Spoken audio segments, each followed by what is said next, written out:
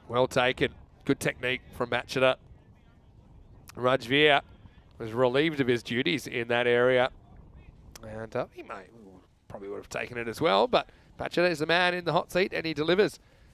Looking at the table, you can see Knights yet to score any points. This is their first game, but everyone else has at least a point. TTP had to work pretty hard for theirs against Lisbon Supergiants this morning. Those two will tangle again in the match following this, the third of 5 today. Jacob's off for now, and hope you have a great rest of the day. Remember John saying you can normally see the Butchie Martza homestead in the background, but yeah, we are playing at the other end right up until the Friday of next week, then the Western Shield, and the following week 3 of ECS Portugal will be played at the regular end. Okay, that's just to kind of maintain the ground as well as possible.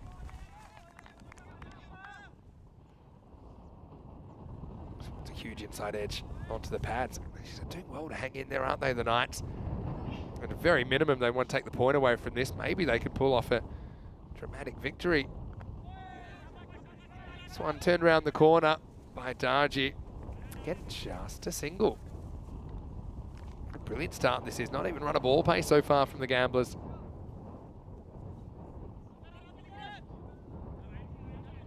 Crazy. Cricket crazy Sachin thinks this will be a thriller. Note it. Well, I've noted it, Sachin.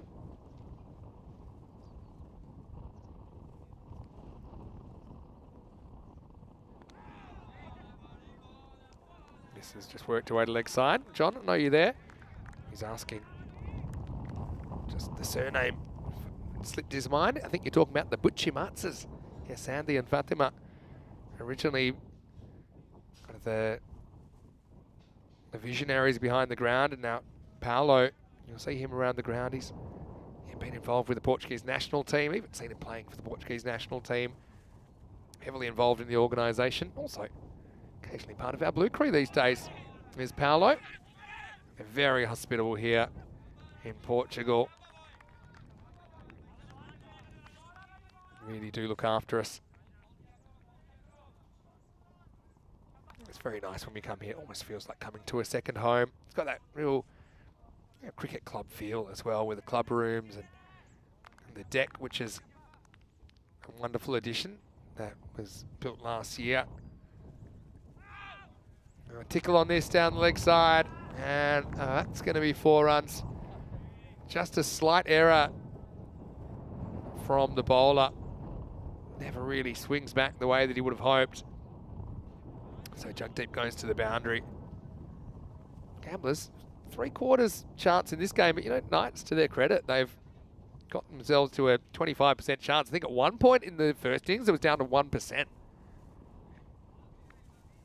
So they've got a realistic chance. I feel like they're going to have to take a few more wickets, though. Just say conditions haven't really favoured either discipline today. Maybe the batters have the best of it. Darji decides to try and catch the ball for no particular reason, hurts himself. Anyway, that's the end of the over, and a low scoring one. Gamblers 18 for 1 after 3. End of the spell for Jagdeep. It goes none for 13 off 2. Pretty good effort. Hanging in there at the moment.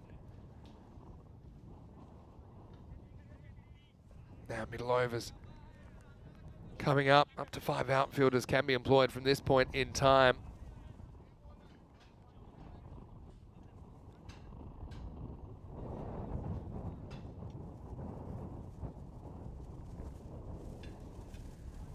Mr. J. Grant asking, is the grass a little longer?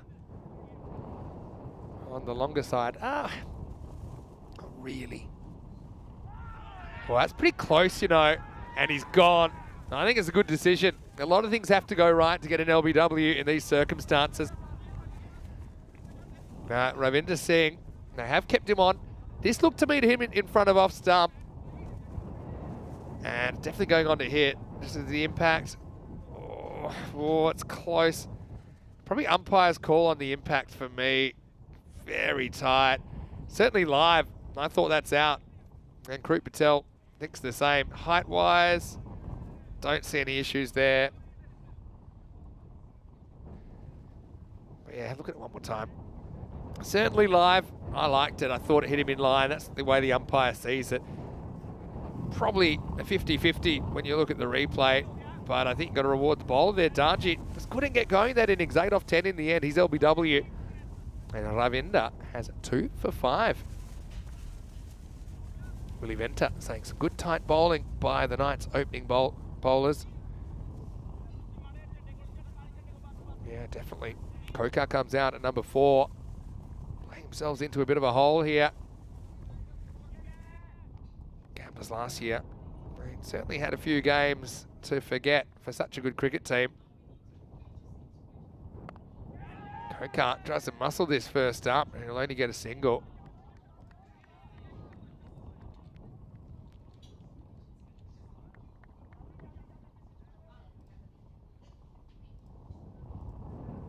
Yeah, last year I remember the Gamblers lost a few games that they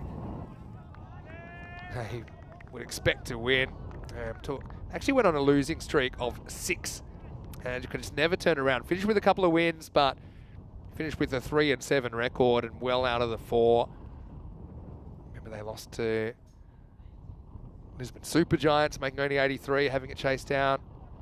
Oh, well, this is the last thing you need, although, oh, fortunately, it does go to the fielder.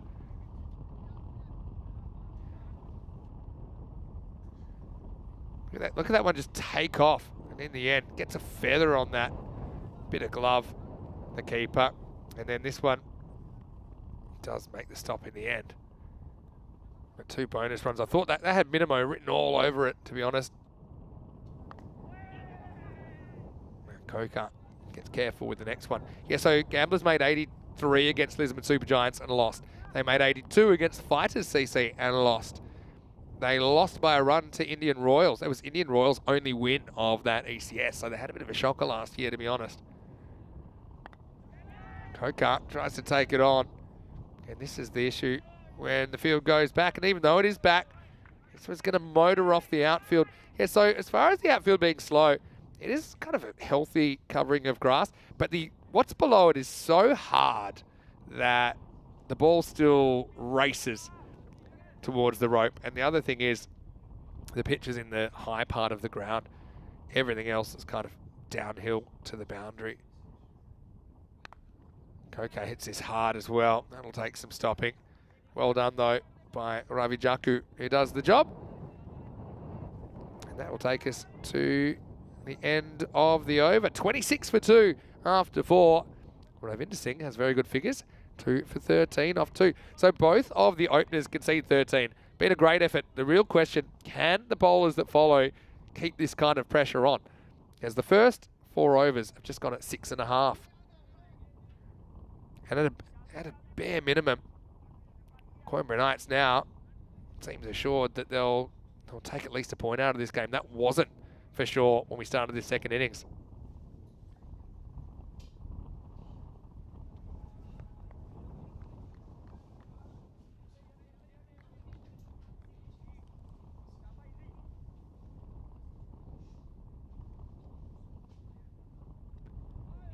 Out of a new over.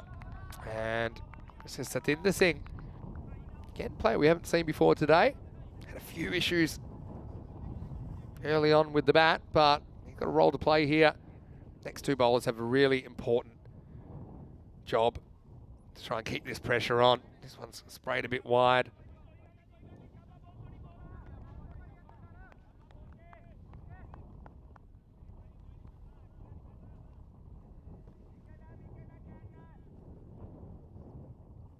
Kokar, 6 off 5.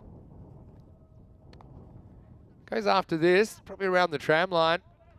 Only get a single, that probably works out to be a good result for the Coimbra Knights. And credit to the Knights, fairly inexperienced side compared to some of the sides we've seen before on ECN. But they're certainly fighting hard in this game. Push and run this time, just a single. And look, just a singles at this stage. Knights are absolutely fine with that. and I've liked the pressure from these bowlers. I said it earlier. I said whoever can bowl more accurately has a huge leg up in these games, in these conditions today. Again, you see it's in that off-stump channel. Oh, with the fumble, they should get 2. That's a bit of a frustrating one. Zeb out there, and look, I know it's not easy conditions, but yeah, credit to the Knights. They've gotten things back to 42% now. They were 1% during that first innings.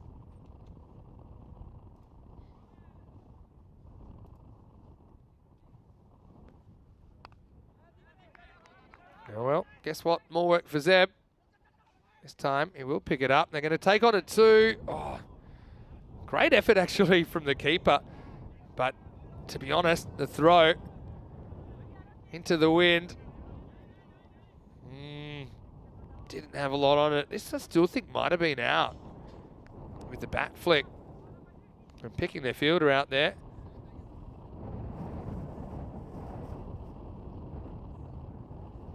Rate creeps over 11 for the first time. This one will be a wide. Just gets a bit too much of the tram line.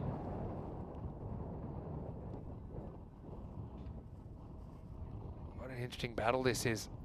You remember in the first innings, at one point they were 71 for 8 with 4 balls to go. They rallied to get to 89 for 9. Right, Kokut picks it up, inside half of the bat, and down it goes. Another drop catch will Zeb. He's a bit of an action magnet at the moment as the bowler, Satinder Singh, throws it away in disgust. As that catch goes down, I suppose what he does do is he prevents the boundary, and at the moment, really, probably economy is more important. Doesn't look like they'll be able to run through them. At the end of 5 overs, the score is 35 for 2. Let's have a look at the Western Shield squads. I know a lot of people are very, very excited for this. Still no confirmation on who will replace Nasser Bulic. Unfortunately, he sustained a shoulder injury playing for Huddinge, the Swedish champions in the ECL. Dan Lincoln announced as the British and Irish Knights skipper. Skander Zorfiger announced as the Team Europe skipper. Daniel Dorkaya had an outstanding time in the ECL. He's in there. You've got Nabi in there. He was very out of form, but started coming good towards the end. I wonder how he'll perform. You've got players like Isan again. He had a bit of a rough time with the bat for Paco Care. Clayton Floyd in there. Sakib Zulfikar. Let's not forget he was a call-up as well. So they're actually 2 of a set of triplets, Sikander Zulfikar and Sakib. Sakib's a very talented leg spinner. For the British and Irish Knights, obviously we saw Jenner and Samaria for the Jersey club. Old Victorians made the final of the ECL. You've got players in there like Michael Leask, who's coming off international cricket for Scotland in the UAE not too long ago. Okay, so now time to see the 4th bowler for Coimbra Knights, and it's going to be Ravi Jaku. 35 for 2 off 5. Got a fighting chance here, don't they? Coimbra Knights. First one short outside the off stump. Goes high and gets away from the fielder, and it'll run into the boundary for 4. Once again, the fielding being super important. And unfortunately for Kadir Ahmed, that one gets away from him. Yeah, fumbles it and all the way over the line. Disappointing for the Knights. Anyway, the next one whipped away and just a single. Having said that, I'm going to stack up a few small wins. So we might have just had a spray of light rain here.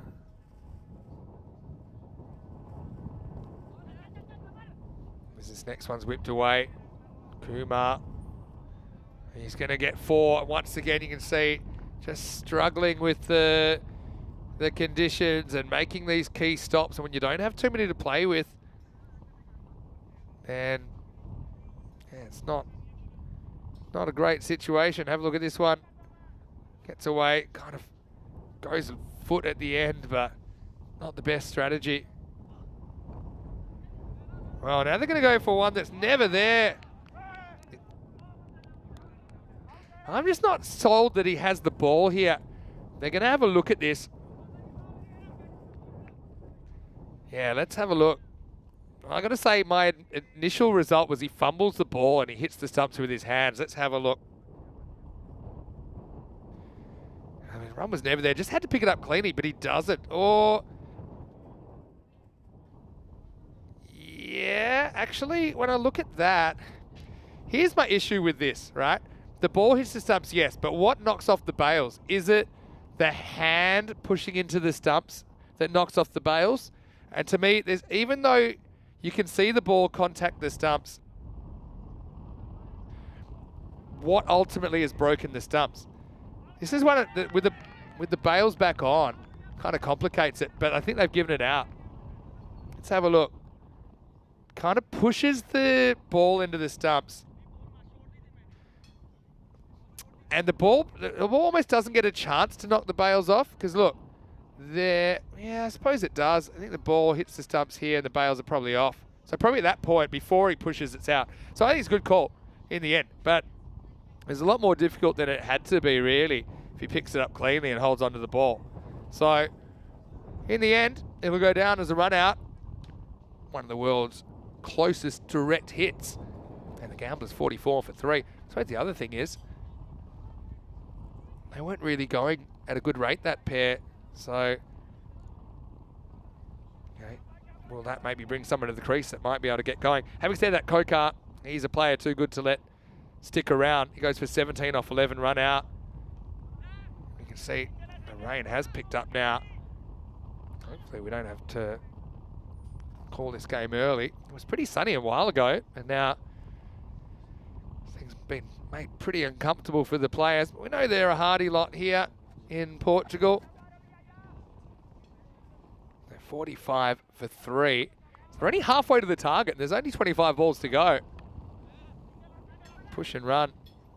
Ankush Kumar will get a single, and it'll take us to the end of the 6th over. The score is 46 for 3. And now I wonder what's going on here. I think the batters are pretty keen to shoot off, but I don't know, it's not. It's kind of sprinkling, but it's kind of coming and going, and just as they were considering leaving the field, I think they decide, actually, looks like it's lightening up. You kind of hate to see the game decided by Duckworth Lewis. I don't think anyone was expecting the rain to come in. I actually don't have a Duckworth Lewis, but I've got a feeling that Coimbra Knights are probably ahead in this game.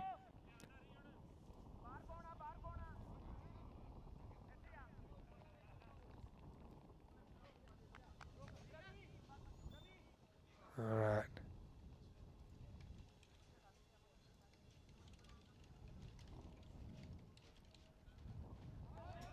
Start of the 7th over.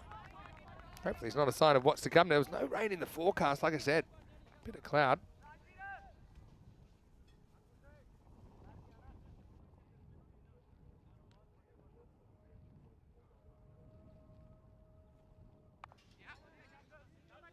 Ankush Kumar again just opens the face, and that's going to end up the other side of the boundary.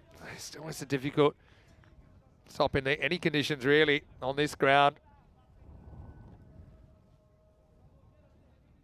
And this one does his best to get down to it. Actually, almost accidentally stops it with his foot.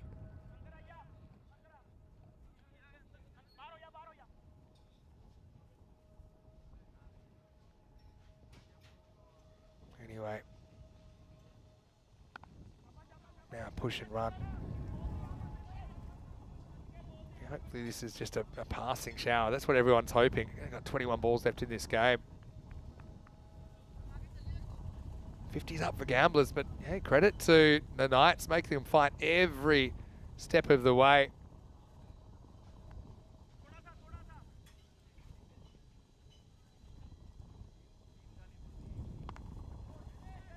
Again, down the ground.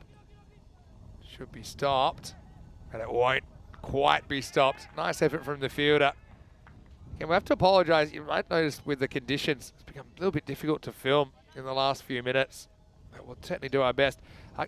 The percentages on the screen are actually a really good indicator of who's ahead in the Duckworth-Lewis. So keep an eye on that.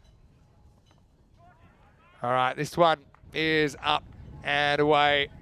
So 4 more. I just feel with those last couple of boundaries, the Gamblers, they've probably taken the lead again.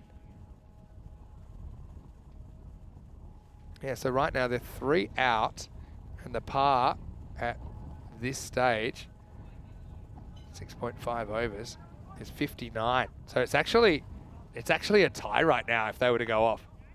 All right, high. Well, this is really important if they can grab this, but yeah, they do. Whatever great catch that is, because if this does get stopped, the wicket's worth plenty, I think, or at least a couple of runs. Jaku does well to hold on to the catch, and that's a wicket to finish the 7th over. And what a dramatic defence this has been from the Coimbra Knights.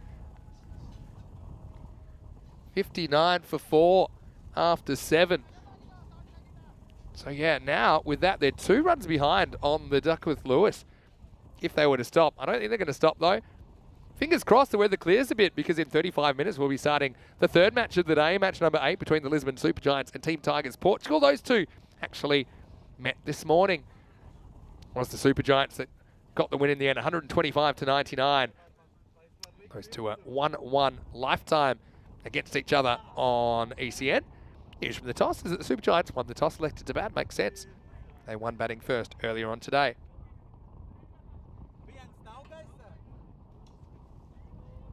All right.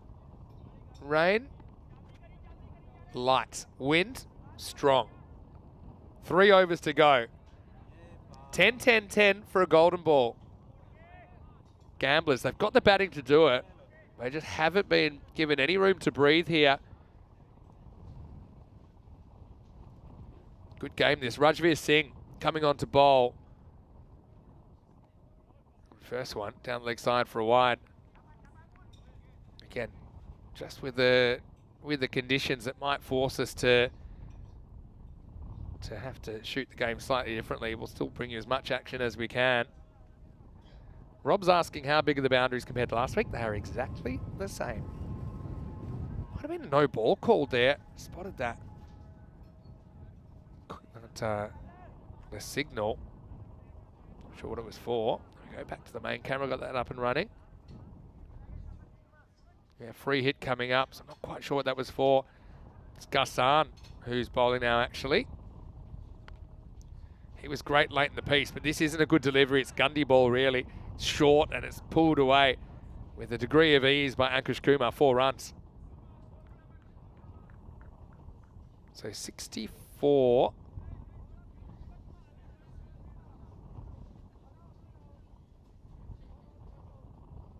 Actually, with one swing of the bat, suddenly puts Gamblers ahead by a couple of runs on DLS. Again, the way they're going at the moment, I feel it's unlikely they'd actually have to come off. Hasn't really got any heavier. They've certainly thought about it a few times.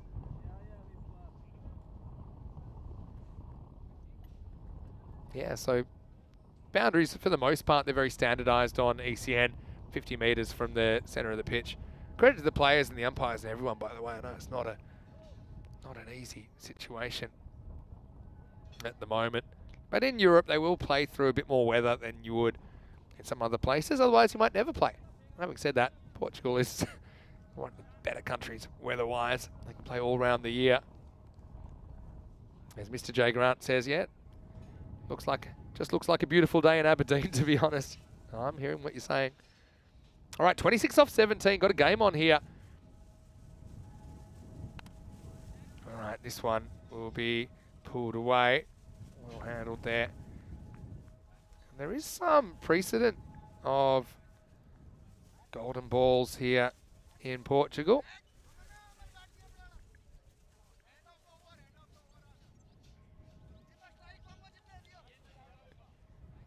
Remember, we've had 2 gold. Well, in fact, we've had 2, I think, in the day series. We've also had a couple of night series golden balls in Portugal. This one's lifted up, and again, Ghassan just getting a little bit too close to the legs, and this one's gone all the way. Maximo! They've held on for so long, the Knights, but Now we're seeing the 5th bowler, Gassan, and to be honest, he's going the journey so far. Just getting a bit too close. If you look at what's been successful, it's been keeping it outside the off stump. He hasn't been able to do that. Yeah, so looking at golden balls. We've actually had, I still remember, maybe 3 we've had here during the day series. Golden ball 8, Rossio versus Oerash from Nippo, the one that bowled that one. Then we had golden balls 9, 10 and 11 in 2022. And apologies, we've got the reverse angle at the moment, just sorting out some of the cameras after that unseasonal precipitation. I think we're sorting that out fairly soon. Yeah, so the golden ball 29, Brothers 11 Portugal versus Indian Royals. That was during the day series here. We had then a 405 game Barron streak that was broken in the night series. There were a couple of golden balls up there. All right, this one popped up in the air. And in the end, I'll just get a single.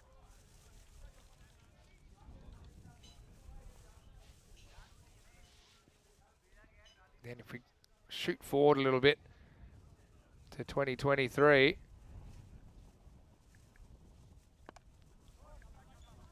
As we see another ball hit away, will be stopped, has to find it. Going to come back for 2 eventually. Keeper gets it, can't pick it up. It was actually 2022, I was going to say. Brothers 11 Portugal versus Indian Royals. That was a very dramatic game. Anyway, takes us to the end of the over. 75 for 4 after 8. Still game on here. Gamblers heavily favoured from here. Brightening up. Again, probably a good decision from the umpires to leave them out there because it has brightened up. There's no rain in the forecast. It's often a sign it'll subside. Yeah, so we haven't had a golden ball here since that one, which was back in early 2022, 31st of March, in fact.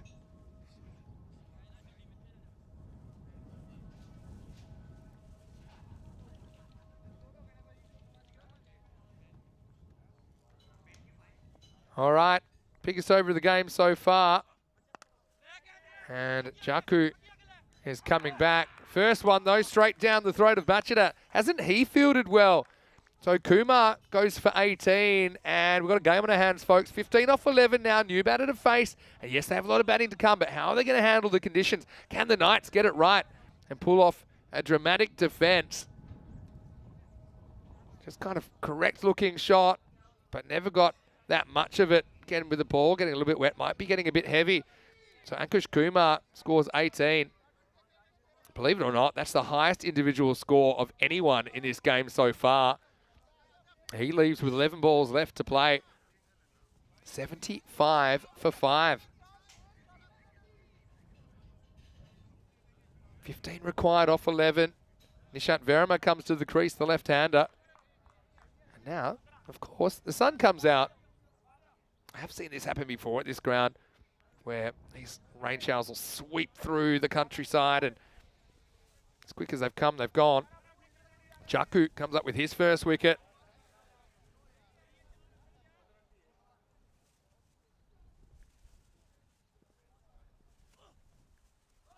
That's well bowled. It's a really good start. When you've got a new one-on-one contest, you love to win the first bout. That's what Jaku does there. Makes a good adjustment to the left-hander. It was very well bowled. Same again, please. All right, this time he gets some bat on it. Down the ground, he's dropped it. And he's dropped it for 6. Maximo! Oh, well, there you go. Ravinder Singh.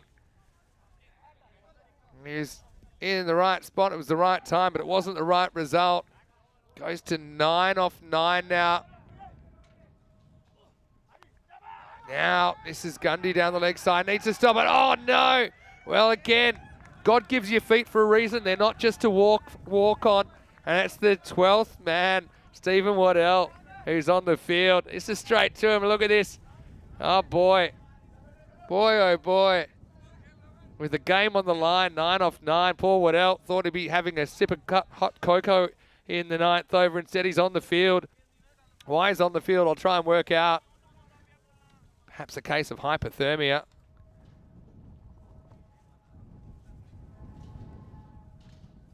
Zeb's off at the moment.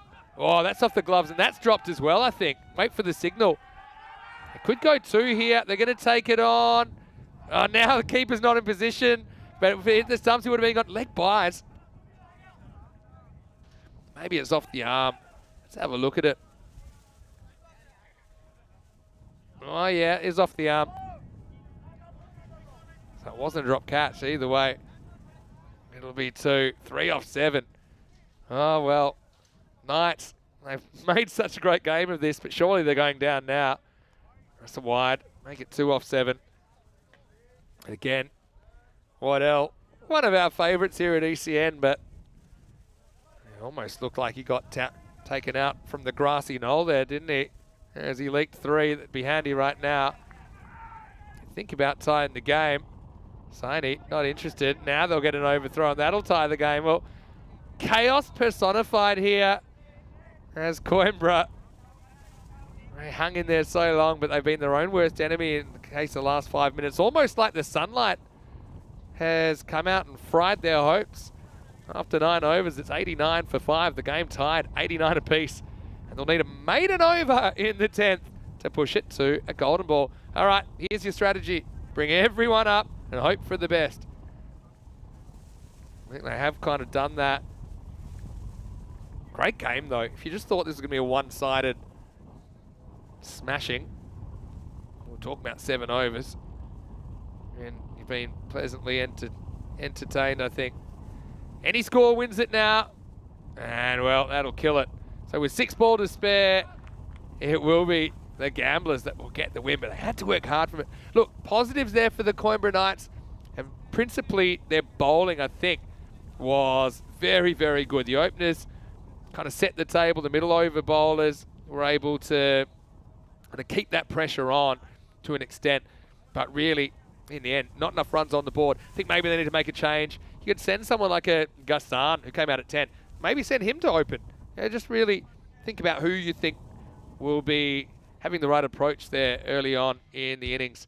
Anyway, LSG versus TTP coming up in 20 minutes. The sun's out. We're ready to play. Still 3 games to go here on day 2. Let's have a look at the highlights.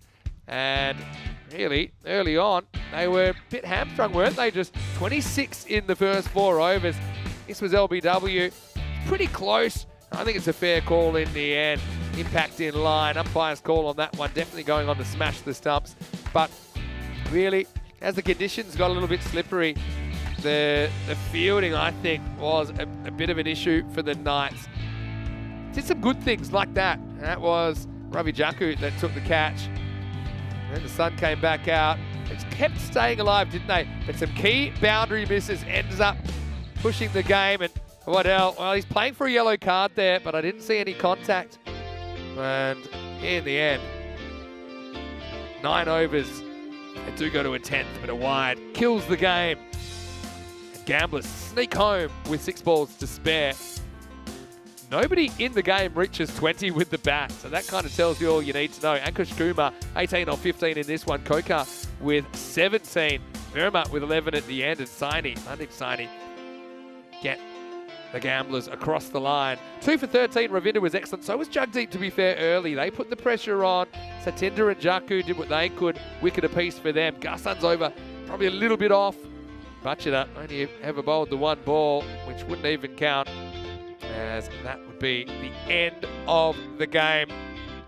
And really entertaining one, I've got to be honest. So the good news is, rain's cleared. I think the umpires handled that pretty well. It's uncomfortable, but not unplayable. We'll be back in 20 minutes. The rematch of the Lisbon Supergiants have won the toss. They're batting first again, trying to make it the double over Team Tigers, Portugal. Vinny Sander here, Mr. Maximo for ECN. Hope you're enjoying the action. Plenty more to come. Still 3 matches to come today on ECN at the beautiful Santarem Cricket Ground. We'll be back shortly with more European Cricket Series.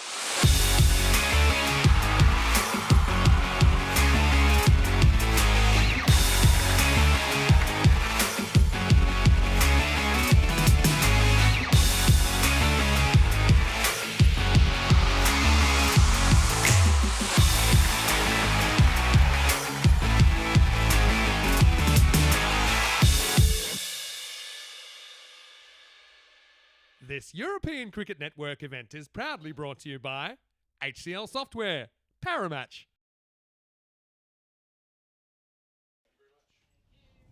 Hello and welcome back. There's the aerial shot of this Santarém cricket ground, just about an hour north of the capital of Portugal, Lisbon. And it's great to have your company. 2 matches in to our 5-match program today. Coming up next, we have match 8, and it's a rematch of match 6 between the Lisbon Supergiants and Team Tigers Portugal. A little bit earlier, Tyrone Peters, the tournament referee, was with 2 captains. Let's see what happened at the coin toss. The Lisbon Supergiants to call. Head is the call. It's a head, I know. Batting, will bat. You're going to bat. And we've been lucky with the fall of the coin today, and for the second time, he wins the toss and elects to bat. Now, earlier on today, we saw Lisbon Supergiants put 125 on the board. That ultimately was enough. They kept Team Tigers Portugal to 99. It was a game that nobody reached 30, and so I'm sure there's a few bats out there that'd like to go on with it. Watch out for Hardik Kumar Patel. They sent him up there to go hard in the power play. Jiwan Giri batted 3. He looked pretty good to me as well. For Team Tigers Portugal, Farouk didn't really fire. They needed someone to step up with the bat. These two head-to-head lifetime on ECN are 1 apiece now as we head into the start of match number 8. Where's it in also from Team Tigers Portugal? Did a pretty good job just to make sure they got to the point. Oh, a bit of light rain just comes across the ground after we've had 20 minutes of sunshine. How about that? 50-50. That's the way we like it here on ECN. So for both these two teams, be a giant effort, I think, just to make the Super 5 stage, but I suppose you just got to win the next game in front of you, and in very windy conditions if you just join us today in Portugal. You wouldn't believe it, but we just had plenty of sun in the last 20 minutes. And now it's coming in sideways. Bucks not looking too impressed about having to suit up, but it's just going to be one of those days. I think might be a few days like this where we're on, we're off. That kind of shows you some of the challenges our production team are facing, but they've come pretty prepared for this. Actually, with the wind, I think a couple of the cameras have blown over, so we might just have a little bit of a delay. I mean, we could go off that camera, but I don't know how good it'll be for the third umpire. But once again, got our crew working really hard to get it back up and running. But anyway, it gives me a chance to say hello to everyone in the chat. Hello to Dave B, hello to Jules as well. And what a great game that last one was, wasn't it? Between the Coimbra Knights and Gamblers SC. Gamblers getting across the line with an over to spare, but it was a little bit closer than the scorecard suggests. Yeah, so very blustery conditions at the moment.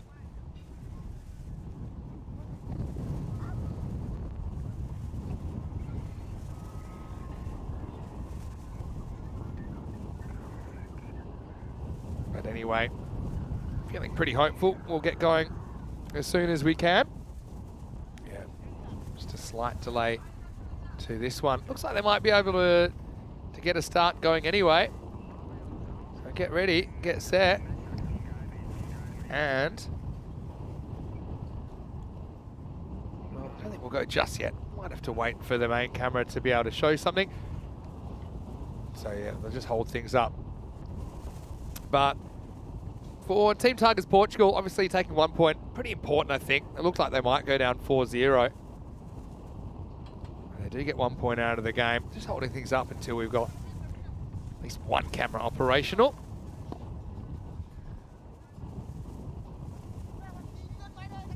Got to say, rain, hail, low shine, our crew at Spring Media do such a good job. When you consider that we're doing over 3,000 hours of live TV a year, means you have to be ready for anything. And you're just making sure that everything's operational. Hello to Steve Bush, good to have you with us. Of course, Western Shield will be a part of this 3-week adventure in Portugal. And what are your tips? A few people saying maybe we could have a night wash, 9-0. Just getting stuck into Corey, who's coaching Team Europe. Oh no, Green Shields. Bit of Portuguese representation in Team Europe. What about that opening combination, potentially? I mean, we don't know who's going to open. But the two first listed, Lincoln and Ward. They took England 11 to the first ever ECC trophy in 2021. And then you got potential openers there like Seamus Lynch of Ireland. Jack Jarvis is a player that we haven't spoken about much, but he was brilliant. First time we saw Scotland 11 involved in the ECC in 21 as well. So it's great to see him back. Great to see some of those ECN names. Best of 9 coming not this weekend, but next weekend. As you can see, it's dried out a little bit. Bucks, he just said he has the wind go around him, so it doesn't affect him too much. Well done by the crew for getting everything up and running again. Again, they'll probably play through this, hope it blows over. And Mujir Rahman is going to open up. Now, we didn't see him playing in that first game, so he's a big in for TTP. The first one's wild. Got a wide. I had a feeling this might have been waist high. How high is this? Oh, I reckon that's a no-y, if I'm honest. It's probably waistband high, but in the end, he'll just be penalised with a wide. Next one takes off. Rahman has the one to jump. It looks like they're playing. Someone's maybe got a campfire going nearby. It's yeah, these players, I mentioned they are pretty hardy and play whenever possible. So opening up is Amandeep Singh and Hardik Kumar Patel. Same opening combination as earlier for Lisbon Supergiants. And actually, their strong first half of 85 basically carries them to a healthy total. This one is absolutely smashed away and it's going to beat the field of 4 runs. So Amandeep Singh just had a look at that. Kind of gets on the front foot, but then opens up, breaks those wrists. That's a very, very good cricket shot. Rahman tastes the boundary, second ball.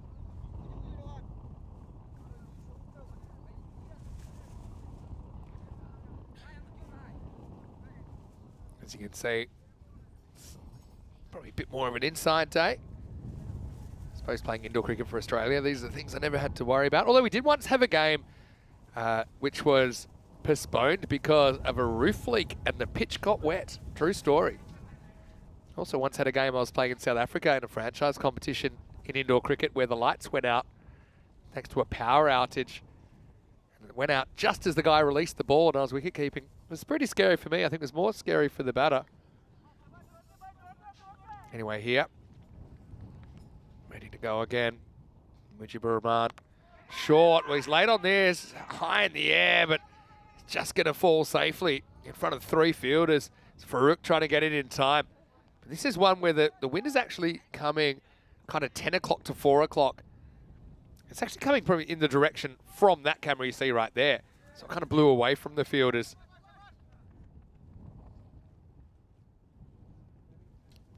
Yeah, 10 o'clock to 4 o'clock on this screen. This one I think just sneaks inside. Umpire has a think about it. Hardik Kumar Patel facing up for the first time.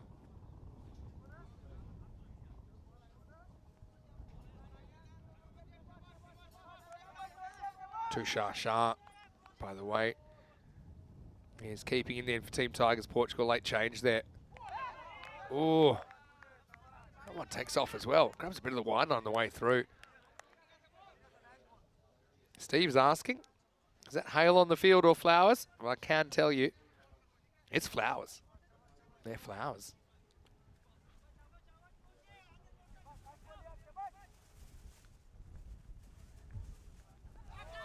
Oh, now this one bites back as well.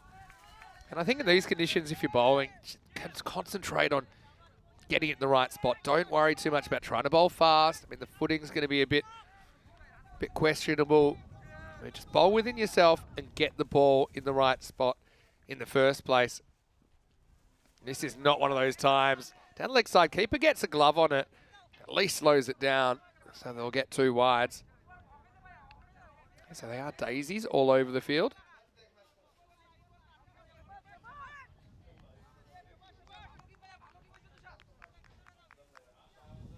There's Mohamed Russell in the foreground. Now we go back to the bowler, Mujibur Rahman, bowling his first over of the tournament. Another Big in swinger. This will probably roll down the hill and it'll go all the way. So, leg by is signalled. Again, we've seen bowlers getting good swing all day, especially with a new ball. That one goes a long way. Got a feeling maybe fine leg or back, it might not be a bad option actually with this wind. Thankfully it's not hail, though we have had hail interrupt the games from time to time. 13 without loss after one. This is the format we've got here, expanded format in Portugal because it's a 3-week tournament. Group A and Group B have 7 teams each. Each team will play all the other teams in the group twice, so 12 matches for each team. Then the top 2 from each group and the best performing third place side will take part in the Super Fives, which start on Friday, the 12th of April. And those last 3 days, they kind of run like an ECL group.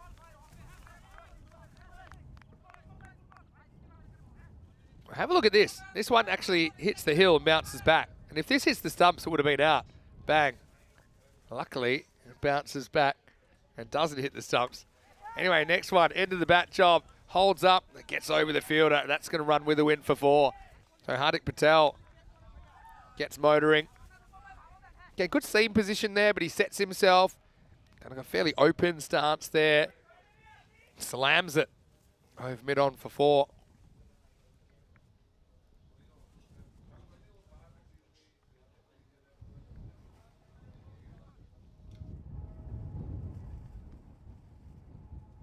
Das. Again, he's setting up for that mid-on shot, isn't he? They put the fielder back now, just a single. And remember earlier, it was the opening partnership that set up this innings. They put on 53 in the first 3 overs. They were 85 after 5 overs, I should say. And only getting 38 in the second innings. Or in the end, it was 40, including the last ball. So things really slowing down.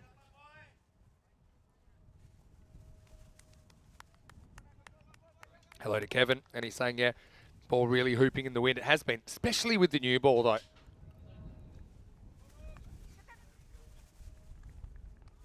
This will be a 4-run boundary, but I think this is a back foot no ball.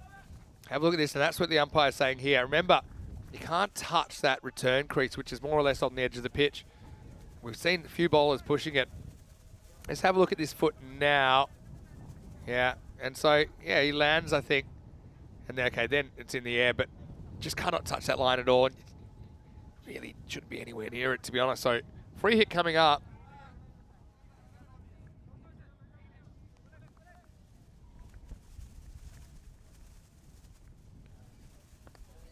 Now, the free hit is whacked away. It's just inside the boundary. I think this will be 4. Again, smart batting, actually, to get across. This one for me, pitches just inside. Yep, just inside. And the result is 4 runs. So, after keeping it reasonably tight, I say reasonably, probably par for the course in the first over. Just a couple of small errors creeping in. This is the extra ball he shouldn't have had to bowl. This is because of the free hit, the no ball. Hit down the ground. I'll turn down the run. So 13 and 14 to get us going in this one. And LSG, after winning the toss and electing to bat in match number 8, they're 27 without loss after 2. Let's have a look at the table. And Gamblers got 3 points out of that last game. Not quite the whole 4. Corker 11 sitting at the top of the pops at the moment, but they won't play today. Lisbon Super Giants hoping for another win that could catapult them into 3rd or even 4th with a big win. Team Tigers Portugal just hoping for their first win. Knights as well. We'll see them a little bit later in the day. They've got the return matchup against the Gamblers. Remember, top 2 go through, and 3rd may go through if you outperform the 3rd in the other group.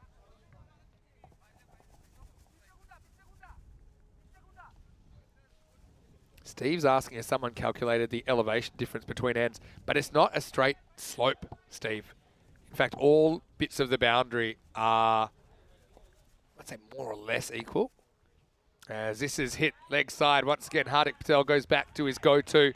He's deep in the crease and just muscles it with the movement. 4 runs start the third over. This is Jibun Naidu, who's bowling now. He opened the bowling in the first game. Nice strike from Hardik. Yeah, so actually, if you think about it, it's almost like, you know, if you took a dinner plate and you put it upside down, it's kind of the highest in the middle and then slopes down slightly to all the boundaries, but you can see it's pretty pronounced there from that camera. Soft hands here from Hardik, and he'll get through for a single.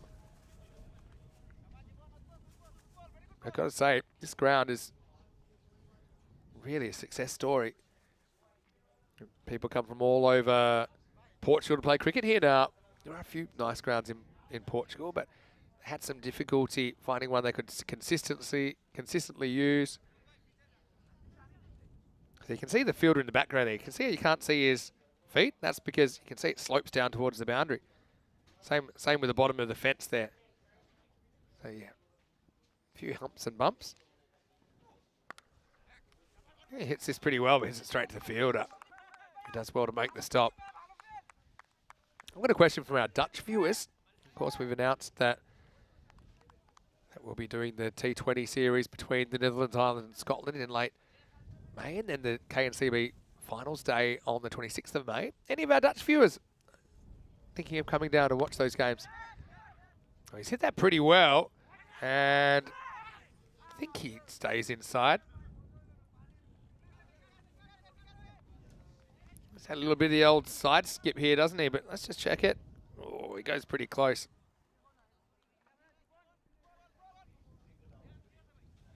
I think this is the closest step. The next one coming up here, I think is just inside. Benefit of the doubt goes to the fielders on those as well. Naidu, holding things pretty quiet so far. On 4-1.1. It's only 6 off the over. I did expect scores to come down a bit today given the conditions. Those Super Giants, when they were 85 off the first 5 overs, maybe my prediction was a little bit wrong. This will be the end of the over. Naidu just goes for 6 in the over. And only 2 off the last 5 as he shuts it down in the third, and Lisbon Super Giants are 33 without loss after 3 overs.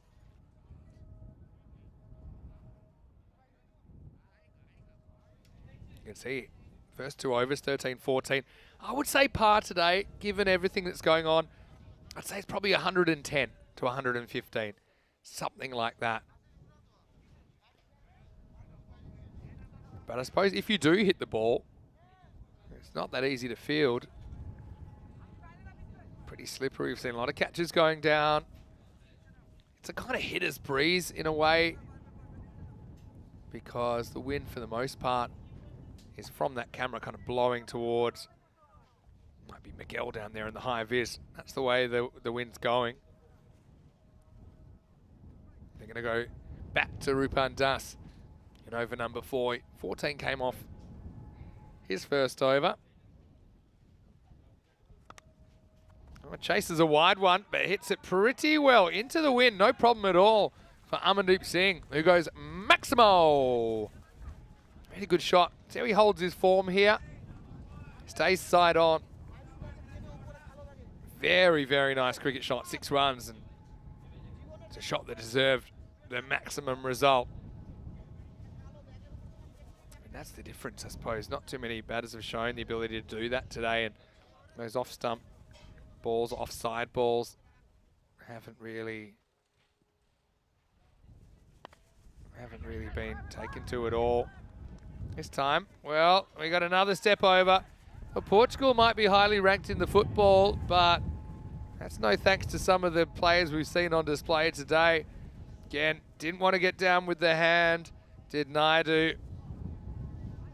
And flying foot stop attempt, but he gets nothing but fresh air. Again, never easy chasing these back to the boundary. He did the hard work, he was close to it.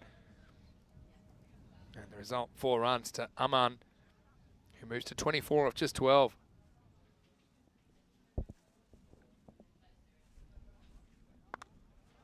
Back to the action. Oh, he looks good again as he goes and pumps this over long off. Maximo!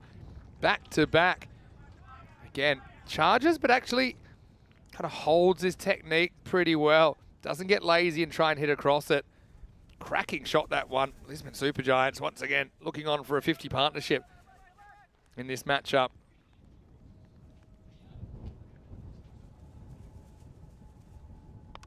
Slightly slower ball, but this one he's hit, and with the wind, that's going to fly for 6 as well. Maximo. So this is the over where it's exploded. It's gone 6, 4, 6, 6. It's already gone magical with 22 coming off it with 2 to come in the over.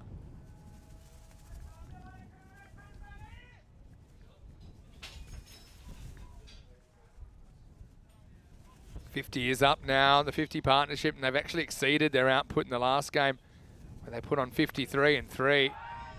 Now, guess what? We got more coming. It's 4 boundaries in a row. What a good shot that is as well. Stand and deliver. Once you can go offside too, and you really become difficult to bowl to.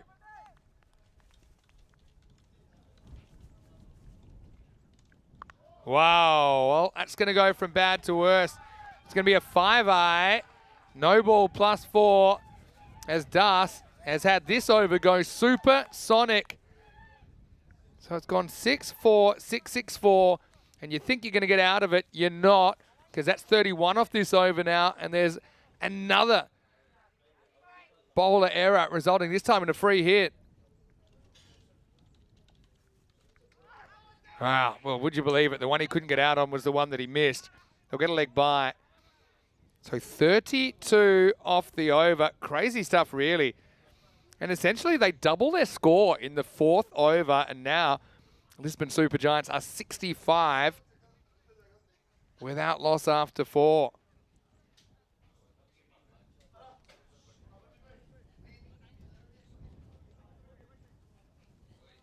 Well, if you want to raise your run rate, a 32 run over is a good way to do it.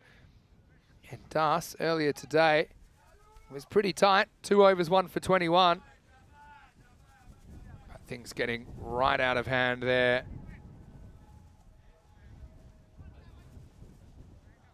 Das went for 17 in his first, just 6 came in his second, including a couple of byes. But now Lisbon Supergiants, they're all set up, aren't they? Very similar kind of feel to the last game, with the batters just enjoying the conditions. This time he plays it sitting down, does Aman. Keeps a bit low. This is Omar Farouk, who's likely to open the batting for TTP in the second half. This one literally gets the batter to collapse at the crease. Now for the inside half of the bat. Should just get a single here.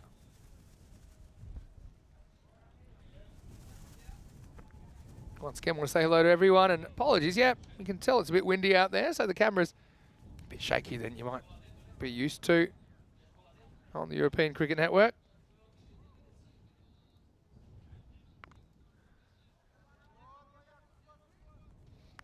Hardik will get a single here. Farouk, I think, searching for the Yorker.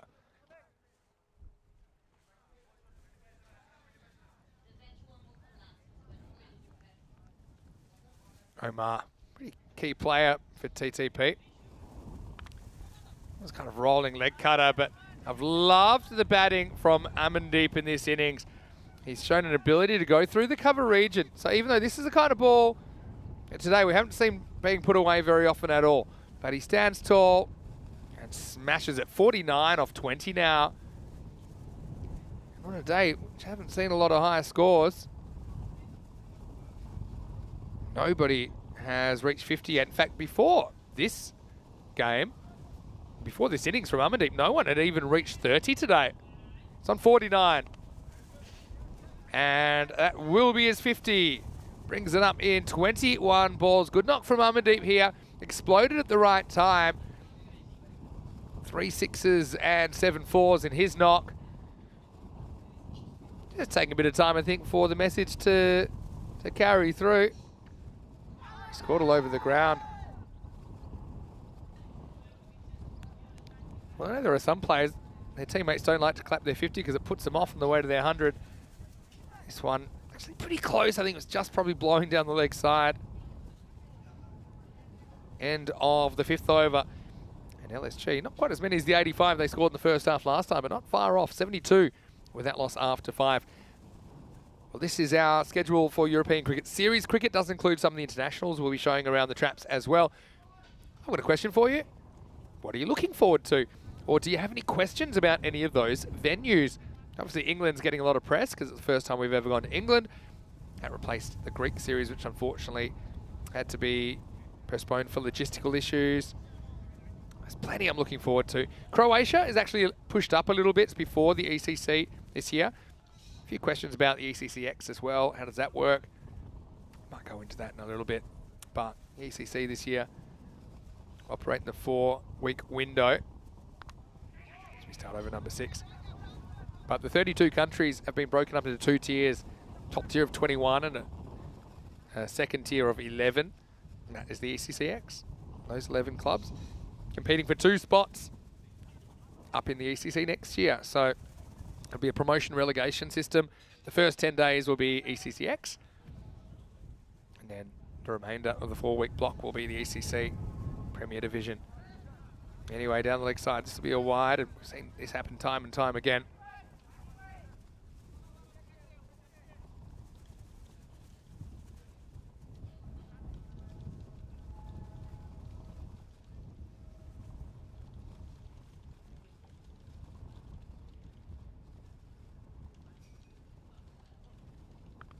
A little bit short once again, and this has been a bit of a running theme for Russell so far today. Just too short. Not just Russell. I mean, he bowled a pretty good over. 1 for 6 earlier on in the day, but this time it does get too short. And Hardik hasn't had a lot of the strike. Been reasonably good. He sets himself once again, and well, he's going to be put down. Be pushed forward back into play. Check it out here on the replay. I think the ball bounces off him, and yeah, it's a disappointing one. Not an easy day to catch, especially gains on you when it's hit with a wind like that. Now, another one hit with a wind, but doesn't quite get the timing he wants there. Aman have to settle for the 1. TTP have really struggled to get through the top order today of Lisbon Super Giants. Once they have, they've actually gone pretty well. Now, thick inside edge. See, these two have very different styles, can't you? Aman's a guy who'll kind of stay quite side on, be fairly comfortable hitting the ball on the offside. Hardik, well, if you're allowed, you'd probably have 8 fielders on the leg side to him because he's pretty much exclusively looking in that direction. And sometimes it works. This one is smashed over the fence. Again, Russell gets too short. Again, I don't know about the round the wicket tactic unless you're really kind of pushing the ball a long way outside off. And with the wind today, that's not easy. Hardik says, yes, please. Well, they've tried to protect that car with the sight screen. Might need protection. Yeah, if a few more of those are delivered, is Maximo to finish the 6th over. It's 86 without loss. And TTP earlier on, we saw them chasing that 126 for victory. Only able to manage 99 in the end. Foyez-Adin, who was keeping in the first game, he is playing this game, but not as a keeper. He top scored with 26 not out, but that was from the number 7 position. And I did mention, I think LSG just won it with their bowling, really. They were pretty methodical with the ball. They didn't bowl too many bad balls. Here's Farooq coming back. This one is hit leg side, and that's going to be into the gap for 4 as well. So Aman can go leg side as well. Let's have a look at this one. Yeah, nicely done.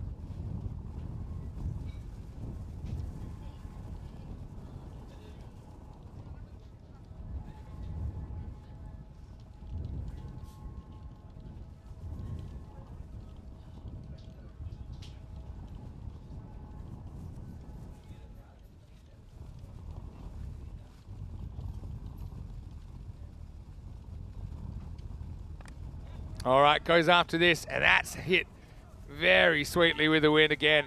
Fielder comes round, but there's no avail. Maximo! This is a great knock. Look at that. Flowing up. And in the slipstream, really been impressed with Amandeep Singh here. Coming off his 29 in the first game. Can't get hold of this one though. Oh wow, misfield and 4. Oh, I know it's Easter and the present's coming early. Just have a look at this one. Zahid Hassan can never take your eye off the ball on this field. He does everything right there, probably except he's down on the wrong knee and it bangs off that knee over the fence.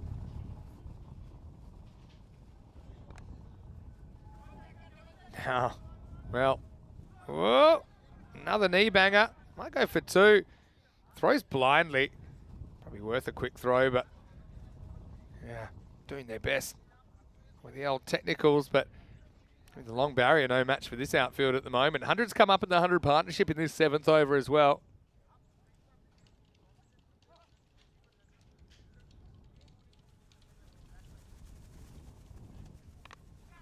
All right, this is a better delivery, but still goes for a run. That's, yeah, just a better place to bowl. I think you set a field to that a bit more. Trying to force the batter to hit into the wind. That's also one reason I think that Hardik loves this wind. This time he's so late in it. One hand comes off the bat, but he's going to get it past the infielder. Doesn't get it past the outfielder. Mujib does the fielding. And that should take us to the end of the 7th over.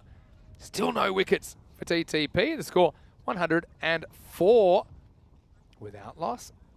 Talking about the ECS and some of our venues, but yeah, now we're also covering the ECN T20 Internationals, including the Medina Cup in France, the Netherlands T20 Internationals, including the KNCB Finals Day that will determine the ECL qualifying club from the Netherlands, and also a 3-match T20 International Women's Series there.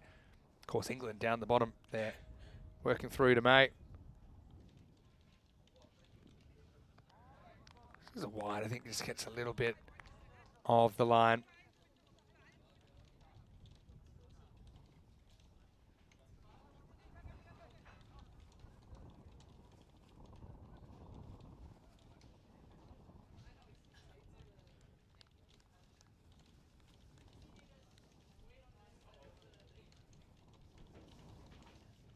This is Rahman coming back for his 2nd over. It's a piece of this, and this is going to fly over the fence. Some good length on that one from Hardik. He puts that one up and out of the ground. Maximo! That was exactly the sort of ball that he's looking for, and yet the catching off the field also pretty difficult at the moment.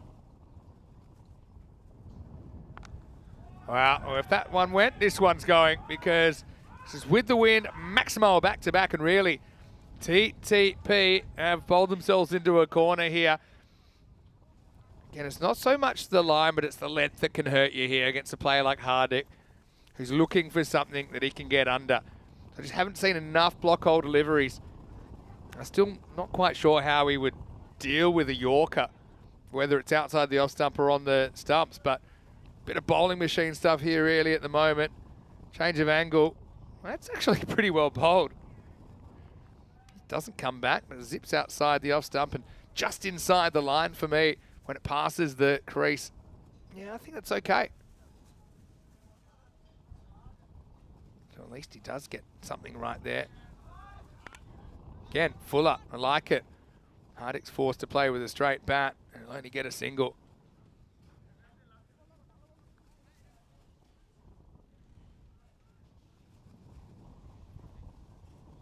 Hello to Dizzy, who's saying that he's jumped in. Got a bit of a come down from ECL, but never fear, Dizzy. We're still here. Rico's off today, but he'll be back tomorrow, and Plenty of great T10 action coming your way. We have 107 matches coming to you from Portugal over the next 3 weeks. So, yeah, settle in. Last ball for Aman. And he beats him outside the off stump. So, a couple of good ones in there. A few that he'd probably love back. But right now, Super Giants running away with his first innings. After 8 overs, they're 119 without loss.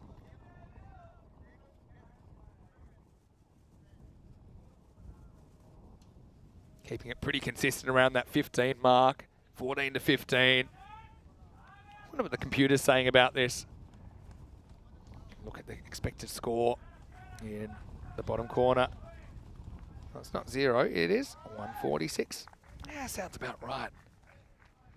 Again, if you could just keep the last couple of overs quiet, maybe keep it to kind of 130s, low 130s. A bit more realistic maybe than something like 150, which could still be on with a couple of good last overs. Anyway, this is a little thin edge, flying over the keeper. Aman moves to 74. He's an outside smoky of 100 here, isn't he? That's just a big swing, and with the bat speed, flies over.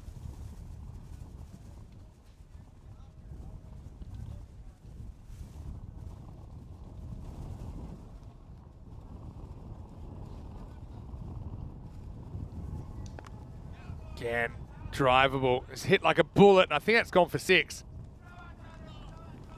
Well, I suppose it goes down as a missed opportunity, but Farouk almost wears this one. Look at it. With the wind, it's picking up speed. Bang!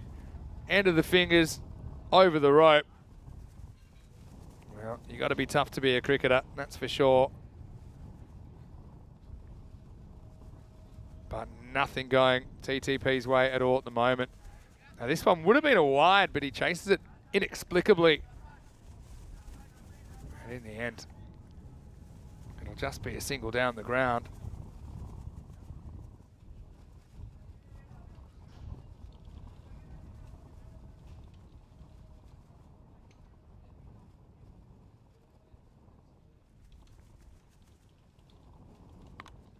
All right, skied. Now, is this going to finally be the end? Fielder's under it, he drops it, and it goes for 4. But couldn't even get behind it. Oh, it's been a bit of a Barry Crocker, you'd have to say.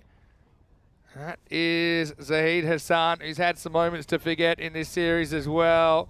But the catching, difficult, but still possible. The thing is, it goes to his side, so he can't even block the boundary. Kind of goes from bad to worse there. Now, won't be able to reach this one. Yeah, things have really climbed out of control at the moment.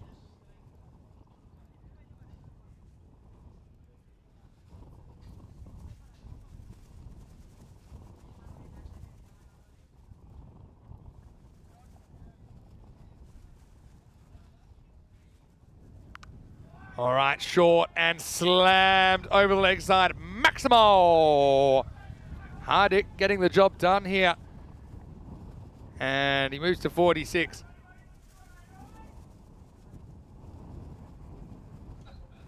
Lifted over the leg side and 6 carreras. Yeah. He's knocking on the door of a half century here as well. Super Giants raising the roof here. Goes upstairs this time. That will take us to the end of the over. I feel like that would have been the one bouncer, even though it's off the last ball. Seems fair enough. And at the end of 9, Lisbon Super Giants winning the toss, batting, and just operating with the 2 openers still. It's 141 without loss after 9.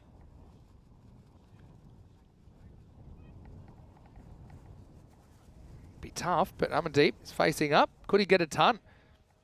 Previous entries here at the Santarém Cricket Ground, Azarandani, 118 not out versus the Coimbra Knights on April 4, 2022.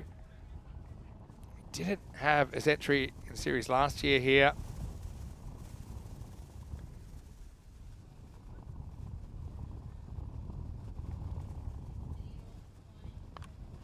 But this isn't going too far. He's straight down the ground at least. It's going to fall perfectly in the Bermuda Triangle. They'll go for 2. And they'll get 2. So he moves to 83. Yeah, so considering the amount of cricket we played here in Portugal, quite amazing that ton from Andani back in 2022.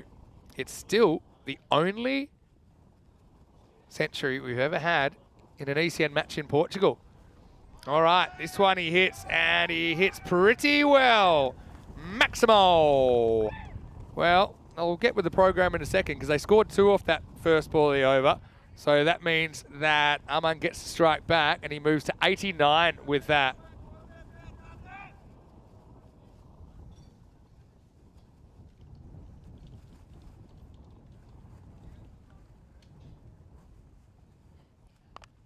And now, this should be just the one. But I suppose you get close to that ton, you start thinking, maybe I can get the strike back. By the way, Hardik's brought up his 50. Maybe he hasn't brought up his 50. I think that's fake news.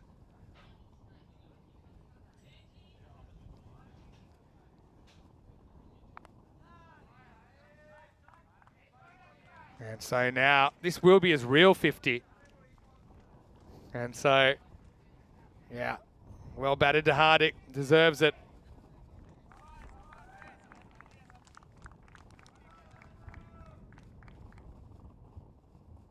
150s come up now. Absolutely flying, LSG.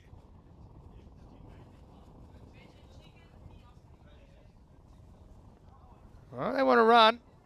He might have nicked it. He's walked. Well, he's walked, and that means that Amandeep Singh is going to have to walk back to the non-strikers end. Well, how about that? Good sportsmanship from Hardik.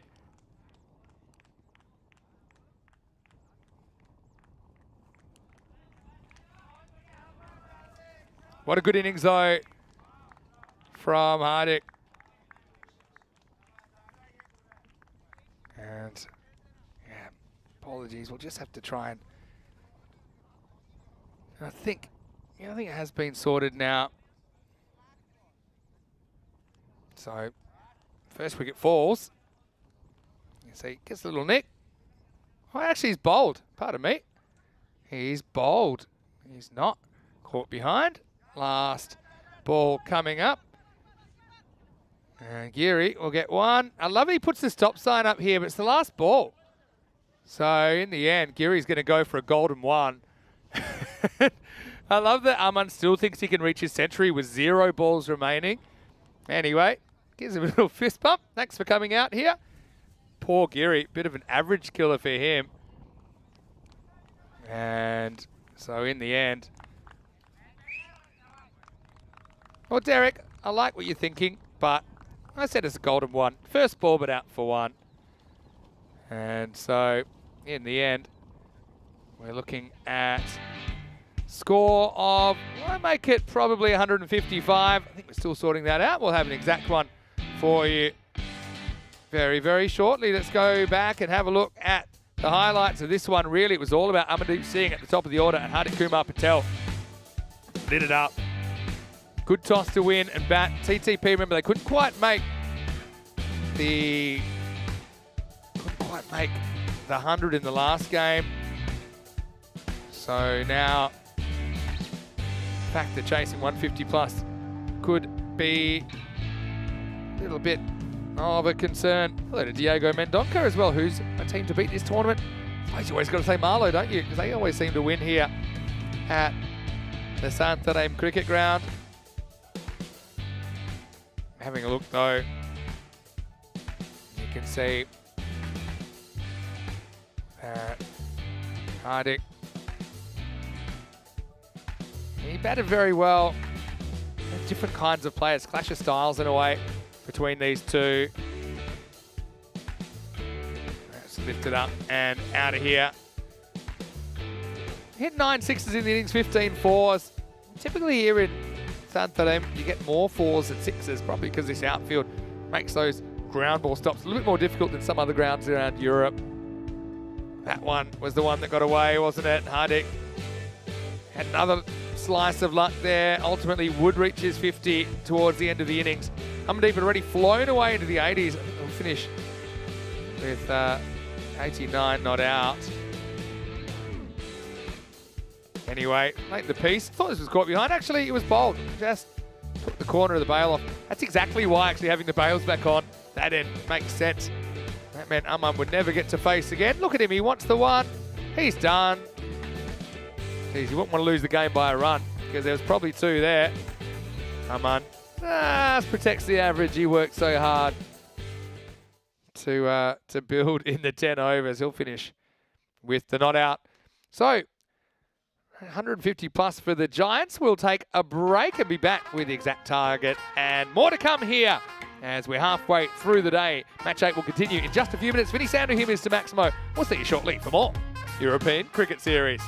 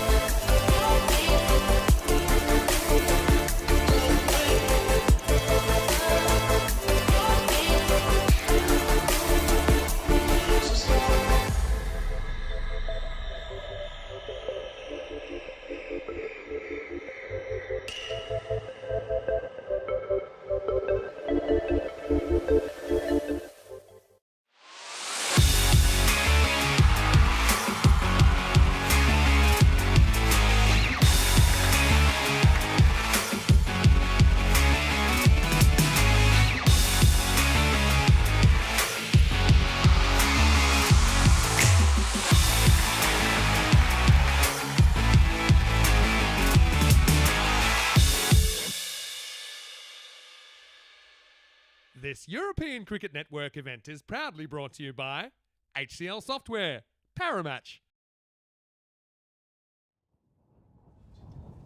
Hello and welcome back on a fairly blustery day here in Portugal. Great to have your company wherever you're watching from around the world, and we're getting ready to move on to the second half of game number 8. Lisbon Super Giants, 155 on the board for the loss of just 2 wickets, and they came late in the piece.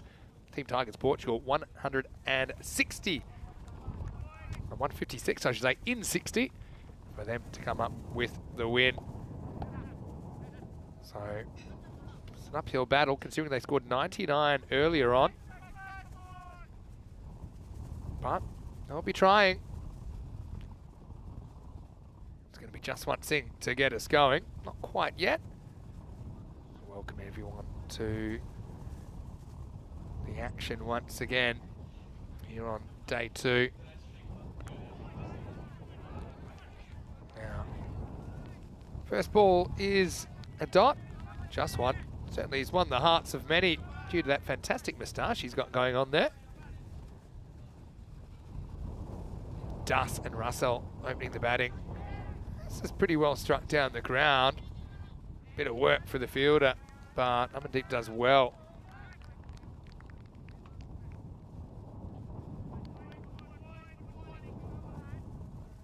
Russell given the opportunity to open here. Batted 5 in the first game, scored 12 off 7. Pushes carefully at this one, they don't get a run. I suppose the other thing to think about is the total they need to at least get a point out of this, which is 109 here in match 8. So chance for a 4-point win for LSG if they can keep them 108 or less. Good areas though from just one. Yeah, you can see there the bonus point equation. Don't think the 7 overs is on, but for sure I think LSG could potentially keep TTP to 108 or less, and I know that because they kept him to 99 earlier on.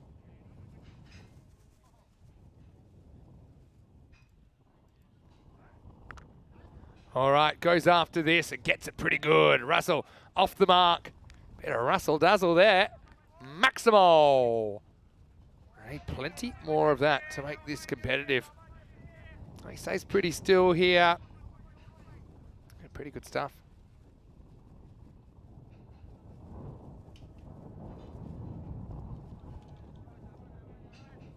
Seven off this first over. Still a ball to come.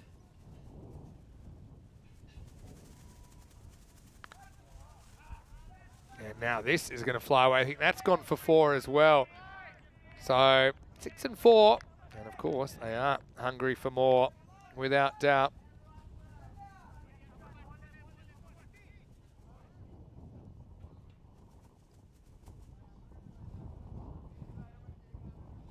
Take us to the end of this first over.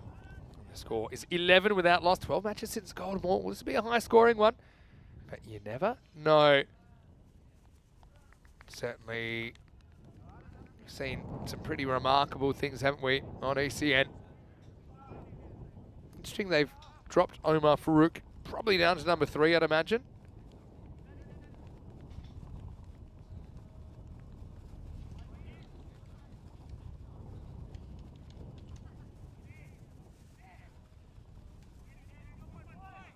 So, got to say, LSG, their openers were brilliant before. Justwan and Harinder really shut things down. Harinder in particular, player of the match, conceding only 6 runs off his 2 overs earlier on. His first one gets away. That's 3 overs he's bowled, and 3 times he started with a wide.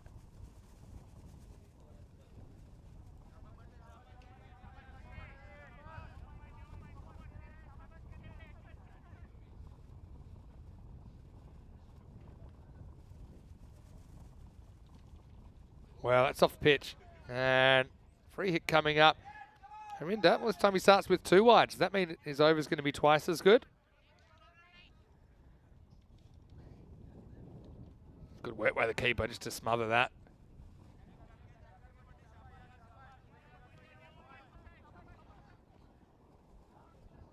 wasn't really in the plans. So free hit coming up.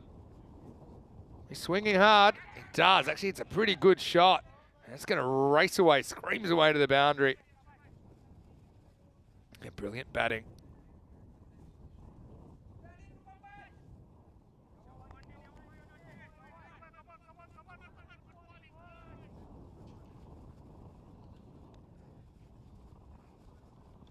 So, can this be the over where they kind of get back in the mix?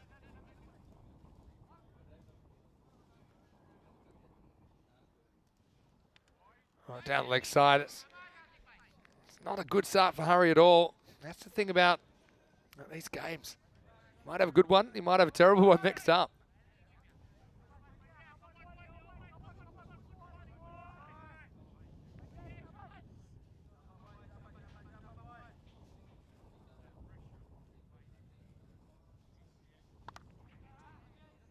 Goes and plays this off the back foot. I'll just get a single here.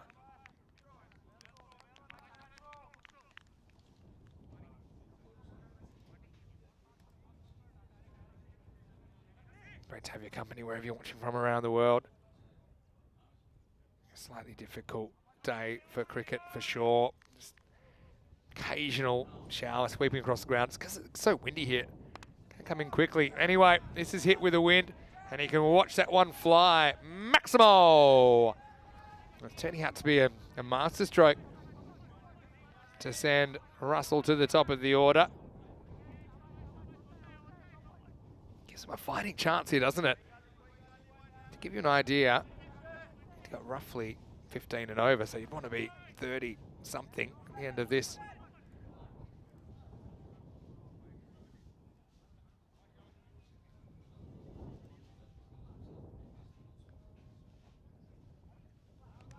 Another ball, just gets away from him, just cannot get his rhythm here.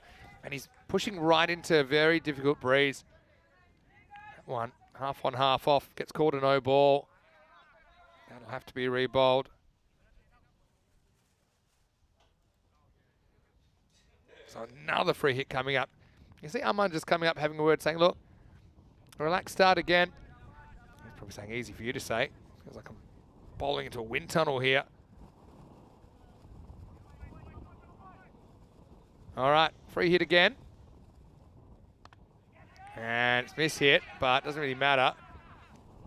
Great catch. What a waste. On a day that not too many have been taken. I'm not so sure they realise that was a free hit. That's always the way, isn't it? Leading edge. Have a look at this. Samad comes in. Clean as a whistle. It'll go down in the book as a single. Now, this is hit towards the same region. A little bit of the old argy-bargy there, but no dramas. The result is another single.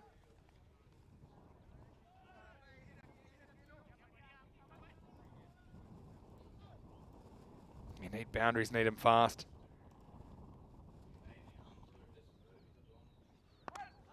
He hits this straight and hits it pretty true as well. Maximo to finish the over. Russell making an immediate difference at the top of the order as he is straight through the line of this, and they're ahead of the rate for now, at least. Team Tigers Portugal, new outlook here in match 9 right now after 2.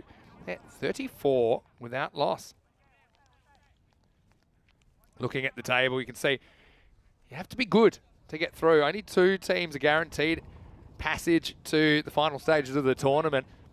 The 3rd team may get the chance to play in the Super 5s. It depends if they outperform the 3rd team in Group B. So we'll stay tuned with regards to that. 3rd over now. Chowdhury gets the ball for the first time. Harinder Singh's over, goes magical in the end. 23 come off it. It's game on here at the SCG. That's a great bit of keeping from Hardit Kumar Patel, because that was a big, big in-swing, and we've seen it so many times, haven't we? With this wind left to right, once it goes, it really goes. The same position there was perfect for an innie. And in the end, does very well to save the boundary.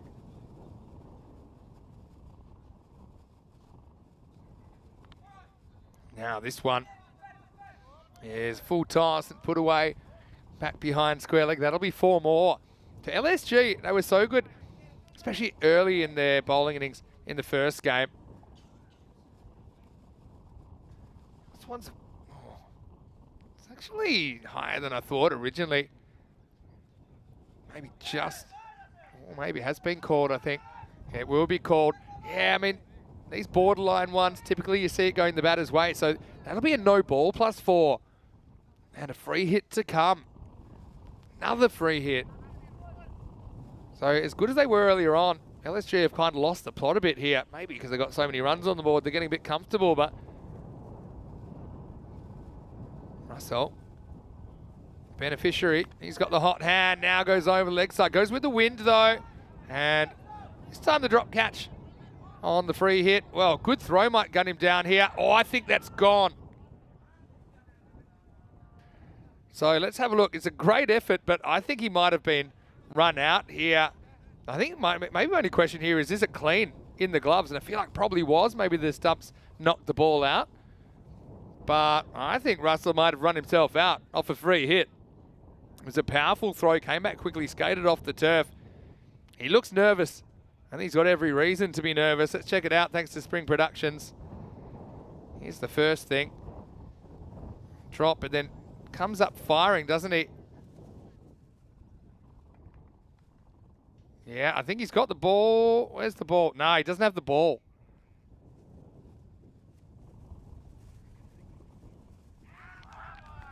Well, let's have a look again. I think they might have given this, but they might want to have one more look. Ball. So I reckon they're going to have to say this is not out. Because look, the ball is definitely free of the gloves, and then he takes the stump. And so let me see if they sort this out, because it's pretty clear that he doesn't have the ball. So I think that'll go down as 2 runs. So he's definitely short of his crease. But yeah.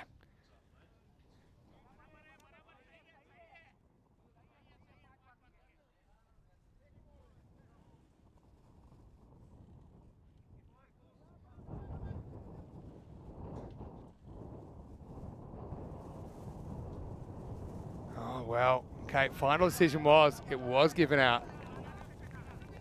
Oh, well.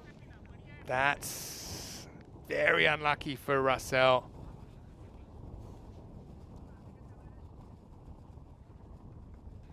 And now the next ball's bowled. It's known in the business as tough luck. Russell was looking pretty good there, 28 off 10. It's good night, Charlene. Time to hit the showers. Down the leg side.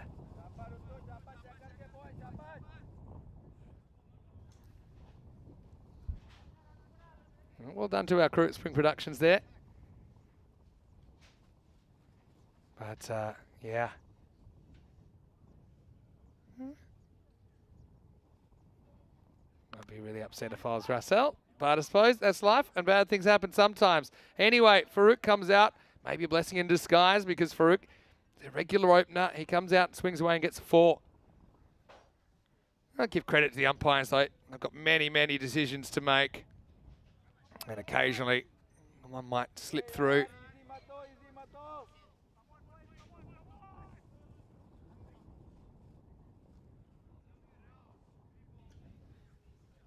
Anyway, Farouk certainly got something to work with. Maybe a bit easier to come out, motoring it kind of 13 and over or so, rather than coming out at none for none. Ooh. This is one that I think, because he plays a crazy shot, he starts to lose his right to the wide, but it's a pretty interesting one.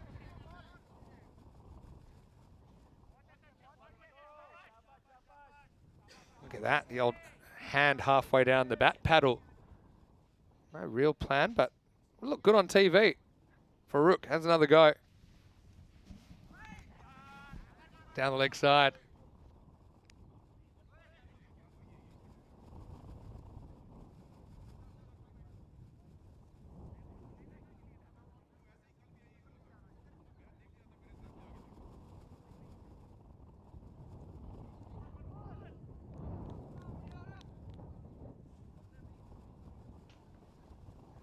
Anyway, another kind of walking swing. This is a classic case, I think, Farouk playing the ball that he wishes was there rather than the actual ball. Just kind of runs down. I think maybe in these conditions, you're best off just kind of standing still and trying to make solid contact.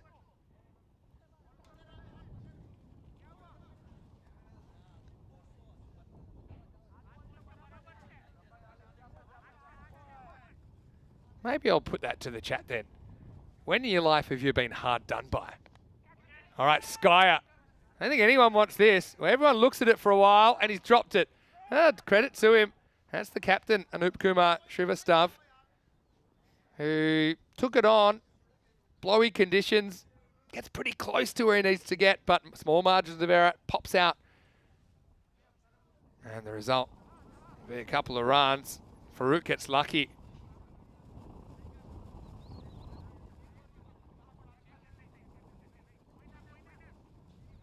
So, takes us to the end of the over. 54 after 3. So look, they're going fine as far as the run rate's gone.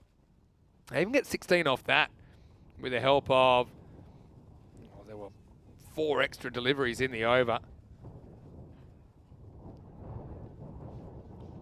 Hello to Trip. Good to see you watching from the USA. Let's know if I can wish Emma a happy belated 16th birthday. Absolutely. Happy birthday, Emma, from everyone here at the European Cricket Network. Hopefully, we can catch you around the traps soon. Maybe you're a couple of years away from getting your own account. Then you can chat with us as well. Thanks very much, Trip, for letting us know about that. Hello to Chris Chinkle as well. All right, this is whipped around the corner. They'll get a single. But you kind of need those 2 boundaries and over, I think, to hang around in this contest. Otherwise, a couple of wickets, maybe that 109 starts looking quite a long way off.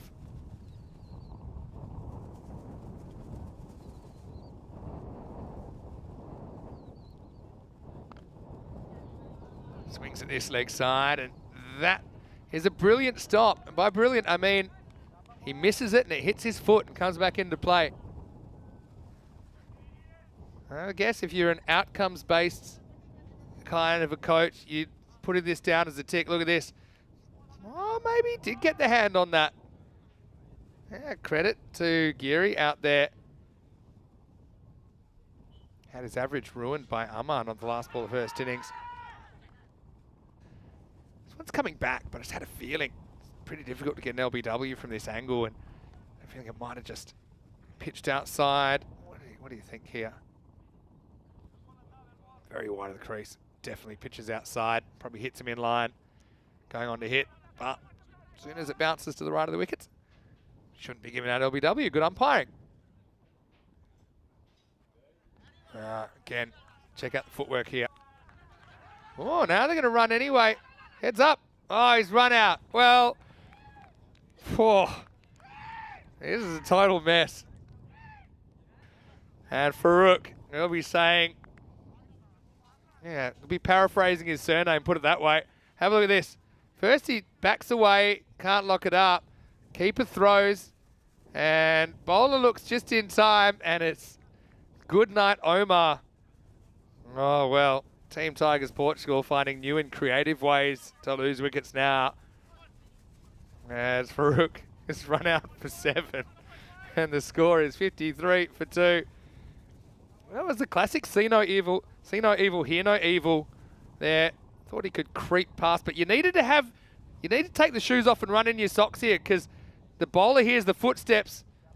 That was the LBW a little bit earlier in the over, but yeah, the bowler hears the footsteps and then says, well, there must be something going down here. Check this one out. Whose idea is the run? Oh, non-striker, yeah. And look, he trusts him. He trusts the non-strike. He looks at him, says, yeah, if you think there's a run there, let's go. And he says, asterisk, there was a run for me. Anyway, it's going to be another wicket now, and things falling apart pretty quickly. Well, this next one doesn't get all of it. Simple catch taken, good field placing. With Jaswant Singh up in the circle, flicks it back, and bit of swagger from Lisbon Super Giants at the moment. Rupan Das the next to go.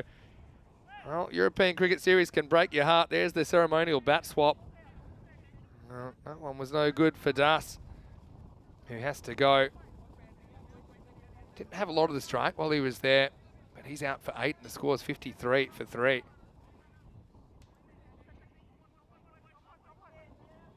Yeah, have a look at this again.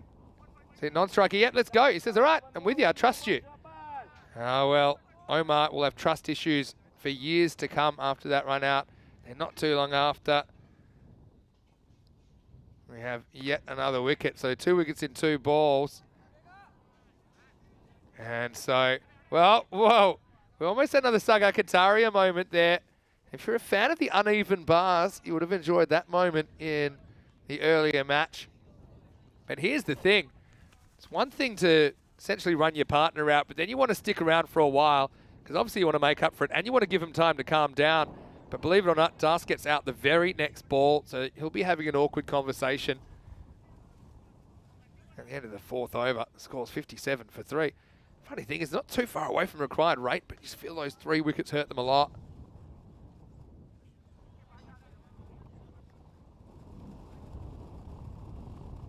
Fifth over coming up.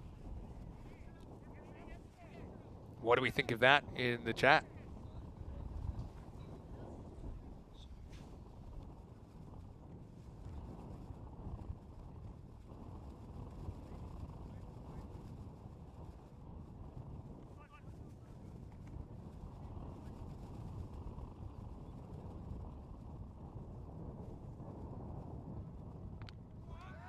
First one comes in. This is Giri coming on to bowl first time in this game in the 5th over.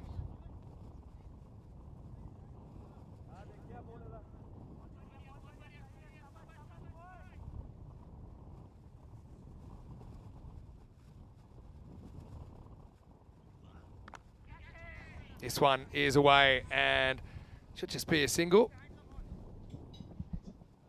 Let's have a look. Still need about, what is that? 51 off 34. So they need 9 and over just to get a point here. Again, don't necessarily want to give up on the game just yet, but you feel it's creeping out of control. There's a bouncer that he hooks away in front of square. What a shot that is by Tushar Shah. Takes it on, hooks it with the wind. Look at this. Bang. Brilliant shot, actually.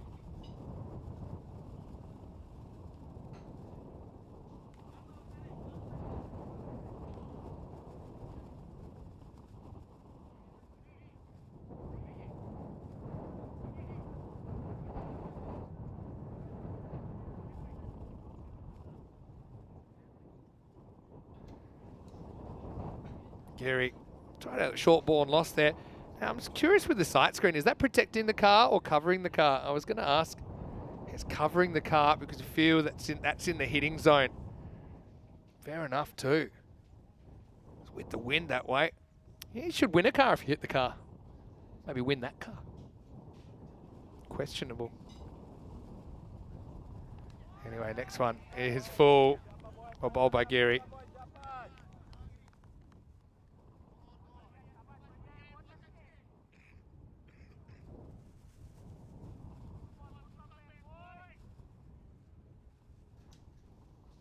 Anyway, this one's a full toss. Oh, one hand, one bounce. Almost.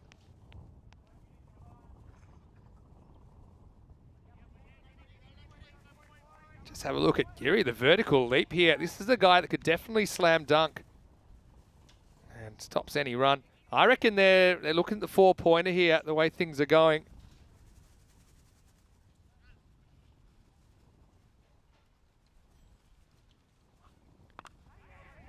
This one is hit leg side and will just be a single and takes us to the end of the 5th over. The score is 63 for 3.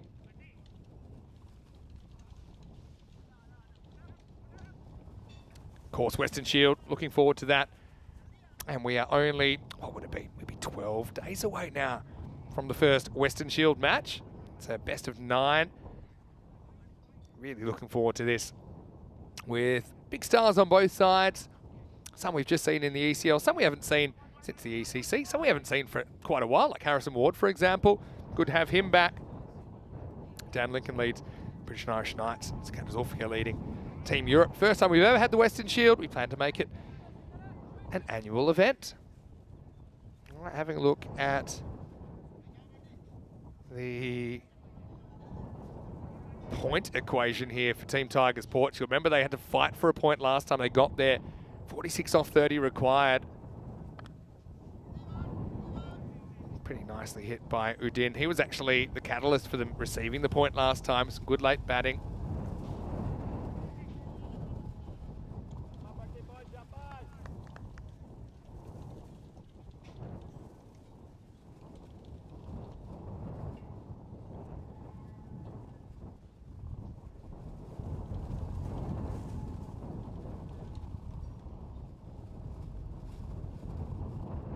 Harinda coming back after being wayward first over. This one comes in. Again, just creeps past the bowler.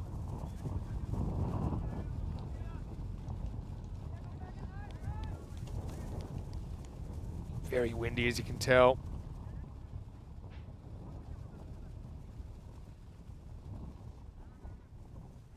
Steve Bush saying, are they going to try and lose this after a great start? I'm sure not trying to lose it, but sometimes the cricket world kind of conspires against you. That might be the feeling they've got at the moment.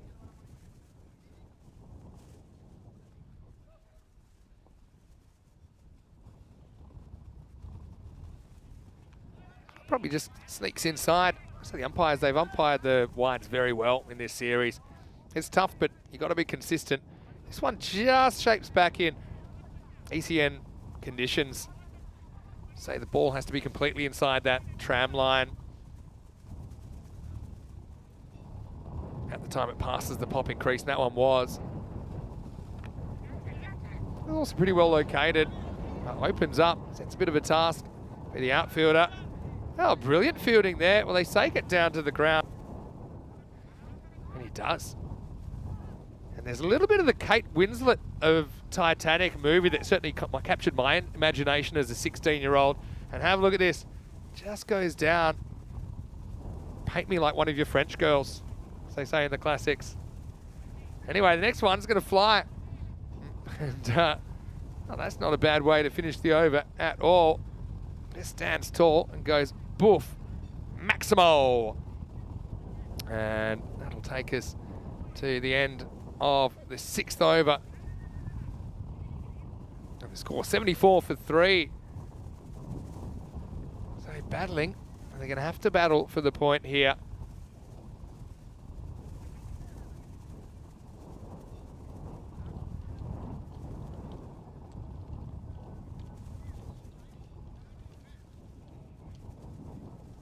All right, so what are we talking now? 4 overs.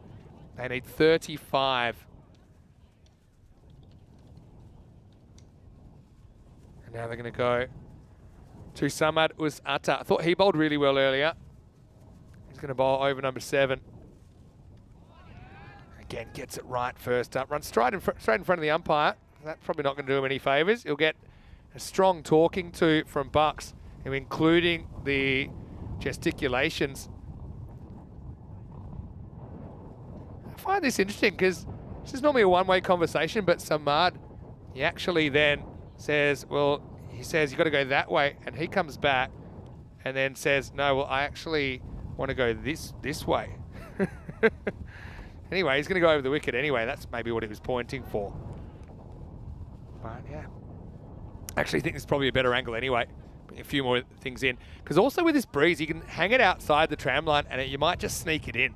So you don't necessarily have to attack the stumps, I think. The bails will come off again because of the strong winds. Kind of like that. But, well, ball stays on the field. Hat doesn't. Again, just a bit full on the charge.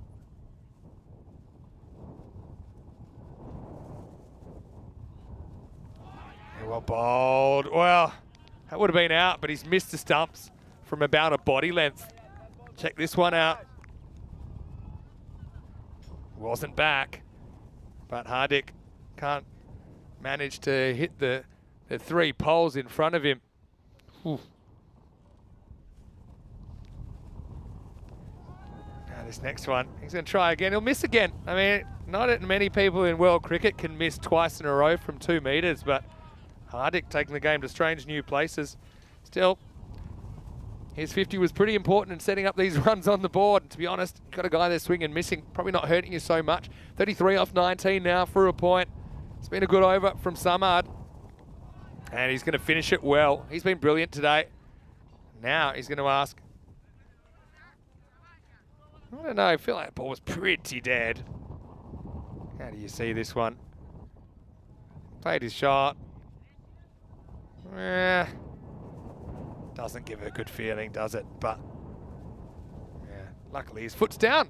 So it's all academic. Maybe just celebrating hitting the stumps at the 3rd attempt. Anyway, at the end of 7, it's 76 for 3. Brilliant over. Kind of sets up a potential 4-point win. More about that in a second, but let's have a look at what's coming up next. Coimbra Knights versus Gamblers SC. A pretty low-scoring thriller earlier, where Gamblers would reach the 90 with 6 balls to spare. See Gamblers winning the toss, batting first in that one. Coming your way. First ball in 35 minutes. Still 2 matches to go here on a magnificent Monday of action. Right, 33 off 3 overs for the point. TTP. This is where the bonus points really made games interesting that maybe otherwise kind of petered out. And they're going to go for Sharma. First one down the leg side will be called a wide. Shivankar Sharma with his off spin.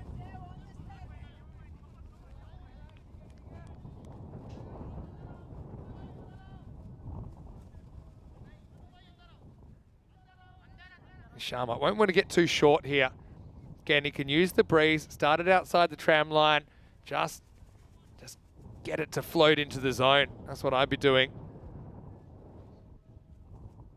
Bit straight, and if you get straight, you got trouble. Maximo! Forget the stumps. That would be my one bit of advice from Sharma.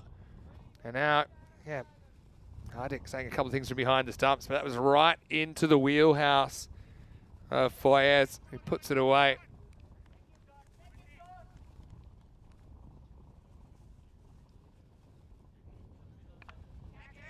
Now, this one is in the air, but it falls safely. Just get one.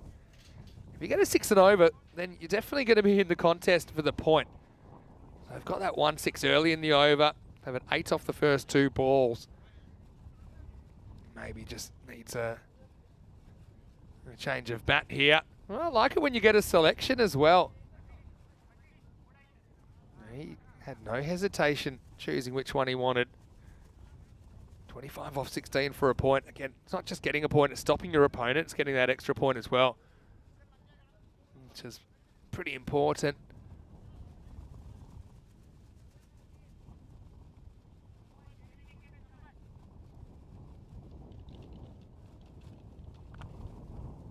This is cut away nicely, but well fielded. Oh, that's pretty close. Remember, the bails aren't on, so well, no, bails are back on. Okay, so let's have a look. Has to kind of, oh, I think he's going to be gone here. Or is the bat down? I think bat might just be down.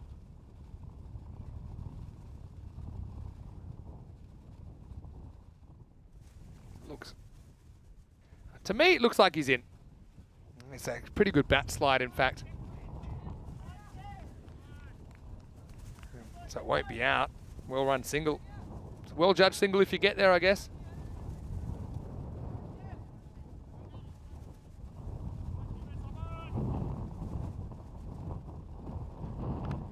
All right, this time walks at it. And well fielded out there. Cutting off those boundary stops pretty important.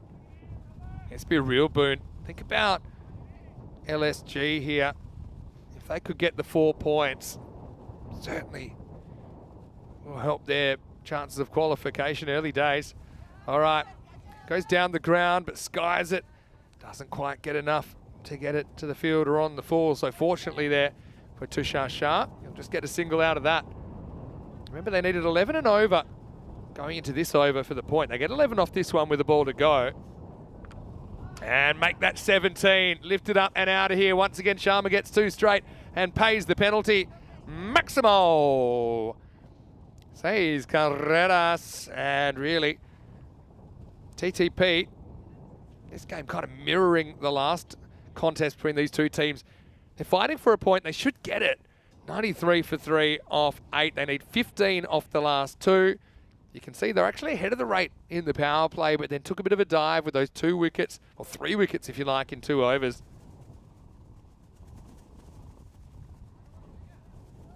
$12 balls to go in this one. I say shout out to all the players and the officials today around the ground. Bit of a testing day. Got a little bit of rain earlier as well. Anyway, Jaswant coming back to bowl. Having a bit of a chat. Look, you have a good over here. Let's say you can keep it even 8 or less, then you can force a finish and maybe pick up all 4 points. But I think you've got to get it right. I think Sharma there, he just got the ball a bit too straight, and it wasn't even a kind of block hole length or anything. It was a comfortable hitting length. Credit to the batters though, because they were able to put it away. A couple of big bombs from Foyez Udin. So 16 off 12 for a point. 9th over coming up. As they say in the classics, it all happens in the 9th. Interesting is coming up to the stumps. I don't know about that. You're trying to defend 8 and over. You don't want to leak any extras. Oh, he's going to go. He's going to go a bit of kind of left arm orthodox here. That's interesting. So obviously, I suppose if you can bowl both in these conditions, maybe you're a bit safer bowling spin. That was pretty decent from Jaswant. So now we know why Hardik's got up to the stumps. Well, batter doesn't care. He's just going to slam him out of the ground. Maximo! Once again, a little bit short. And Miguel, I hope he brought his hiking boots. Almost has to go across the external fence to find that one. Yeah, it's good hitting. TTP maybe have to have a look at their batting order, get a couple of these guys that are in a bit of better nick, get them up there. So 9 off 10 now for a point.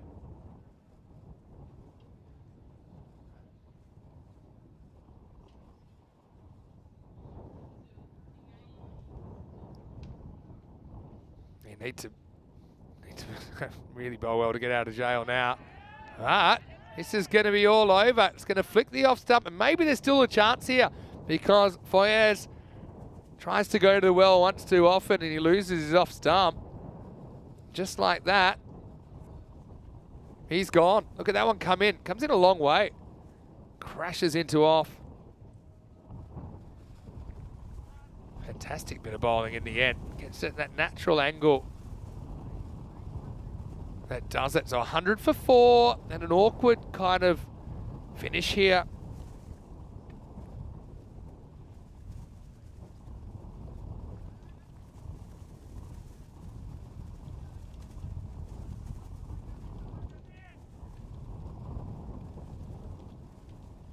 All right, new batter comes in, Zahid Hassan.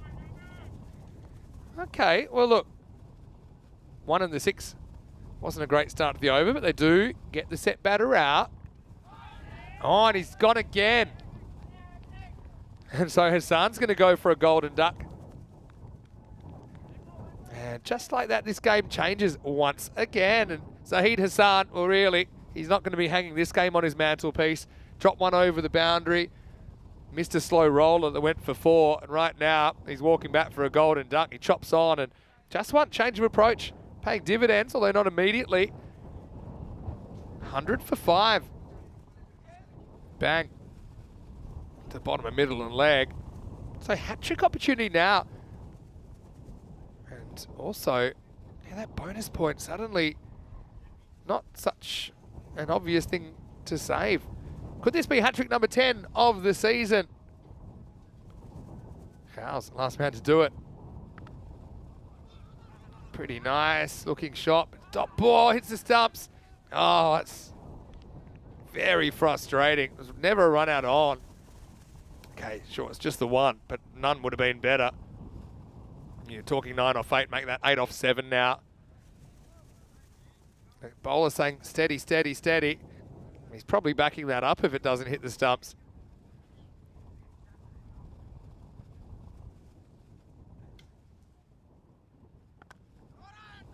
Goes a bit inside out, almost runs into his partner on the way, but they'll get another single. All right, we got to finish on here.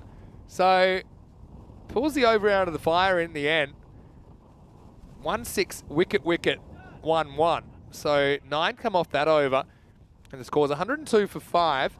They'll need 7 off the last over. Who are they going to go back to here? I think Geary only went for 6 in his over. He'd be the obvious choice. There's the bowling figures. Chowdhury went for 16, Shivanka Sharma went for 17, so I think we'll see Geary.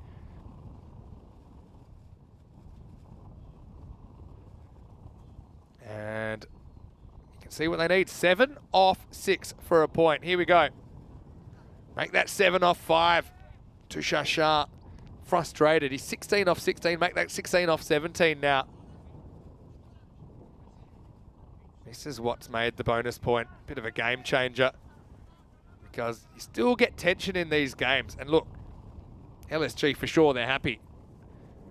They get the win, but they'd love to take that extra point. It'll be 7-1 then between these two teams instead of 6-2 for the day. You've got to run. If you score off every ball, you should do it. Looking for 2 here. Very slow to approach the ball. In fact, it comes to a complete stop. Oh, I don't know how there's such an easy 2 there, but they manage it.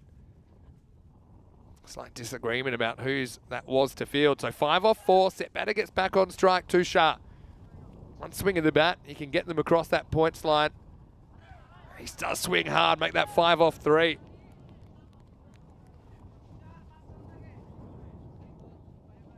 Can they get this point? Yeah, Kroom calling it a thriller for the point. It is. Geez, you wouldn't want to swing and miss again. Might be considering running. Oh, it backs away. It would have been a big wide. Again, footwork, a bit counterproductive. He basically hands it over to Ankit and says, all right, you go. 4 off 2. Suppose you got Hardik behind the stumps. He's 2 from 3 throwing from 2 meters away. So I think I'm running no matter what. 2 to come.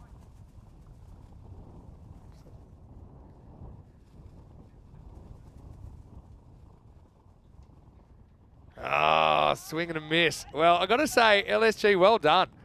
I know it's early. Okay, here's my field. Third back, yes. Fine leg back, no, but I would.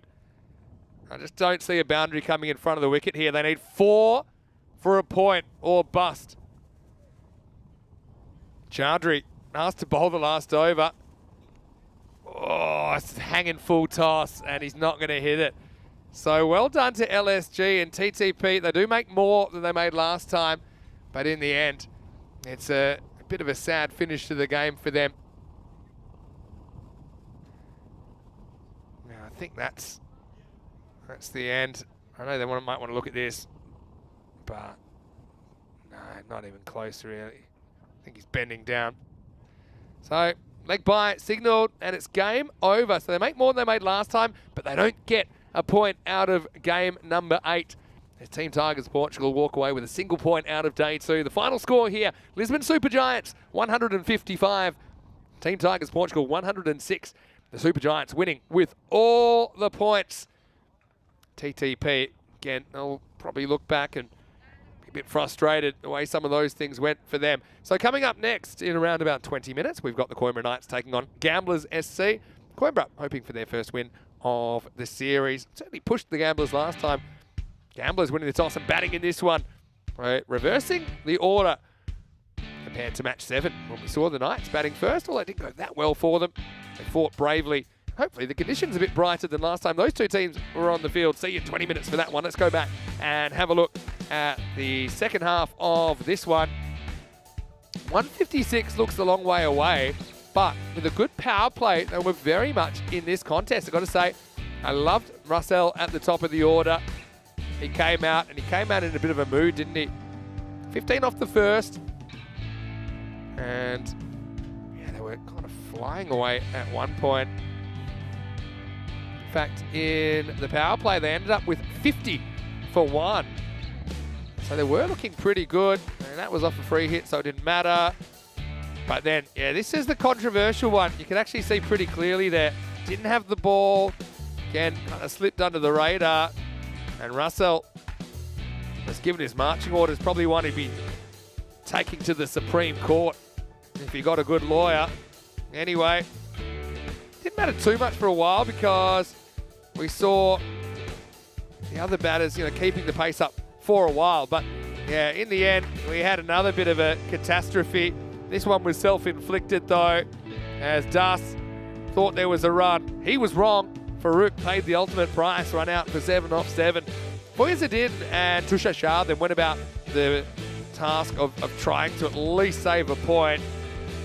And they came together here and actually played some really nice shots, and they looked to be getting kind of on track. Almost had Fence Gate 2.0 there, didn't we? But luckily, just one pulled up in time. So they look to be kind of doing it easily for the point. A little bit of the old do your best work lying down. But yeah, then despite the best efforts of Udin, who scored 31 off 13, striking 4 big maximos out of here, was pretty brutal on Shivankar Sharma, particularly the off spinner.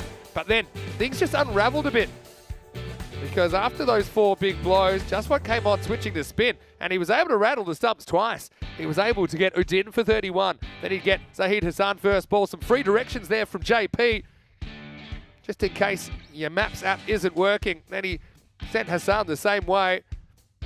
And ultimately, Tushar went off the boil, and they finished just 3 runs short of where they'd need to be to get the point. So, yeah, frustrating kind of innings for Team Tigers. Portugal really should have walked away with a point from that, you felt, especially given the start they got. Boyazidin, 31 off 13. He top scores for the second consecutive game for Team Tigers Portugal, but not a lot to write home about. Russell, 28. He'll be really upset the way he got out. I mean, these things happen in life. Can't spend too much time dwelling on it, but yeah, really. Tusha Shah with 19, but he couldn't quite go run a ball pace in the end. With the ball, got to say, Samad was brilliant. I think he's been the pick of the bowlers across both the games. I think Harinder was good earlier, but kind of went off the boil a bit in this game. Got 1 for 8 for Atta. Giri bowled a good over for 6, but they didn't go back to him in the end. They went back to Chowdhury. 2 wickets for Jazwan. Actually, when he switched to left arm orthodox for his second over. So we'll take a break. Back in about 15 minutes. Rematch of the Knights and the Gamblers when we return to the Santarém Cricket Ground. Vinny Sandu here, Mr. Maximo for ECN. Back shortly with more European Cricket Series.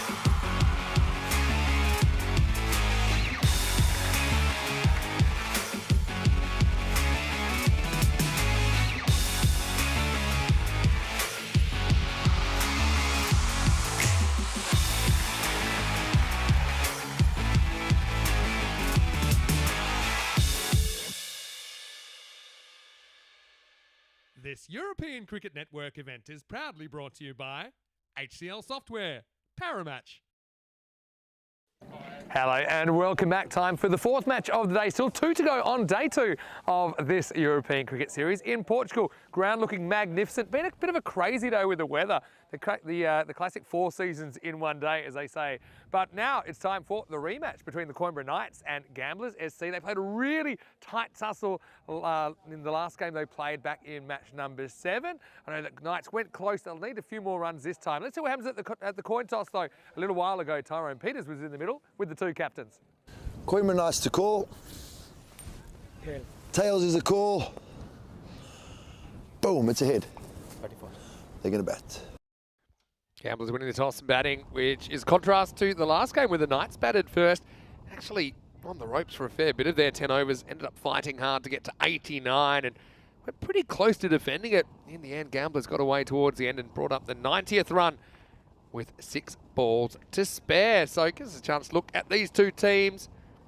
Once again, we've got Darji listed to open. Golia likely to open the batting as well. Ankush Kumar and Koka make up the 3 and 4. Parkash had a good day yesterday. Sagar Kataria, for me, he was almost player of the match for his fence flip. That was something else, wasn't it? Raihan Khan comes in for the first time. And I know that Gamblers SC will be pretty keen to do the double over the Coimbra Knights today. We'll say it, the Gamblers, they also have a game against Lisbon Supergiants last game of the day. Supergiants fresh from 2 wins, 7 points out of a possible 8 against TTP here on day 2. Gamblers 69% favourites, which I suppose you would expect, considering the fact that they won earlier today, and also I suppose they've got that reputation now, don't they? Winning the domestic championship last year and playing in ECL 24. Also, they do have an ECN trophy, the night series in Coimbra, actually, in 2022. Warm welcome back to everyone as we get ready for match number 9. See Dave B is in there, Viking Bay is in there. A few people lurking while working, understandable. Hello to Petra. Good to see your comments in there as well. Maya watching from Germany. Shake, rattle and roll. Here we go with the start of match number 9. And it's the traditional first ball wide. It's been that kind of a day. Partly I think it's conditions as well. Now, this is Jagdeep Singh who's opening up.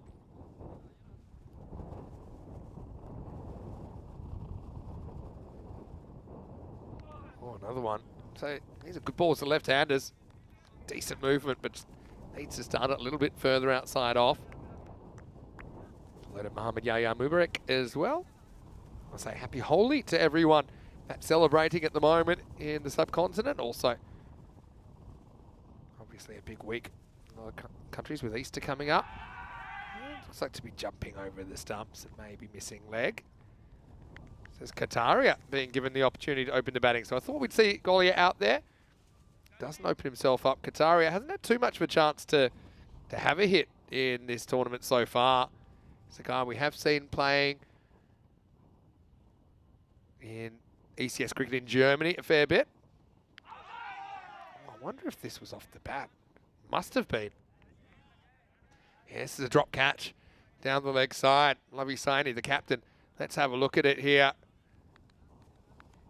Yeah. Big deflection. It just didn't have his footwork organised. He holds triangle. So Kataria, he can say got a bit of luck today at least, because he is dropped on 0.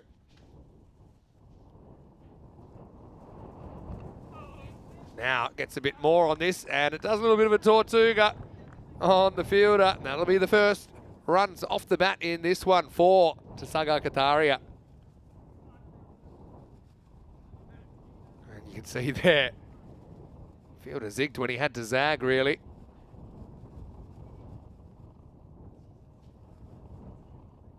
Gamblers expected 123 here.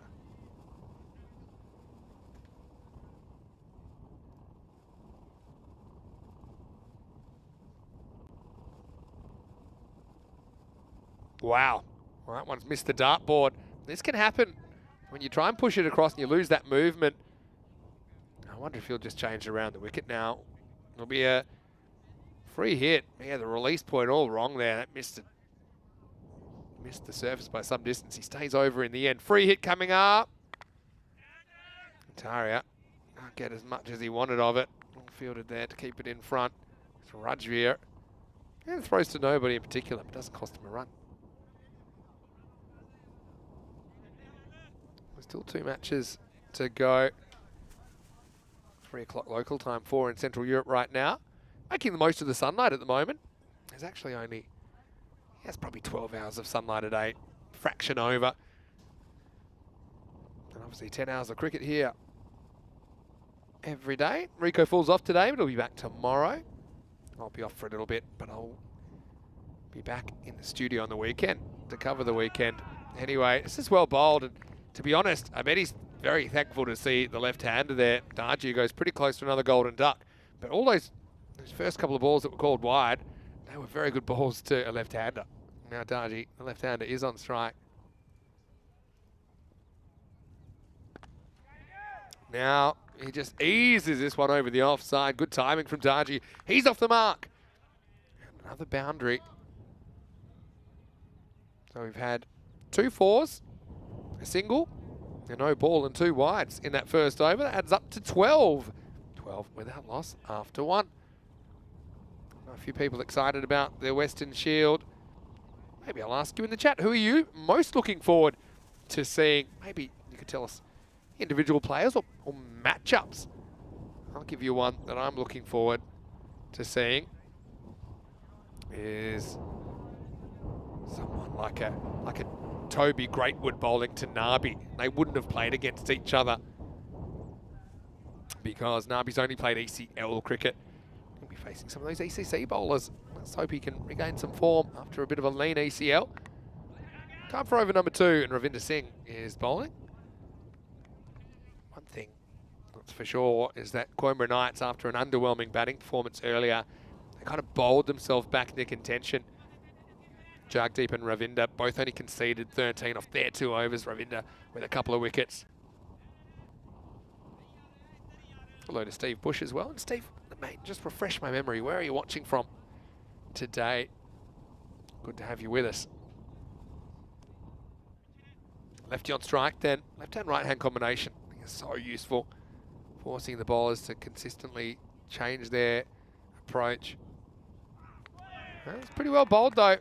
Ravinder gets it right. He's been a shining light for Coimbra today with their traditional red uniforms. Gamblers, 75-25. To be fair, Coimbra, they fought back from 1% to give themselves a very good chance in that last game. Again, good areas. Ravinder probably just needs to follow through off the pitch, but as far as where he's putting it, can't criticise that at all.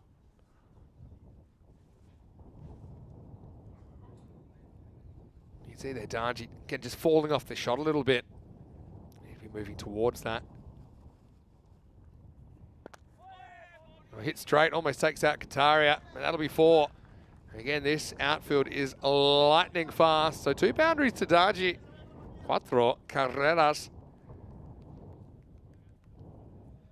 And, well, still has the ability to smile after that. It was a pretty good cricket shot, that one. Darji sometimes tries to hit the ball too hard. And normally when he just kind of times the ball, he has good results. You've seen that with his 2 boundaries so far. He gets one a bit short, kind of cramps him for room, gets a piece of it. Wants 2 here. Certainly worth a thought, maybe not worth risking a run out for at this stage though. And they settled for a single.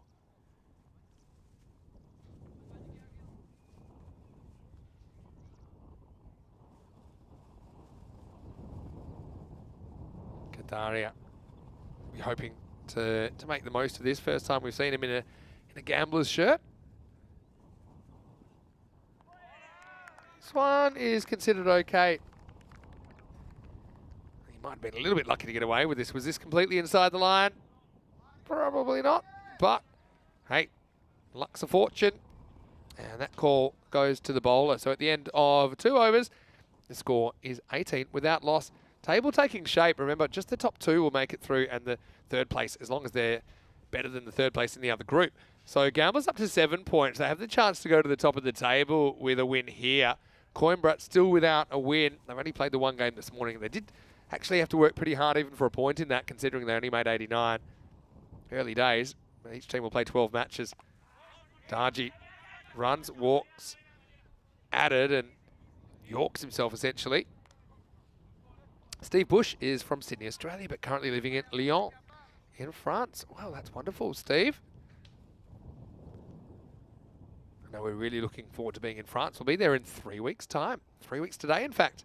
Oh, that was taken off middle stump. Darji gets bad on it again. It's not another one of those 1.5s. Good return. Make sure it's just a single.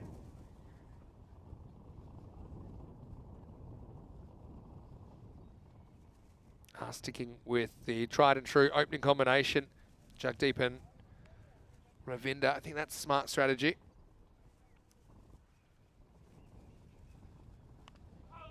Oh, gets a bit lucky here. Kataria just looks a bit out of nick at the moment. I know he's a German resident. I don't think they would have played any cricket for a while.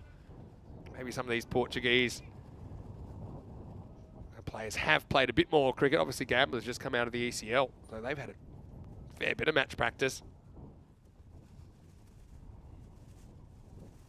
Actually topped their group before crashing out straight sets on Group C finals day. This one is turned around the corner. Again, it'll be 4 runs. It's getting a little bit too short here. Jagdeep, you got to try and draw Darji forward. Plays that pretty well. 122. It's been pretty consistent. Low 120s expected so far.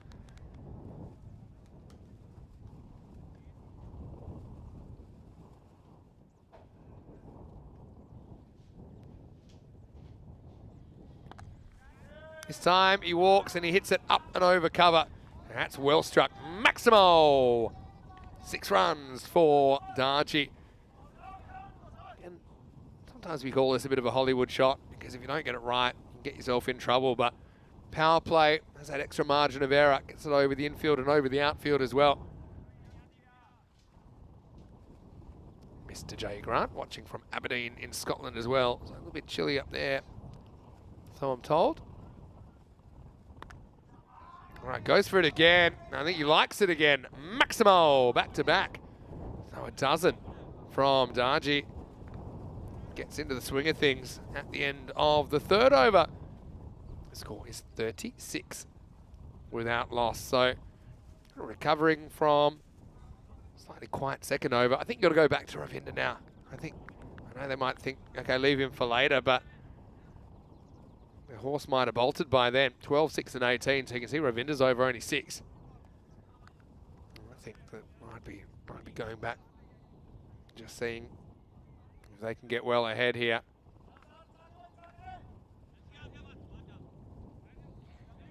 Three overs through, and they will go back to Ravinder Singh. Has the ability to drop a couple of outfielders back now. I think they will.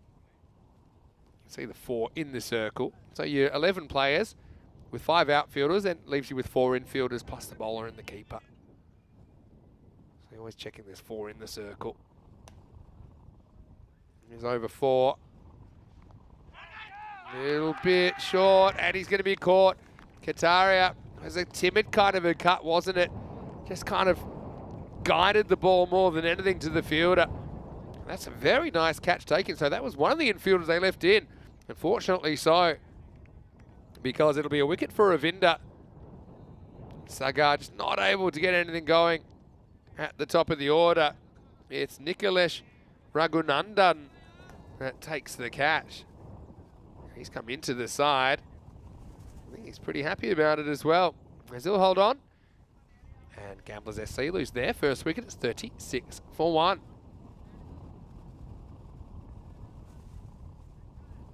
New batter comes out, Ankush Kumar. It's interesting, Goliath give himself a bit of a breather.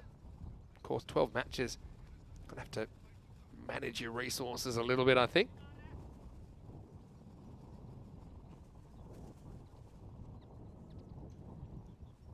Kumar faces up. This one, I think he's going to get away with this too. I mentioned the umpires have been pretty good on wides. You just want consistency, that's all. Did it come back enough?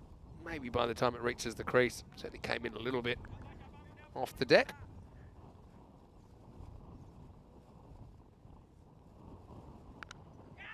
Now, Kumar loses control of a pull shot, but he'll get away with it. Gets hurried up a bit. Jules saying apparently in Scotland tomorrow there might be some snow. Now, I know that sometimes the county cricket season in England has been hampered by snow early on.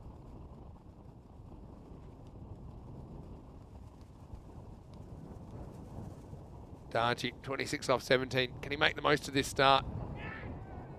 He just hits this pretty well, times it. Fielder does pretty well, leaves it behind.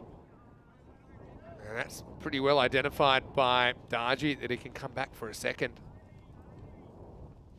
Well, Darji's a guy, bit of a silver fox, isn't he? Does have 2 half-centuries on the network, including best of 55 last year.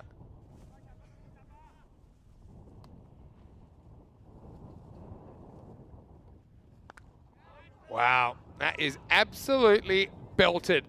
And that's what he can do. That's a big 6. That's 6 on any ground in the world. Maximo. Darji smashed this away. 6 runs. Right now, he's a man they want to see the back of pretty quickly.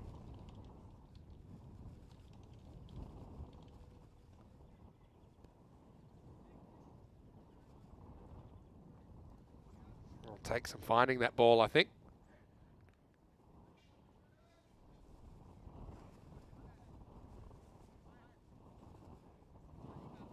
You see Ravinda being brought back, but he took that 1 wicket. He hasn't been able to keep Darji quiet here. Still 9 off it this over, not the worst. Gets 1 more crack at him. And he'll get another crack because that's a wide. They'll have to re-bowl it. There's still 2 matches to go today, including that one, including this one we're watching right now.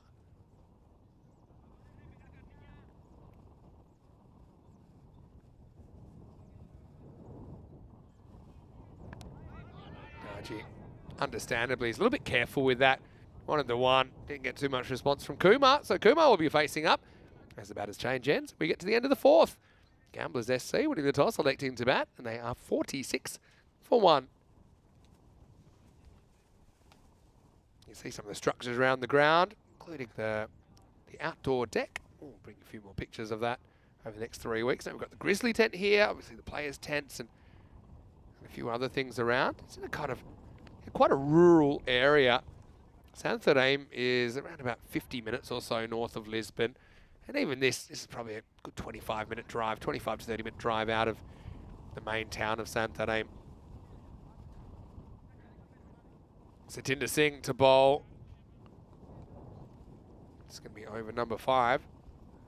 Bowled 1 for 22 off 2 before. That's not a bad kind of area first up. Gotta say, fielders got their work cut out for them here on this outfield. But, you know, under the circumstances, it's pretty good. I mean, it gets better every time we're here. They just relayed this pitch last year as well. It plays pretty well. A little bit in it for the bowlers, if they can get it in the right spot. All right, this one is in the right spot, though, and Darji just clips it away over the fence. Maximo! Yeah, brilliant shot. Just eases it away. Yeah, that one never really came back from Satinder Singh. And when Darji's in, he's a hard guy to remove. Eventually, they'll get that ball back. Multi-ball activated.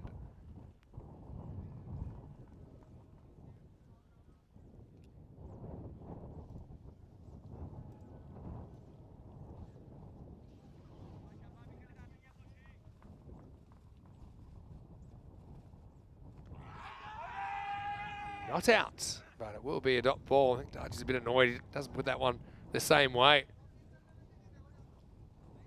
Maybe I'd be rethinking the angle of attack here, although that one, I suppose, beats the inside edge of Mayank Darji.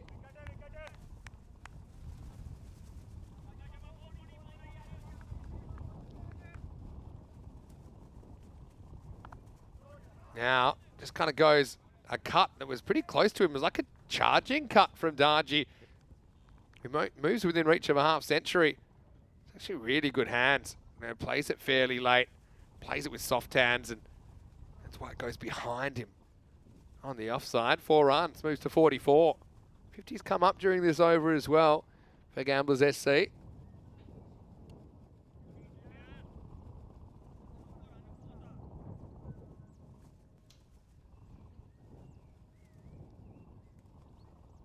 Couple to come. Now steps across, and he's going to get this one past the infielder. Well done the outfield, but they see him go to ground. Well, get 2, but yeah, slightly more accurate throw might have been trouble for Darji. But it'll move to 46.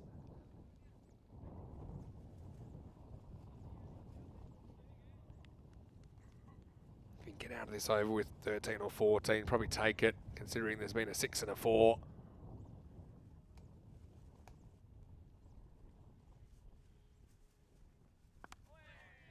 Does clip away this time, Darji.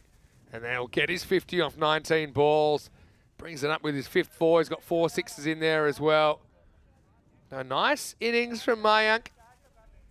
He's actually looking the goods. And really, if he can do that in the second half, might even have his first ECN century. He moves to 50, and the score at the end of 5 overs is 63 for 1. So 5 overs in. Gives us a chance for some in-game analysis presented by Paramatch, our valued partners. What I say so far is that the Coimbra Knights, I think their biggest test will be with the bat. I think they've already shown with their bowling, they're kind of on a par with a fair few other teams, but their batting failed first up. As this is hit very, very nicely by Ankush Kumar. And I think that's hit the rope. I think it is maximal. 6 runs. Just to expand on that analysis, though, I think getting the right people in the right positions is super, super important. Watch this one. Bang. Right on the rope. So we saw, for example, Satinder struggled a bit early. Now, it's always a debate whether you keep him there or whether you move him. But I think it's important you try and go with guys that are in form at the moment. They also might have to do with how many they're chasing here. Computer was saying 120s now. With Gamblers in this kind of position, it's talking more kind of high 130s.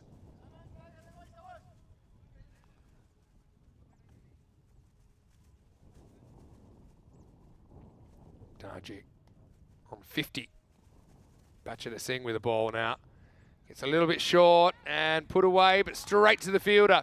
Well, they need a turning point. They get one here. As Darji tries to go straight into the wind there, kind of eased it around the corner, tries to time this one. He had to either really go for it or keep it down. He did neither. And so he'll be the second to fall for an even 50. It's been a good knock. Takes him this far. Darji gets his 3rd ECN 50, but he has to go for exactly 50. And the score is 70 for 2.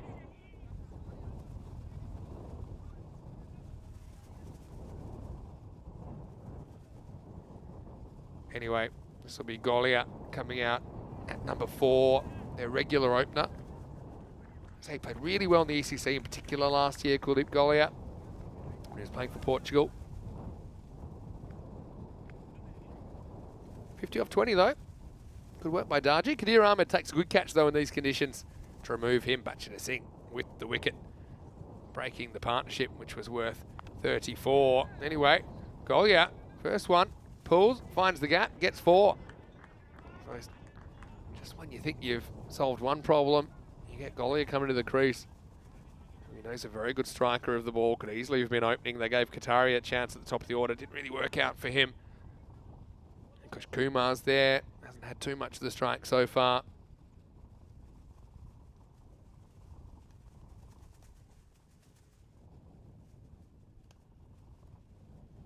Short. And this one might be catchable. Hangs up a long time in the air. Doesn't carry, though, in the end. Thought, with the wind, maybe it pops all the way to the fielder, but not to be.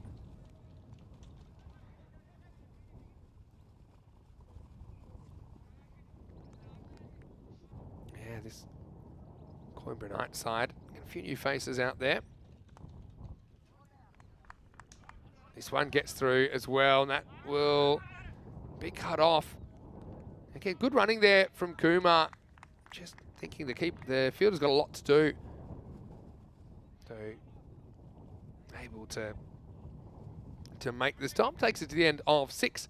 And it's a walking stick, 77 for 2. Of course, they've been pretty good on the wides here, considering the conditions. Just 3 wides and no ball. It has been a bit of a persistent hassle for many teams today.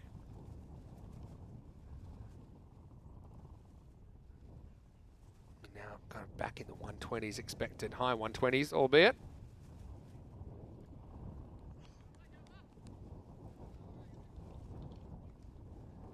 Yeah, a few new names in here. Got a big squad, Coimbra, and you can understand that considering they've got a bit of travel. You're talking kind of 2 to 3 hours drive, I think, for them to get here in the first place. So we might see them using different kinds of players over the 12 games just for practical reasons. A couple of names of the past not there, like Mr. Evergreen, Andrew Winter, for example. I'm sure they're tuning in.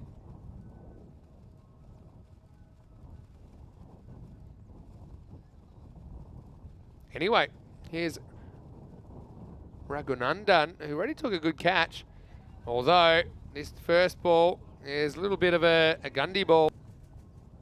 It was dragged into the pitch and summarily dispatched by Goliath. Loses one hand on the bat. And there you go, 1 bounce 4. The field was on that line, might have been a chance. Steve Bush just noticing I cursed Darji pretty well on 50 as soon as I mentioned the ton. Well, good analysis. Well, once again, this is too short. And really, that's hitting practice for a player like Goliath, who goes Maximo. 6 runs. I think you need to at least try and be forcing the batter to come forward and maybe lure them into a mistake. But I think if you drag it in, your only hope is that they miss hit one, which can happen, but I think that's a very comfortable delivery for a right-handed face. This one slightly fuller. Makes a bit of a difference. Hello to Chris Smith. Good to see you as always. Hello to Wayne watching from Australia.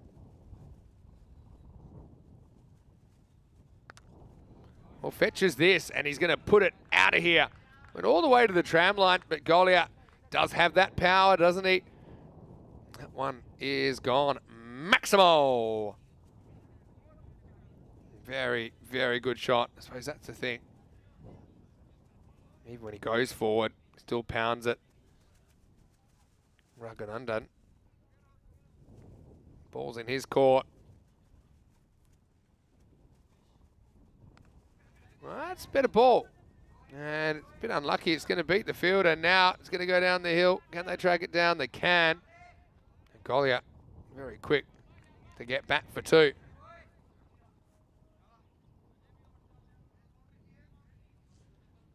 And in a flash, that expected score goes up, back up into the high 130s.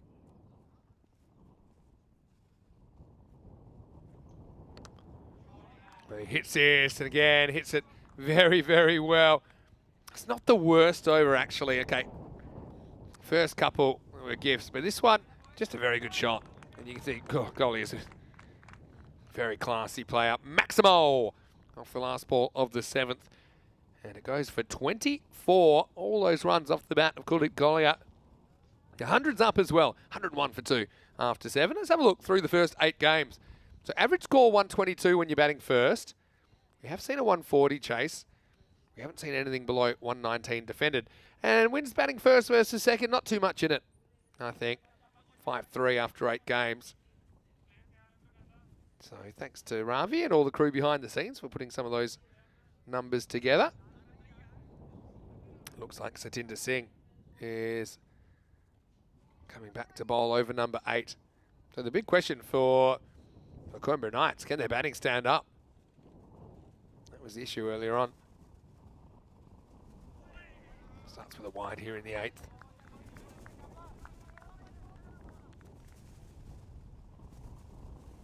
Yeah, I'm still going to ask some of our Dutch viewers. I know that Chris Schinkel's in at the moment. I know Stephen Kelk was hanging around earlier. Any interest in coming to the Netherlands, Ireland, Scotland Tri-Series? I'm excited this will be a wide. From memory, I think it's from the 18th to the 25th of May. I'm not sure which ground. I've got a feeling it's VRA Amsterdam, but I'm not 100% sure. Maybe I can do some research while I'm here. Wow, the reverse comes out from Kumar, and he gets the ball he wants. Just spotted a gap in the field. It's gutsy batting, but good batting, really. As soon as he hits that, he's got all the factors in his favour. No fielder there. Field running downhill. Very fast field. He gets 4 runs. Bit of the old sun, sea, sand, and sexy cricket. Well, sun, no. Sand, no. Sexy cricket, yes. 1 for 3. Now, sticks with the right-handed stuff. Well fielded there by Ravi Jaku on the boundary.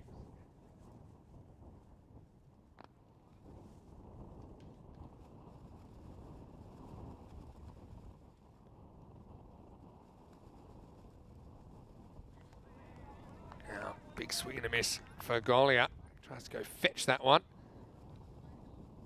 Yeah, it'll be the VRA ground in Amsterdam, or Amstelveen, technically, in the Netherlands. Will be hosting 6 T20 internationals between Netherlands, Ireland and Scotland.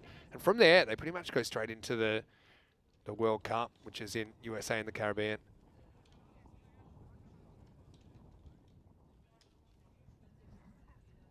And that starts on June 2. So, yeah, it's going to be pretty exciting. Oh, well bowled. Now that's the kind of ball, I just haven't seen it today. And it's the most effective ball, I think. So just looking at some of these T20 fixtures. Scotland have their first game on June 4. Same with the Netherlands. Ireland on June 5. So literally, we'll finish that series a week before they start playing. Good running there. I'll get back for 2. Golly actually forced to run. It was a bit of a shock to the system, I think.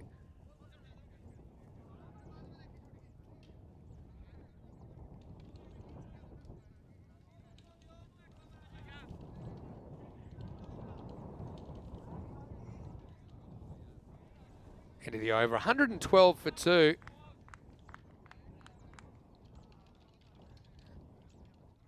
Got a question from Steve Bush. Try and tighten this up and put it in as well. But it's asking how many ECL teams are in this comp. Well, there's 14 teams in this series. If you want to know how many have been to the ECL before, which is the Champions League of European Cricket, there's 3. Because Marlow represented Portugal in 2022. It was Oeiras last year in 2023. And of course, Gamblers SC, what you're seeing right now, we know that they took part in 2024, which is only last week. Or they were there a couple of weeks ago. Kadir Ahmed comes back and first ball down the leg side, not handled cleanly by Lovey. So they'll get an extra run there.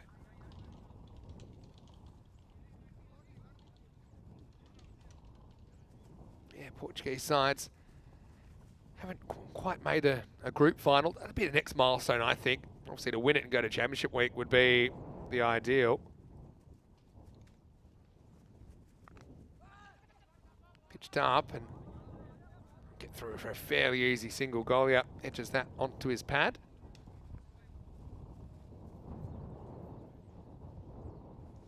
Yeah, so this year, well, basically the ECL has only one club from every country involved. The exception is this year, last year's winners and runners-up were invited back. It's a bit wide. It gets productive footwork, I think, with this wind. There you get the wide plus another one. Bit of pointing there saying, why don't you go that way? Oeiras, though, to give you an idea, Oeiras in 2023 ECL They actually beat COIMS. That was Werish's first match. Pretty good match, 101 to 93. All right, Golia lifts it up, and it's going to be a very good catch taken by Ravi Jaku. You could just tell straight away that Golia didn't get all of that. It was dragged off the inside half of the bat, and Jaku did the rest. And so Golia is going to be the third to go for a quick fire 33 off just 13. You can see there, with the wind, that was going to carry, but it hit straight down the throat of the man. He just creeps around and takes it. Nice work by Jaku. Might just keep things in order. The Coimbra Knights looking pretty cool with those earrings as well. The Golia knows straight away, and he hasn't got the whole thing. And with the wind, yeah, it does just carry all the way in. Yeah, nice to see he's having a bit of fun as well. So he should be, Ravi, even though it looks like they'll be chasing a few here. 117 for 3 brings Amandeep Kokar to the crease. And he goes to the sky straight away. And with the wind, that will fly out of here. Maximo! How do you like that? Says Kokar. Has been biding his time. Comes out with only 10 balls left in the innings. Puts this one out of the park. Comfortable kind of length again. We saw the one Yorker be effective. I think we've only seen one in the whole innings. Yeah, so just one team was in ECL this year from Portugal, like every year. All right, this time he goes shorter, but Kokar puts it in the same spot. Maximo! Be careful what you wish for. Kadir Ahmed does get 1 wicket, but then he quickly disappears for a dozen.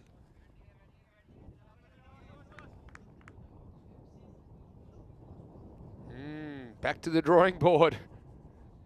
It's over. 4 balls in. It's gone for 17. Oh, it does contain the wicket of Kuldeep Golia.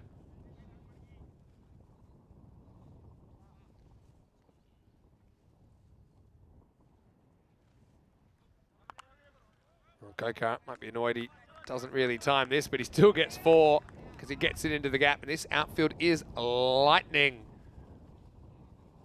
Just too short once again. And with this wind, probably easier than normal to drag to the leg side. Really could have hit that wherever he liked, though. He could have hit it offside or leg side.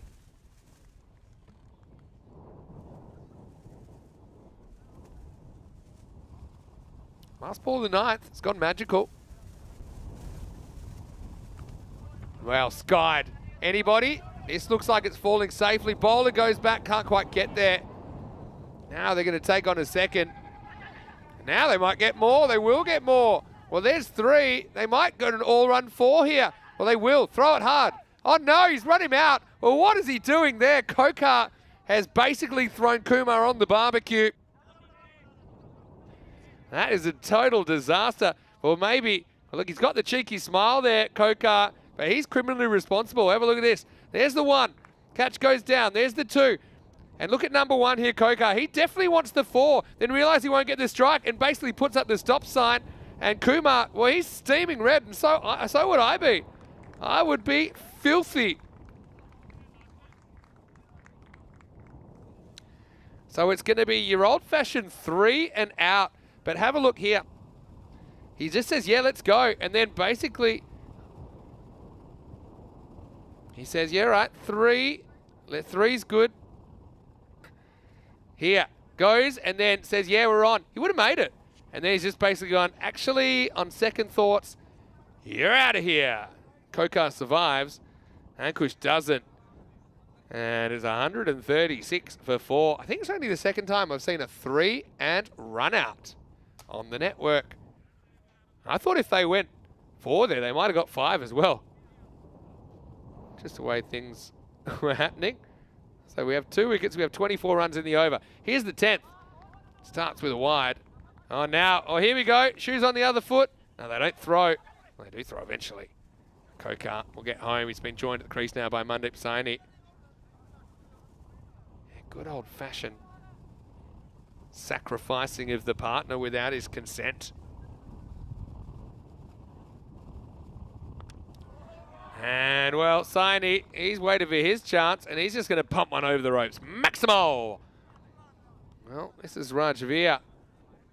He's coming out to bowl the last again. Where's the Yorkers? Somebody tell me, there's got to be a box of Yorkers, someone left around.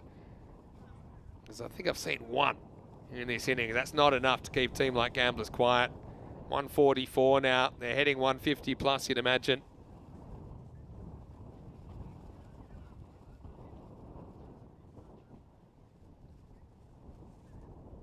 Yeah, tell me, when's the last time you saw the old 3 and run out?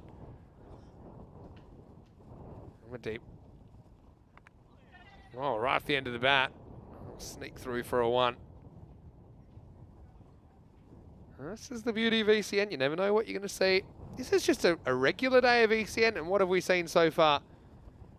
Probably the flip over the fence was probably my favourite. We saw a sideways shower almost hold things up, but credit to the players, they played through that. And a 3 and run out. All right, now he goes to the skies at Kokar. He knows that height's his friend with this wind. It's going right in that direction. Hits it up into the slipstream and gets 6. Maximo! I actually think the run out was all about him wanting the strike. He realized halfway through the 4th run that if they completed it, he wouldn't be facing. You know what Michael Douglas said in the 1980s, greed is good. I think that's on Kokar's mind. And he's getting a steady diet of Gundy balls at the moment. He's going to put that one away. That's 151 plus 6, make that 157. And the alarm bell's going off for Coimbra Knights right now. Again, look at the length. Short.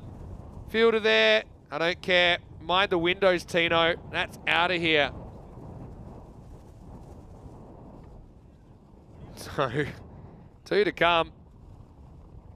Getting a bit ugly for the Knights towards the back end here. Wide. He leaves it. And probably a good decision.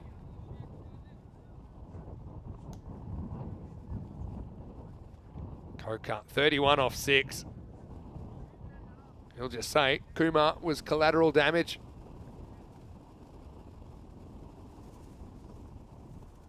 Pitched up. Just loses his shape here. Misses out on that one. Last ball coming up. Can they get the 160?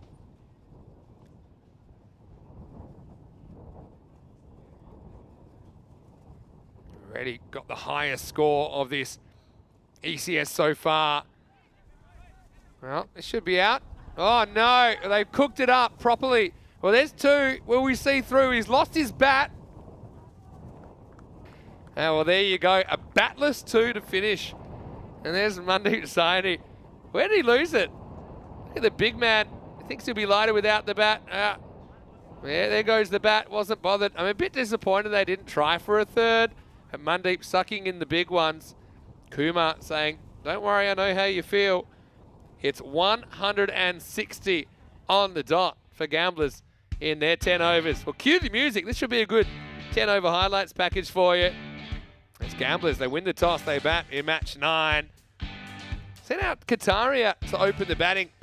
Had a few issues, I think. Didn't really look in form. Darji put together a bright half century. Hit some really nice shots in there. 4 Maximos, 5 4s. Kataria ended up just guiding that one down to Raghunandan in the circle. And that was Darji's cue to take off. And he sure did. Launching balls all around the ground. That was a nice shot as well.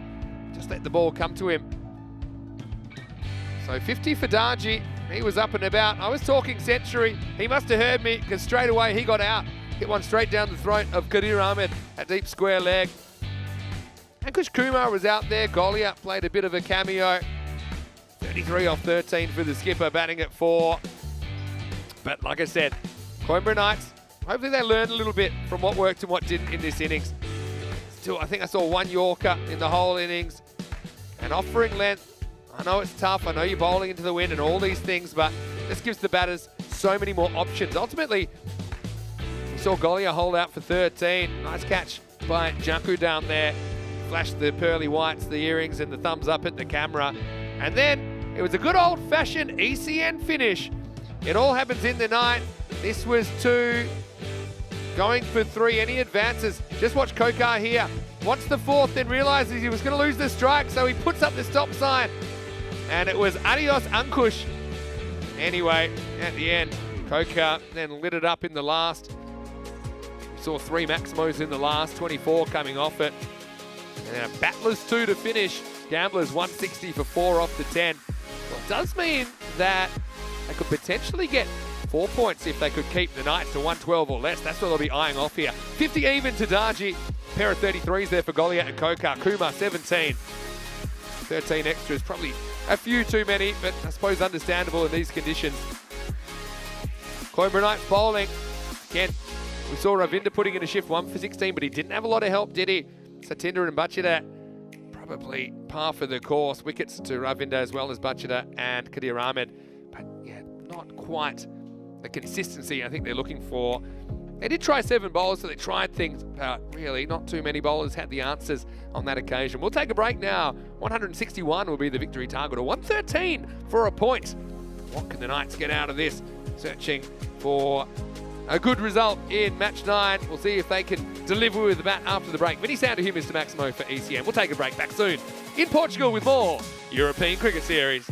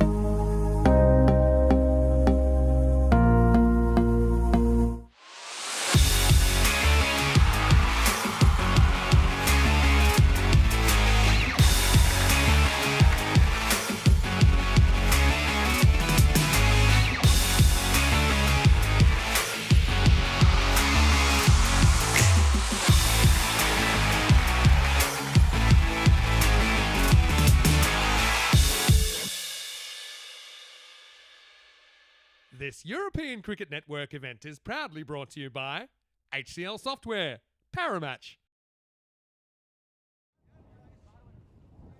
Hello and welcome back to the Santarém Cricket Ground. Sun's out, fun's out for gamblers at least, because they've put 160 on the board. Here's the highest score we've seen in this series so far. It eclipses the 155 that we saw in the previous match by the Lisbon Supergiants, actually. And you can see there the bonus point equation. Gamblers SC would have to keep Coimbra Knights to 112 or less if they were to take all the points for Coimbra Knights. Now we'd have to chase this in 7 overs. That's not going to happen. Anyway, here we go with Cambodge getting us going.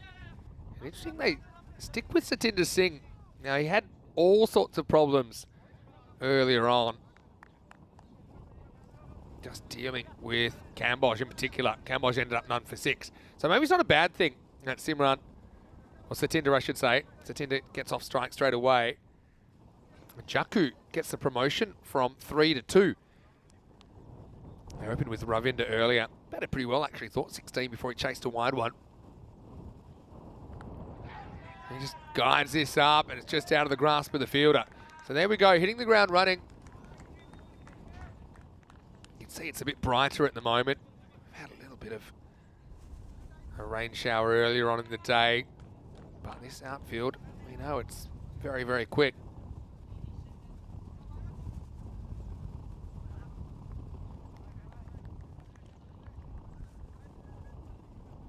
Looking at the equations. 161. Geez, you're going to have to bat really well to do that. Good start. I might have a look at it though. Well bowled though. And this is something we didn't see at all in that first innings. Okay, we saw it once. But hit that block hole. What are you going to do with it? Not too much. Cambodge, proven performer. Gamblers using their ECL kit here rather than their traditional yellow with a bit of black. All right, high. And they're forming an orderly queue. It's a real steepler and it's caught. Well, that's the way the cookie crumbles. It was well taken there by Ankush Kumar. That looks like he's put the past in the past now. That was a good catch in these conditions. He was holding up. Again, just a swashbuckle from the batter, but pretty much straight up in the air. End of the fingers, but good enough for Ankush. So Jakku will go 4 and out in this one. The first wicket falls. It's 5 for 1. Definitely not the start that you want. They do have a boundary. About 60 seconds to face up. And you can see it is Ravinder Singh. It didn't open with him this time, but they didn't have to wait too long to get him out there. Cambodge with the early wicket.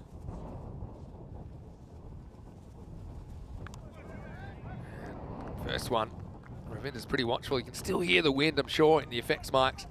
Still is very windy out there. The wind's coming from kind of top left of your screen to bottom right. So shots in that area towards those practice nets. By the way, great facilities here. Ravinder goes after this, but can only push it to cover. I like that Viking Bay was on a work call. Says that got asked a question on the work call, but I was concentrating on ECN and missed it. So they had to repeat. Sorry, mate, line cut out is what he said. Love that. 5 for 1 after 1. Boundary and a wicket and a single off the first over. 13 matches since a golden ball. I know that a lot of people are excited to have so many golden balls in the ECL, 3 of them. We started with a golden ball in match 2, believe it or not, of the whole tournament. Golden balls happen approximately 1.05% of ECN matches. So let's call it 1%. So it's a 1 in 100 shot.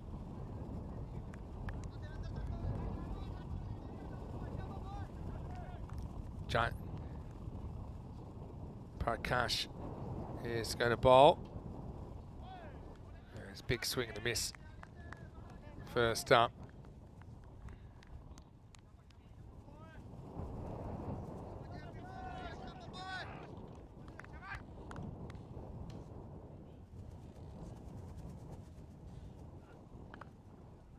Now, this is going to be pretty tight, but they get there in the end.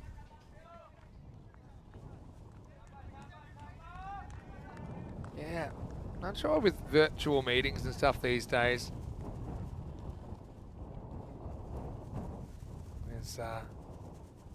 There's a few unusual things that can happen. Oh, this one really gets taken by the wind. Prakash is a guy we saw bowling pretty well earlier, or in the season. I mean, at the ECL, we didn't actually bowl in the first game today.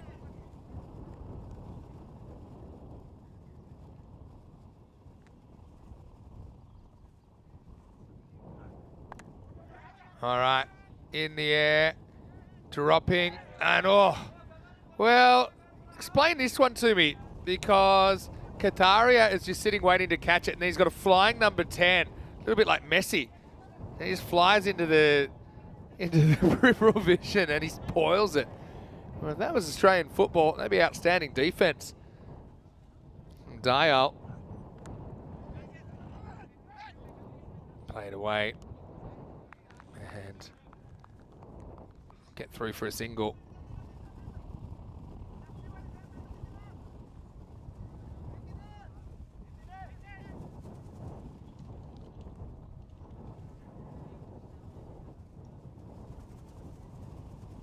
Lefty on strike now. That's pretty good length again. Mishandled there in the infield. Probably get two if they wanted, but a bit gun shy there. They'll settle for the single.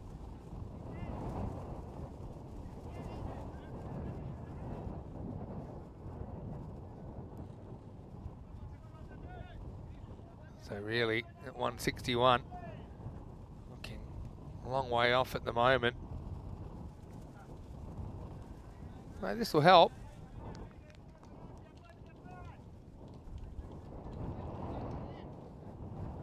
One more to the total. Prakash though only giving up 5 in this over, only 5 in the first over as well.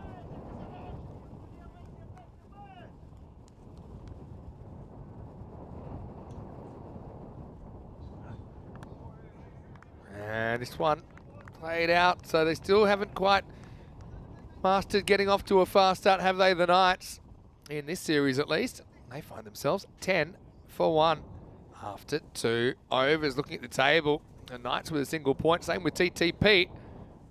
Get 1 point earlier on, but lost their second without getting a point. So the Knights, at least with a point here, could guarantee they stay ahead of that team. Had a pretty even set of results last night, or yesterday I should say, with all 4 teams getting at least 1 win. Gorka jumped with a 4-point win in match 5 last night. All right, so Kambosh comes back. And his first one is going to disappear over the ropes. Maximo! It's a straight pull. Again, that's wind assisted.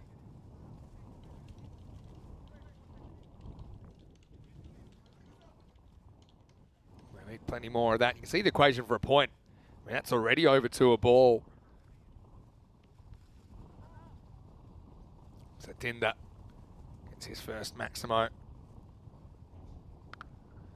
Yeah, you can see why they like him up there. That's going to be 6. Slams into the rope. Maximo, bat to bat.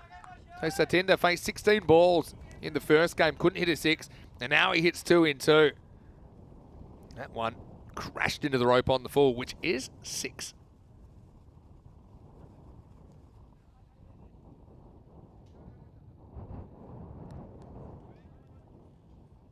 Few people calling Dial the catch stealer. Yeah, just a bit of a communication breakdown there. Has a crack at this. He's sent back pretty quickly by his partner. So Satinder and Ravinder, they opened the batting earlier in the day. Put on 27 in 3.5 overs.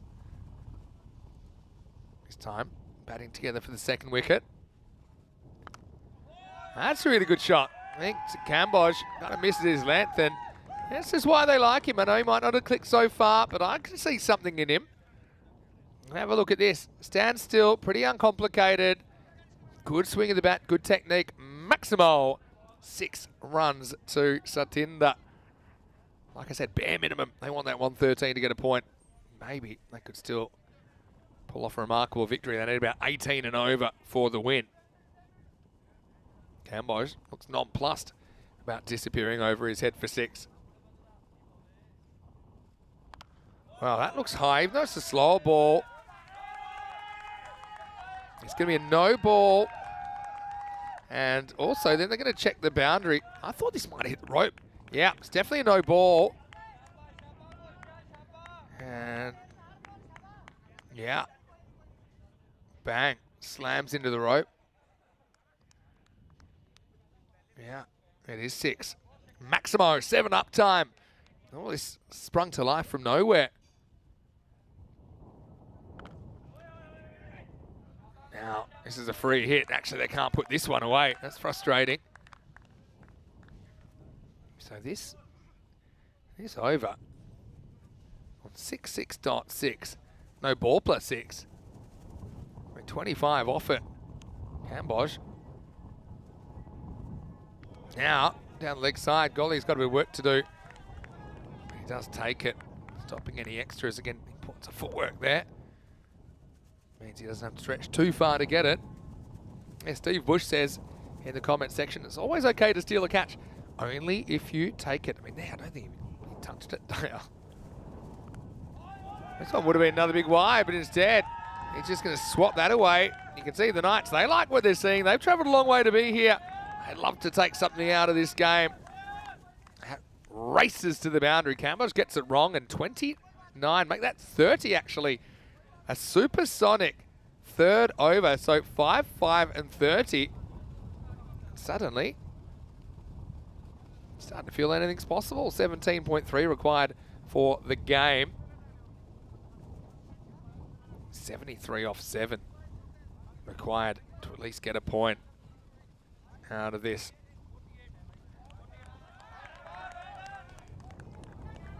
Happy for Satinder there, you can tell that. Obviously had a bit of a rough time earlier. We were talking about maybe you retire him out. Wasn't looking great for his confidence. I think he particularly struggled with Cambodge early on. So he'll be feeling pretty good. And that same player, he's able to get away. And actually, he's able to hit 4 6s and a 4 in the over. That's how quickly your fortunes can change in cricket. It's what makes it unique as a sport, really.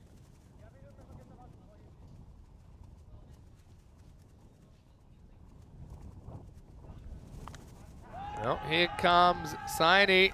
There goes Saini. Maximo! Well, maybe this game is alive after a bit of a rough start.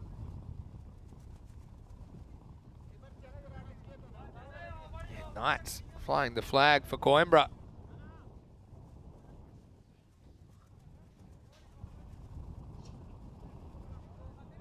Again, where's your length at? This is where if you had the analytics guys there, they'd be saying, look, when you bounce the ball there, and typically this is the result. What you need to do is take out, I don't know what you call it, a little bit of carpet or something, put it on that popping crease line, maybe roll it from the tram line to, let's say, the stumps, and say, look, that's what you should be hitting. When you bowl there, you go for way less.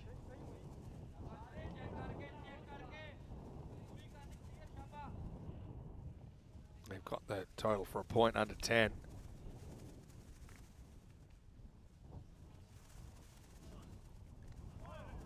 This one does beat Ravinda for bounce. Ravinda looked good earlier, did chase one on the cut. Was well wide of the tram line, got a little feather through to goal out. It was off the bowling of Amrit Kokar, actually. That's another one, probably should have left alone, would have got a wide instead. Get the one, they think of throwing, but I think it's not worth it.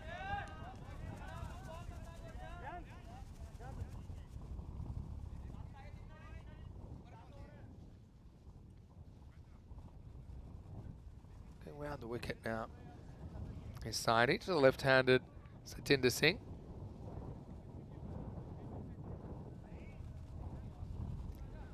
Just feel though, if Gamblers can take a couple of wickets here, maybe they could still take all the points. Knights, if they could continue on this run, maybe they could still steal the win, who knows. Goes and hits it with the wind into the gap anyway. So Satinder continues his good run. He's 35 off 12 now.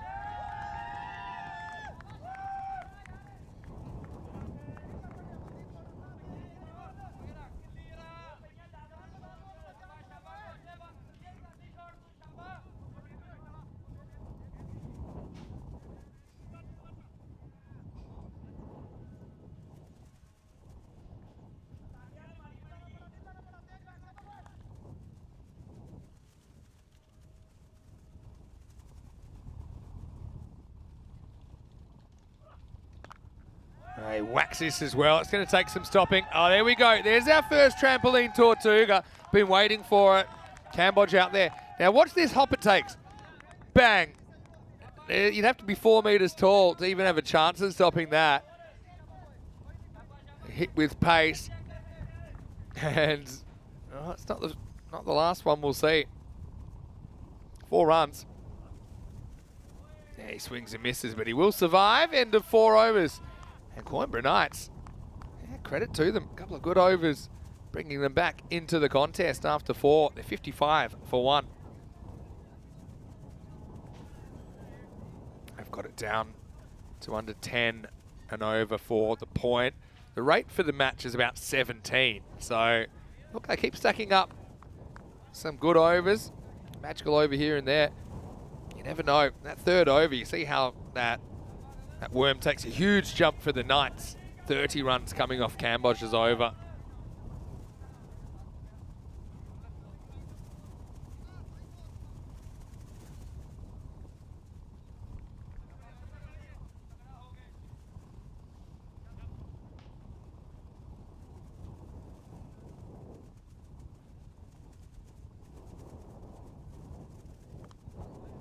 All right, this one is away and it's going to be 4.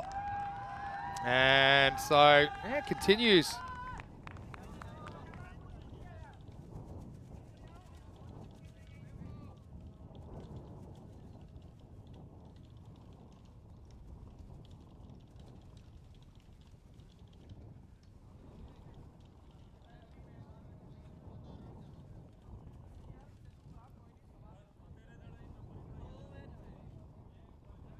Kumar coming on and yeah, right now, Knights on a bit of a run, enjoying their time in the sun.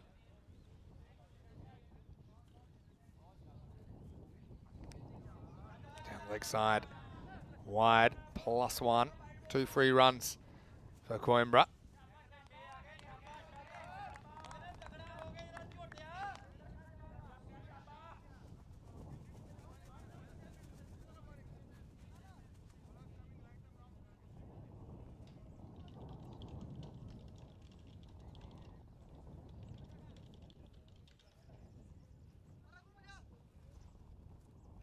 Kumar having to deal with this pair. Left hand, right hand. I just think it's throwing Gamblers out a little bit. Remember, Gamblers only won 3 out of 10 matches last year at the ECS. That's probably not a bad option from Kumar, like a rolling cutter. Slightly mishit for 1. Coimbra Knights actually given 21% for the game here. I still think that's a long way off. They still need 99 for that.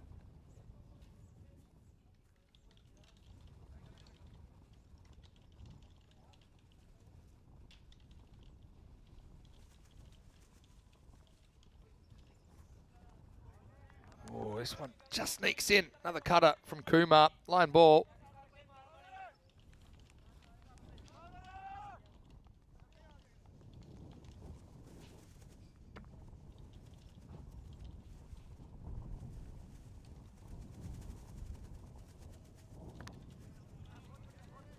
Now they keep it out. So Kumar, I think I like this tactic of kind of digging it into the pitch. There has been a bit of turn in this pitch, a bit of grip off this pitch.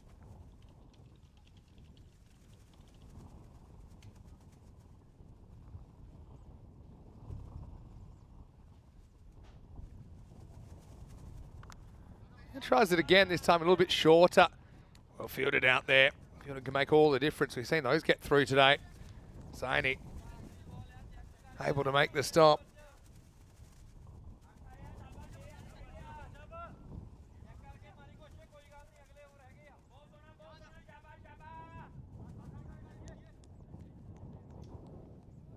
All right, Satinder, you feel like he has to go for a heater here. Rates up above 3 a ball for the win again. Even he could take them to a point, be better than nothing. Last ball, the 5th. And he's bowled him, and Kumar, yeah, he's pretty smart there. He knew that if he could continue putting the ball on that line, just rolling the fingers on it slightly, a little bit of left to right, eventually Satinder would probably make a mistake, and that's the way it panned out. So Satinder bats brightly. He goes for 40 on 15, make that 16 actually, and it's 63 for 2 after 5. Let's have a look here. Look at the fingers there. Can you see how it just comes out, pushes it out? Bit of left to right spin on it. Bit of clockwise spin. Yeah, just slows it down a touch, but also a little bit of purchase off this pitch. So good innings from Satinder at the top. 40 off 16, but he has to leave, and it's 63 for 2. Now the race is on, at least to get this point, I think, with the rate required up at 19.6 and over.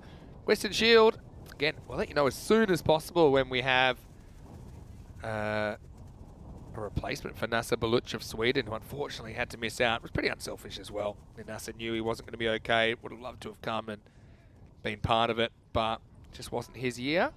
I'm sure with some good performances over the domestic season, he might get another chance in the 2025 Western Shield. But some talent on both sides there. 14 player squads there. Kataria to bowl over number 6. What a day he's had. Got a pretty good over earlier. Had a couple put down. Pretty close. Maybe just a bit high or going down the leg side. Didn't hit back a fair bit. High, maybe. Batter's jumping, hits him above the roll. All right, now this is high as well. Another chance for a catch. This time it's taken. Oh, Kokar gets it right in the end of the fingers. Remember earlier, he copped one in a court and bowled on that right hand. I think that one probably hits the hot spot, but it's going to be a first ECN wicket for Sagar Kataria. What a nice moment for him.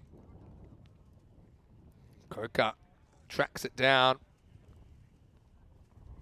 Yeah. Kataria is a guy who has now played, what's this? It's his 39th ECN game, and now he has an ECN wicket in just his second full over, and the Knights lose a 3rd wicket at 63 for 3. Ravinder goes for 13 off 14, but it's weird, a bit like Satinder in the game before. Just couldn't get going. Ends up below a run of ball. Raghunandan comes out into the side. Haven't seen him bat yet. Starts by watching Saini hit a 1.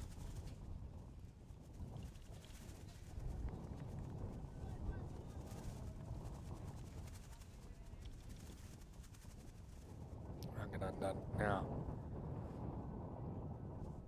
faces up for the first time. And hits it pretty well. Straight to the fielder though, Darji. Silver Fox does the work. Yeah, so got 2 brand new batters at the crease now. Satinder and Ravinder go in quick succession. Wow, that one bit back, and he actually hooks it off his nose and gets 4. It's a great shot. Really, really good shot. Watch this. Yeah, a bit of a forward. It was kind of hit or be hit, wasn't it? But he does get bat on it. He gets 4 runs.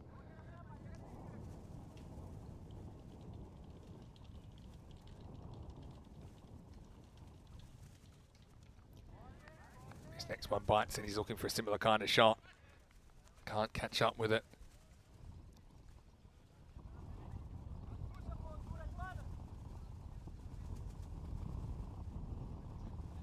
End of the over, 69 for 3.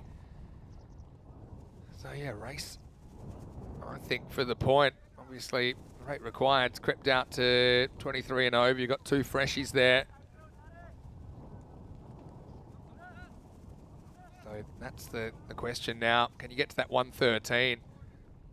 So you need 44 off 4 at 11 and over. And Kushkuma bowling well. Again, he's just sticking with those off-cutters at the moment. Wow, that's really close, you know. Doesn't get the bat down. Look, bat in the air, and oh, I think he's just home. Yeah, just home. There, lands pretty much a tie. And so, well, Saini, I think he'll get the not out call, but it was close. Again, he's lucky that's an elevated. Lucky he got an elevated spot to put his bat there. He just lands in time. He will survive by the barest of margins. 43 off 23 for a point then.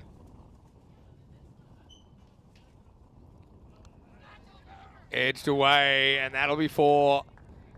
So, Saini, he gets the benefit of a tight run-out call, and then you can see how fast this field is when it bounces. It seems like it gathers speed.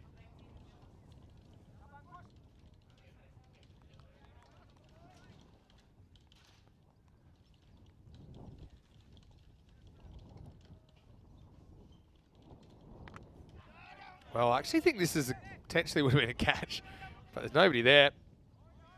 Eventually Dale comes in.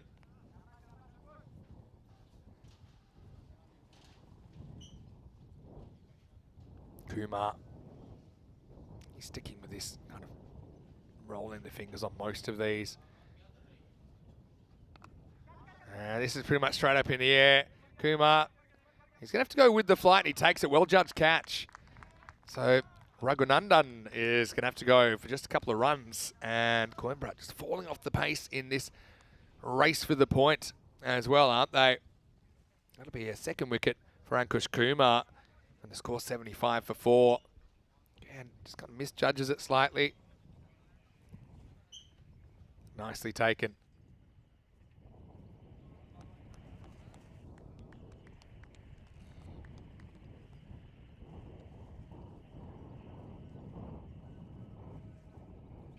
Here's Ghassan. I could see him getting a promotion from number 10 to number 6. Well deserved. Came with some late runs last time. Could use more. Straight 38 off 20 for the point. He's certainly got an attacking approach. He's going to start with a single.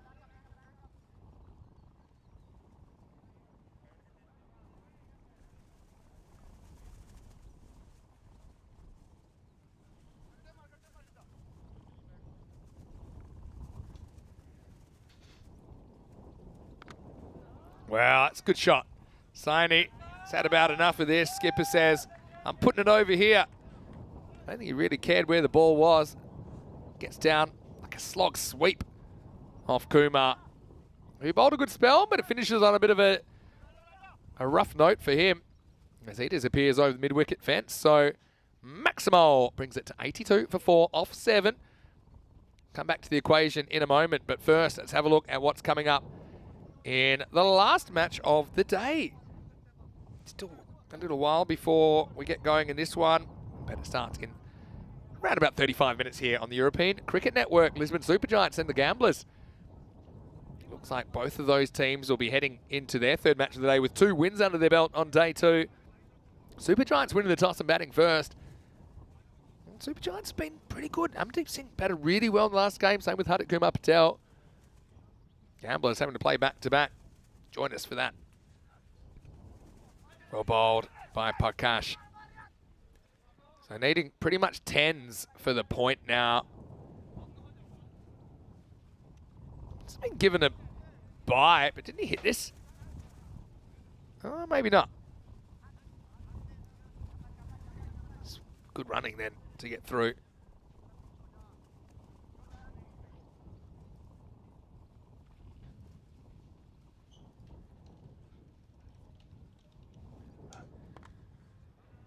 This one's also up in the block. Oh, see with Parkash, I think he's nailed more Yorkers in this. Oh, well, they're going the two.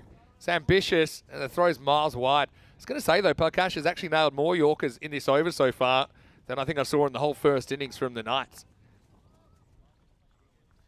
They just got to learn from what you see.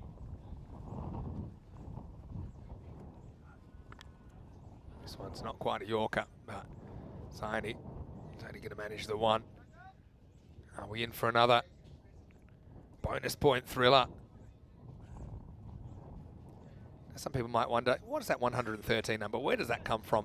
Well, it comes from the fact that the Gamblers got 160 in their innings, so they get a bonus point if they can restrict the batting team to 70% or less.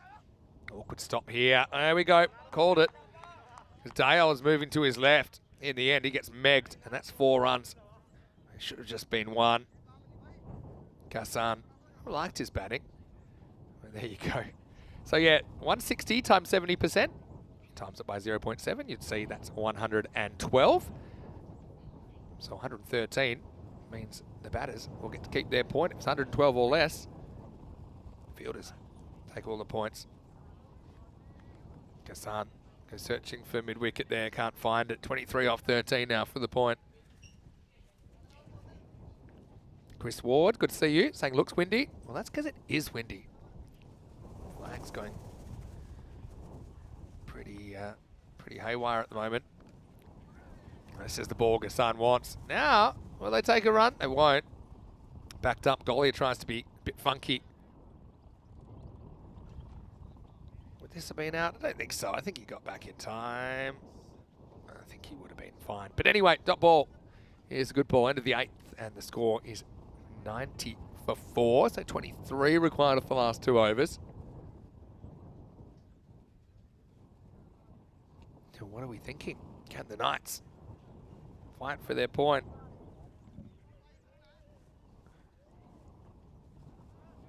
We often say it all happens in the 9th.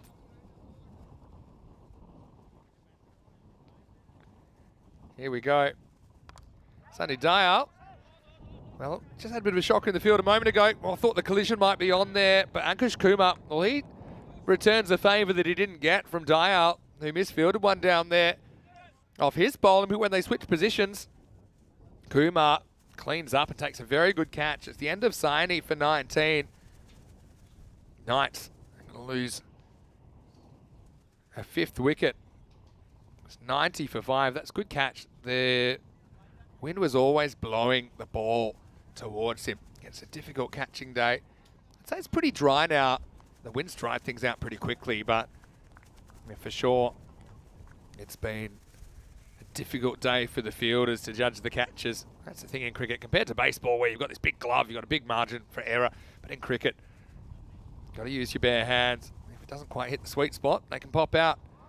Anyway, let's see what Jagdeep Singh can do with the bat.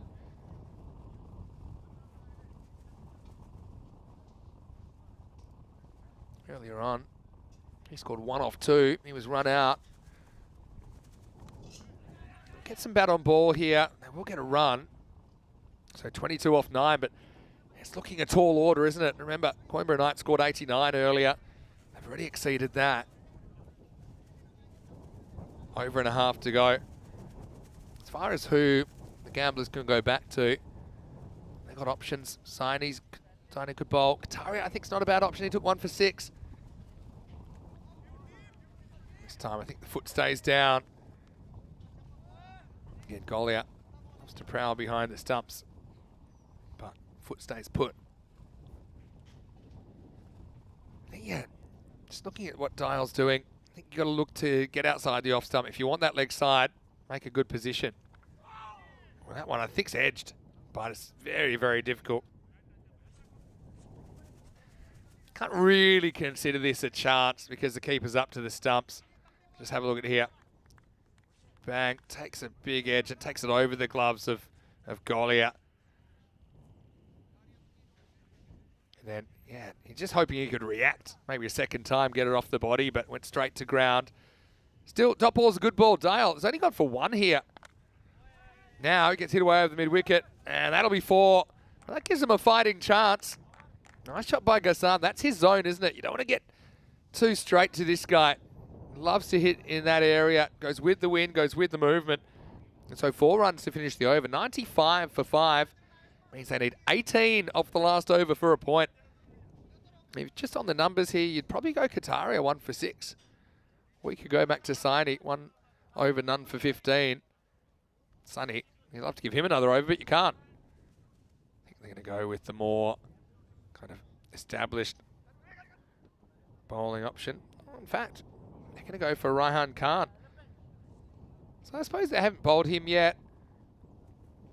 But I think if you're Knights, this is Raihan Khan's first over in the series. Maybe if he has a few issues, and we've seen a lot of bowlers struggling early in their tournament with the windy conditions here. 18 off 6 for the Knights for a point. Well, case in point, this could go all the way. It rolls down the hill and it's 5, and that is gift wrapped with a bow. Raihan, we know he's got a kind of bit of a crazy action, and almost predicted it before it happened, didn't we? Raihan brought on to bowl the last, 18 to defend. Remember, okay, think of it from the gambler's point of view. Because if they can get 4 points, who knows, that point might be the difference between them kind of making the finals and not making the finals. You never know. Raihan has played 16 matches, has 2 wickets on ECN. Seen him previously for Indian Royals and Friendship. But yeah, 12 off 5 for a point. 2 boundaries will do it, I think, for the Knights. Wide, that could also do it. You can see he's not that impressed with what he's delivered so far. A lot of moving parts with Raihan's action. So 11 off 5 for a point now for the Knights. More importantly, I think gamblers are determined to hold them to 10 or less and take the 4. And they'll get 1 here. Make it 10 off 4. They could come back for 2. Oh, has to get his skates on here, and he's going to be run out. And yeah, probably one of the slower throws you'll ever see. Also, Ghassan, he turns like the Queen Mary here, I think. Should have gotten in and out a bit quicker than he did. Kuldeep then just goes a little roll. Oh, did he get in? Oh, he might have got in there. I gave him no hope. Don't know if they're completely off there. Oh, glad I'm not calling this one. I feel are they both out of the groove there? I don't know. I think they're out of one groove and not the other. Should be a really close call. They might go with umpire's call here. I think they have. Wow, I thought it was, to be honest, it wasn't a very good slide. He's kneeling down instead of actually diving. Anyway, Knights catch a break. I think they handle that well now. Thick edge, that'll fly away for 4. Gets them closer, makes it 5 off 3. Yeah, swings hard. Ghassan living on borrowed time. Another bonus point thriller here live from the SCG. And the gamblers close this out. 5 off 3. Ghassan. I think he needs to go to diving school, but did the job just.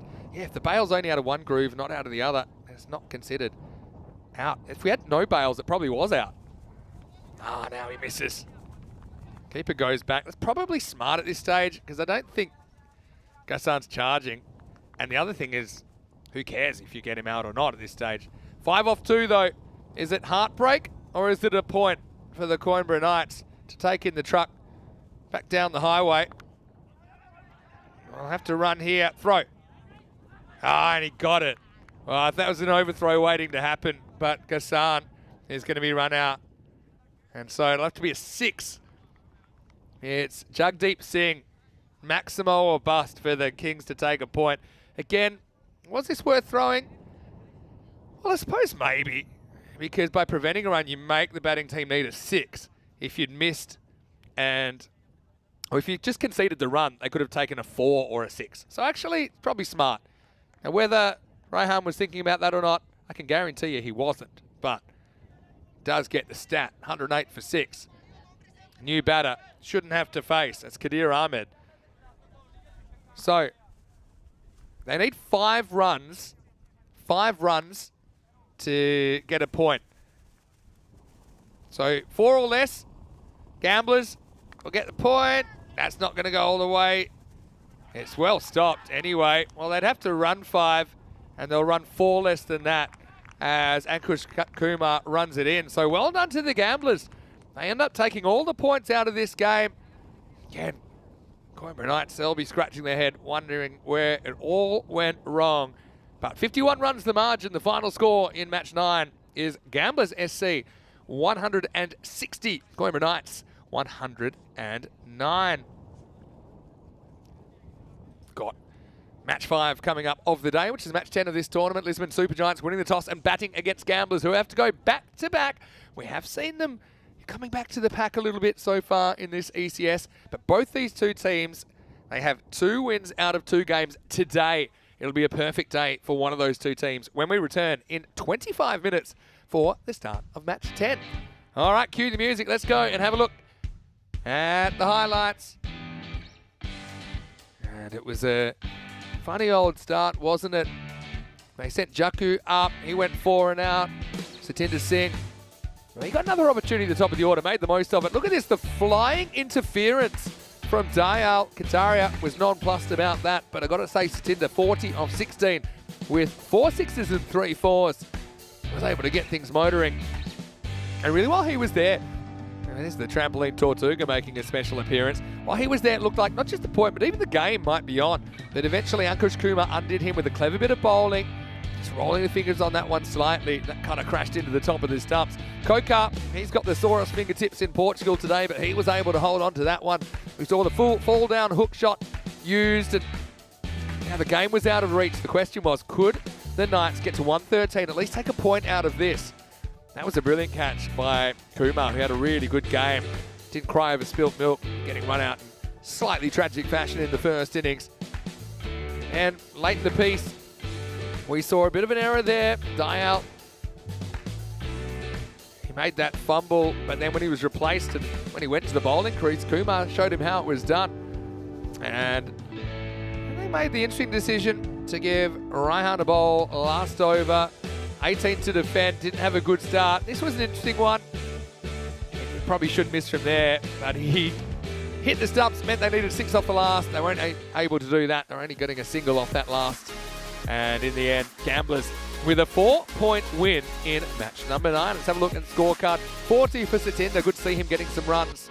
Apart from that 13 to Ravinder, but he had the Satinder syndrome from the game before. Couldn't get going, couldn't even get a run of ball in the end. Lovey Saini played a couple of nice shots in his 19. 15 for Ghassan. Tried to get them over the line, but couldn't quite get them to that point. Pretty good performance. I think Kumar bowled really well, 2 for 21, but Prakash, let's not forget his efforts early on. He took none for 12.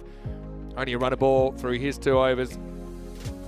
Apart from that, we saw Kamboj with a wicket, though he was very expensive, had a supersonic second over. Kataria with his first ECN wicket, and Sunny Dayal with 1 for 5 in his only over. Raihan Khan didn't take a wicket, but he did get a run out, and he did defend the 18 to make sure that the Gamblers took all the points. Well, you got to know when to hold them, know when to fold them. We'll be back for match 10, and we'll see if the Gamblers can make it a perfect day and parlay their 2 wins into 3. Or will it be the Lisbon Supergiants to finish their day with a 3rd win? Vinny Sander here, Mr. Maximo for ECM. We'll take a break, maybe a spot of afternoon tea at the SCG, and be back in 20 minutes with more European Cricket Series.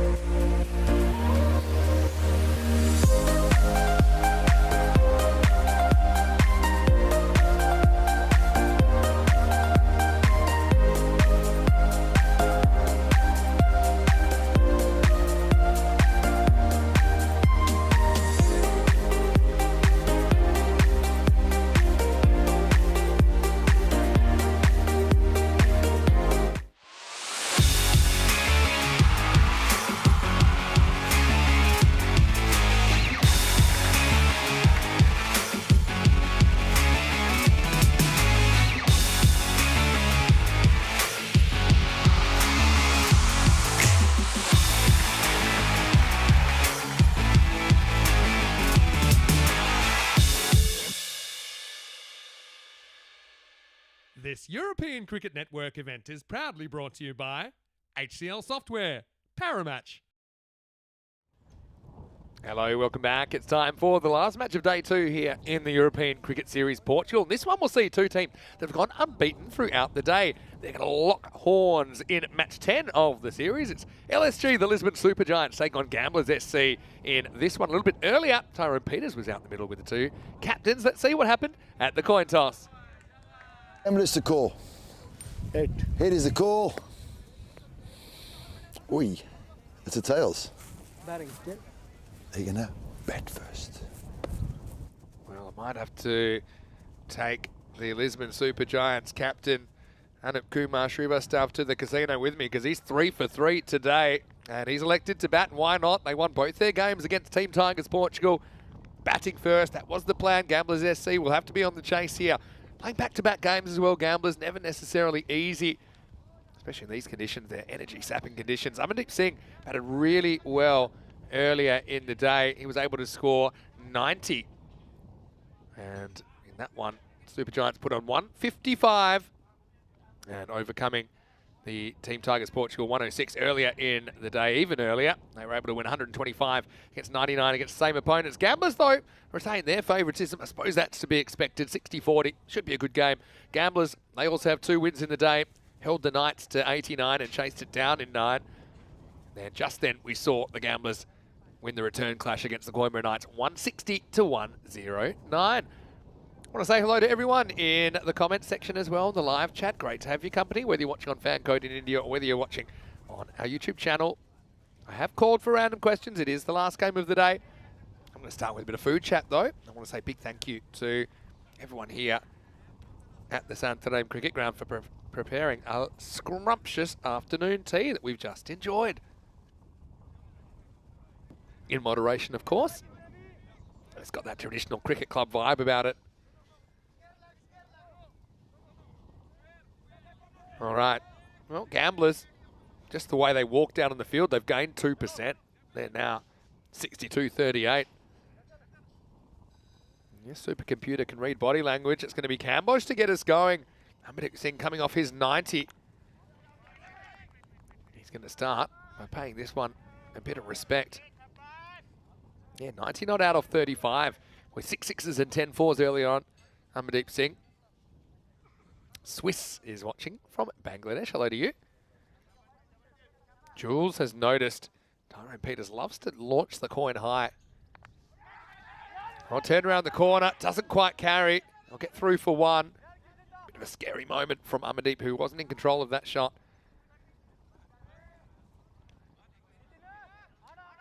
But yeah, Tyrone does like to throw it high.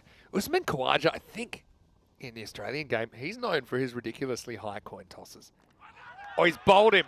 He's gone straight through the gate, and it's going to be a golden duck for Hardik Kumar Patel. What a good piece of bowling that is from Cambosh. Check it again on the replay.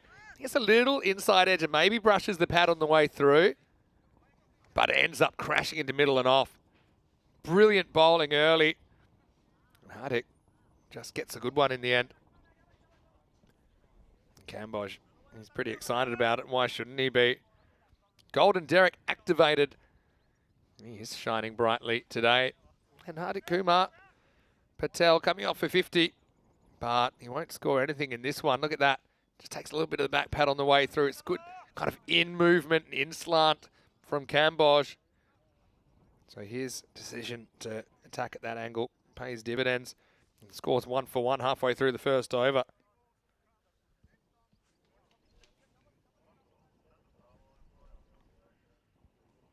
New batter out there is Geary. Isn't too much of a go. Cambosh goes upstairs first up.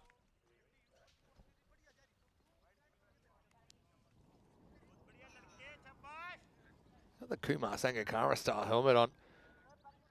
I mean, that's probably just okay if he was standing at the crease. Goes over his head as he plays his shot. Now, Geary tries a Hollywood shot. I think the thing with someone like Cambosh, I think you just take what he gives you. You don't necessarily go crazy against him. I mean, that was probably a crazy shot. because there's other bowlers you might be able to attack. And that time he gives him something on the legs, and he's going to lift that one up and put it out of the ground. Maximal. And yeah, imagine you got yourself out the ball before. You'd never get this one, which is actually in your zone. So some bowlers, I think Cambodge is one of them, as we see a half-hearted, and rightly so, attempt off the ground to catch that one-handed. But you got to bat smart. He's deep in his crease here, Giri. Nice ball the first over. Short, wide, misses out, and at the end of one, Lisbon Super Giants are 8 for 1. Hello to John Tucker, who's watching from the UK. I've got a question for all of our English viewers. What do you think we should do for the meet and greet day on the 27th of May in London? Quick look at the format. You can see that there are 7 teams in each group, so 14 teams. It's the most teams we've ever had in a European cricket series. Portugal. Teams will play 12 matches each, and only the top 2 from each group are guaranteed a spot in the Super Fives. The best performing third-ranked team also makes it through, and there are certain rewards in the Super Fives. You get to start higher up the ladder if you finish higher up the ladder, essentially. Anyway, this is going to be Amandeep Singh who gets forward, just throwing the bat at this. It's Sachin that shares the new ball this time.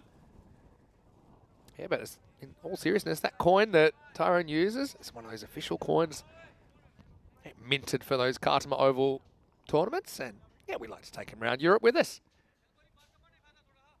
Nice symbolism there. Sachin. Famous name, famous game. Just the one name for Sachin, a bit like Cher. All right, high up the bat, loops away from Coker. So here's a good random question then that's topical for this game. Name your one-name celebrities. Because Sachin, I guess he's got to be in there. He's only got one name. Bowling right now. I've got Prince already. Madonna's an obvious one. Cher is an obvious one. So give me some more.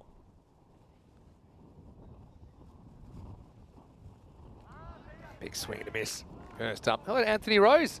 Doesn't have a question, but just wanted to wish me a happy holiday. Thank you and the team for all the hard work. Thanks very much to Anthony. Glad you're enjoying it.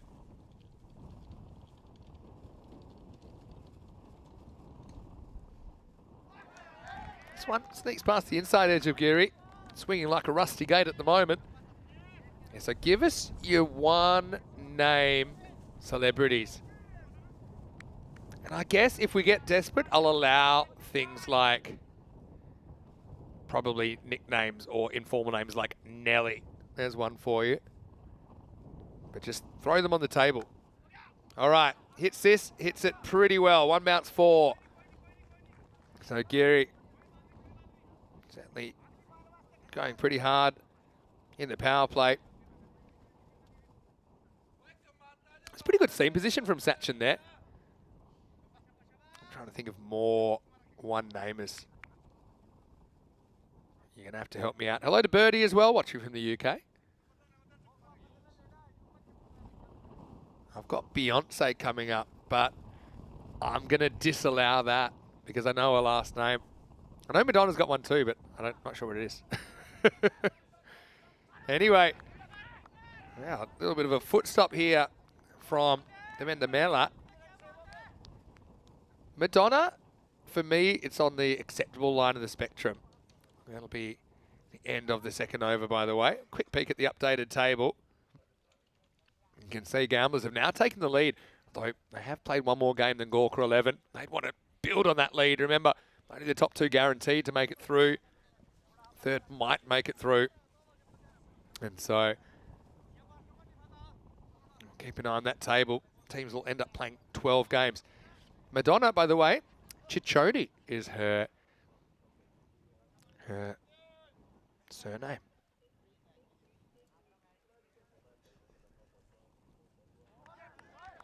Cambodge spends the bouncer first up. Oh, some good ones coming in. This one's all right. I'll pay it to little Alan, saying Banksy.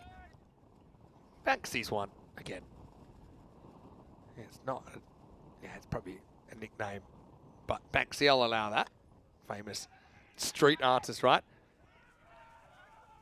Oh, this is going to be a disaster. Well, Mela basically tries to make up for the earlier indiscretion, but quickly has to put the emergency steering on. Good Kataria. He had his issues with the fence earlier, but then here, well, you can see gets a bit nervous, has to pump the brakes. We almost had fence gate 2.0 there. Results 4 runs. Anyway, high in the air, flying away, and it doesn't carry.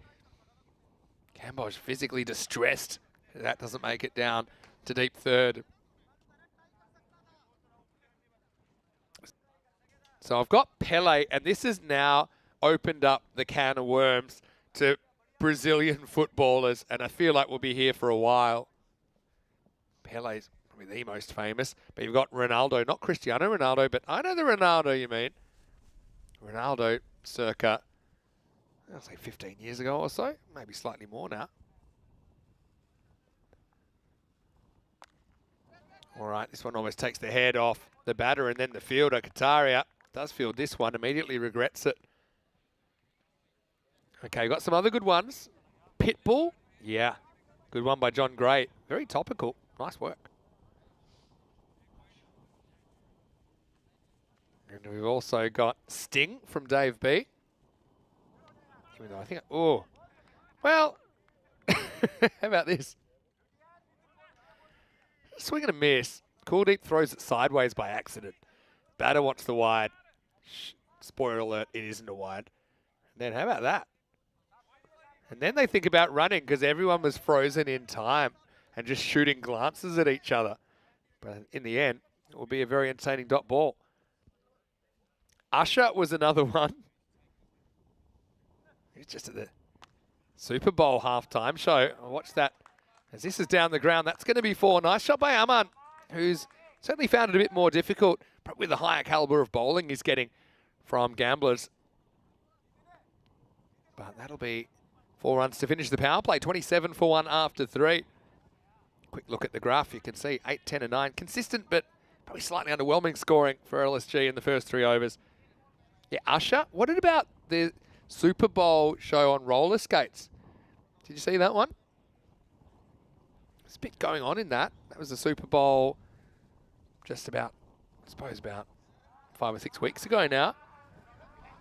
Richard Bird has described the other Ronaldo in a way that I was thinking of, but I wasn't going to say out loud on the air.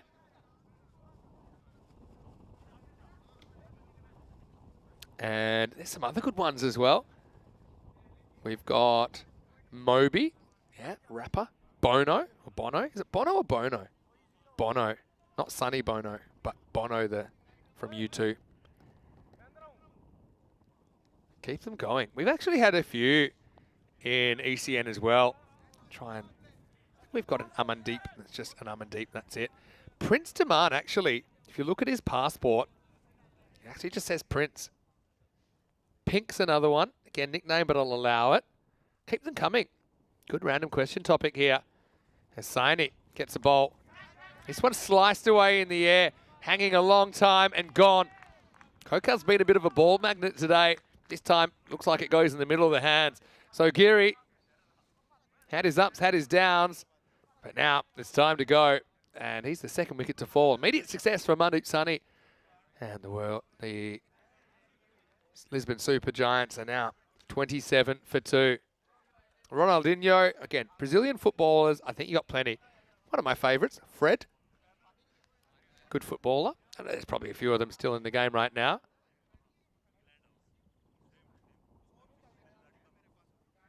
And now, I'm giving Brazilian footballers half points. Zendaya. Okay, always just credited with the one name, John Tucker. It's a bit modern for me, but you obviously know what you're talking about. How about some more cricketers? Can't really think of too many. How about Mahmudullah? I think he played for Bangladesh. Some of our Bangladeshi viewers help me out. I think he just had the one name, one word. Just Want Sing gets a hit at 4. Takes this round the corner. They run on contact. It's a really good example. If you run straight away, you normally get there. It's good backing up and good fundamentals, and got a response from his partner. Share, that was also mentioned. Bjork. How about Jewel? As long as we're going that way.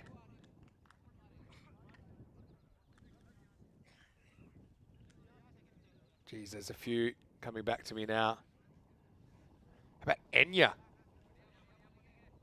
Eminem. Again, I know his name, but I'll allow it. Extra points for like when it's actually their name, but they don't have a surname or a first name. This one's gonna be a wide, I think, +1. Well, there we go. Classic Shepherd will bring another run, and well, Saini not too happy about that. Bad luck. And to be honest, we've seen worse collisions in the last week. Have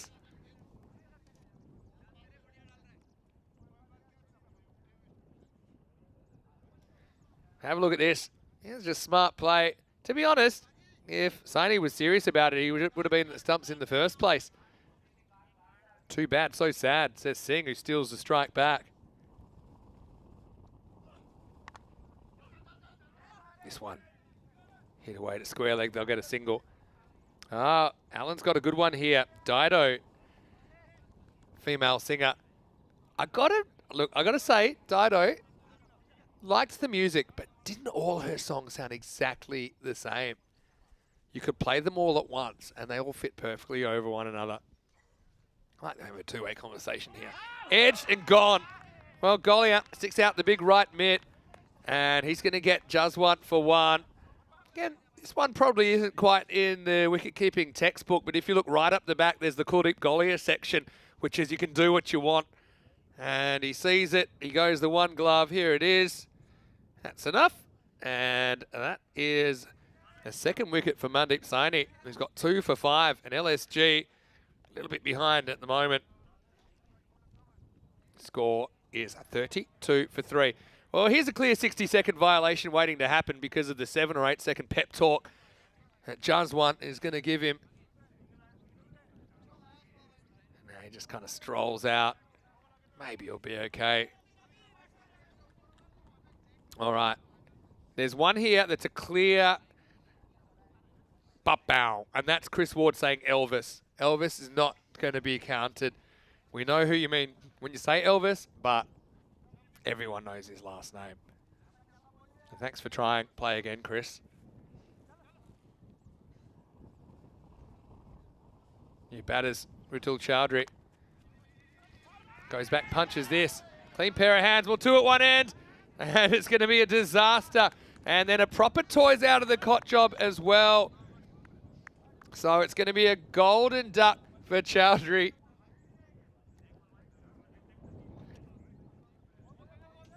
Oh, well, Coker, he's been in the action today. It was a classic 1 runs, 1 doesn't, pump fake. And obviously Amandeep, he's going to survive. And just lightens the load a bit. Not happy. Even though I'd like to go back and see whose fault this is. I'll apportion blame on a scale of 1 to 10 for each of these. By the way, a bit of a rough one for Rutul, who feels the vibrations from behind him. He'll go for a golden duck. All right. Yeah, I mean, it was, unfortunately, yeah, I'm saying, well, you should have run quicker. Rutul probably didn't have enough social capital to mount a response to the guy that hit 90 earlier on. And he's compiled 11 off 8 at the moment. Anyway, 32 for 4. 3 wickets have fallen in this over. Amandeep does have the strike. And he's going to do something with it. He's going to cut it away for 4. End of the over. An over punctuated with 3 strikes from the Gamblers. 3 strikes and you're out in some games. Right now, only 9 runs off that over as well. So score 36 for 4 after 4. What else have we got? I'm going to stick on this one namers. Slash from Guns N' Roses. Yeah. Morrissey. Yeah. Cheryl. Who's Cheryl? That's a very UK-based one. Please explain, Kroom. Well, little Alan said Millie, brackets Millie Small. And if you're putting the name in brackets, it's an automatic fail. Come on, little Alan. You're better than that. Jordan, the page 3 model. Maybe if anyone wants to send some of her work to my social media, and we can give you a yes or no. Richard Bird saying, what's a page 3 model? Good question for all of those not in the UK. Anyway, here's Kumar. Bowled well earlier. He's just been bowling his rolling cutters. I think it's a good strategy on this pitch that gives you a little bit. Have we exhausted the supply of one-name celebrities? I feel like there's still a few out there. How about Adele? Come on. I've given you 3 overs and you haven't even given me Adele. That's an obvious one, isn't it? Good takedown leg side, but it would be called a wide.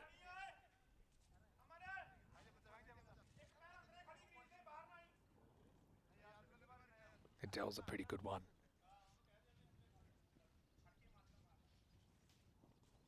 Anyway, I feel like Amandeep Singh now, 15 off 9. He just carefully prods this one from Kumar. Amandeep runs over the top of it. The expected score 95. I think if you can get Amandeep now, then maybe you can get that down in the 80s. Penn and Teller. That's good. Double points for Kroom.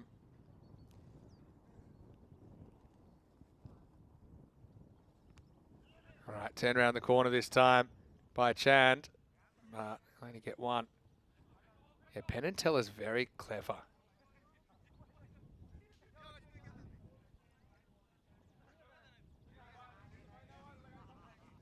Thanks for your contributions once again. If you have any other random questions, if you'd like us to move on to another topic, feel free. Throw them in the chat. ECN European Cricket Network. There's a bit of a noise there, but I don't think it's bat. Golly, it doesn't appeal. Rob Wright, hello to you. Where are you watching from? Great that you've joined us. He says, what about Postman Pat? Well, now we're hitting a grey area. I feel like Postman is part of the name. It's going to be a fail, but it's a close one. And I like that you've just opened another Pandora's box there. Well, off the end of the finger, slows it down a bit. Yeah, just get 1. Okay, Kroom is saying it was Cheryl from Girls Aloud. I got to admit, I didn't know any of the individual girls from Girls Aloud. A little Alan saying that Millie was acceptable because that's all it said on the record. Okay, well then I'll go with Tiffany as well, the 80s pop star. I'll counter it with that. Your move. All right, in the air, thick outside edge, flying away. Kokar, he'll have to try and run it down. He does. It's pretty well to keep that to a long single. Oh, sorry that Chris Ward actually posted Adele, and I rinsed everyone for not getting it. So my apologies there. As we get to the end of the 5th over, halfway through this first inning, Super Giants finding it pretty tough going here. 42 for 4 after 5. This is our calendar of European Cricket Series events. Currently in Portugal, of course. This will run for 3 weeks before we go to France for the first time. Brescia, we have been before, but not for a couple of years. Estonia, we have been before, but not for 4 years. England, we've never been before. We'll be back to Cyprus. Then the long, hot summer. Czechia, Romania, Hungary, Bulgaria, and Italy, Rome. We will have the Meltle Shield, which is actually the female version of the Western Shield. Looking forward to that. Plenty of great locations. ECC window there will involve 2 tiers of competition this year as well, so that's really exciting to have that for the first time. John Gray giving us Drake. Good one. Rihanna. Good one. You're on a hat trick, John. Give me one more. John Tucker saying Corey, but I've never heard of him. Anyway, this one is going to be a thick outside edge, and that's going to run away for 4. It was a good effort in the end, but you can see how quickly this ball accelerates. Nice little bit of batting. Just shows for all the wild swings we've seen. Sometimes just make good contact and let the elements do the work. Well, Trips put in Debbie Gibson. And if you're posting 2 names, then you're really shooting yourself in the foot there. And now you force me to Google Debbie Gibson as well.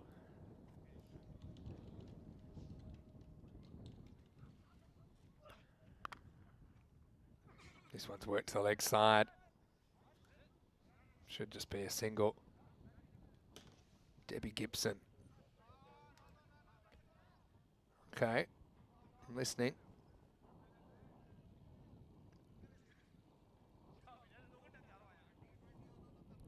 It's a fail. Kesha, thank you. All right, this is lifted up, and that's going to fly with the wind. Up and out of here. Maximo! Can Amandeep find his batting boots before it's too late? Steps at this one in the slot. If I was to write a song, it would be called Where Have All the Yorkers Gone? Because I've seen probably 4 or 5 in the day.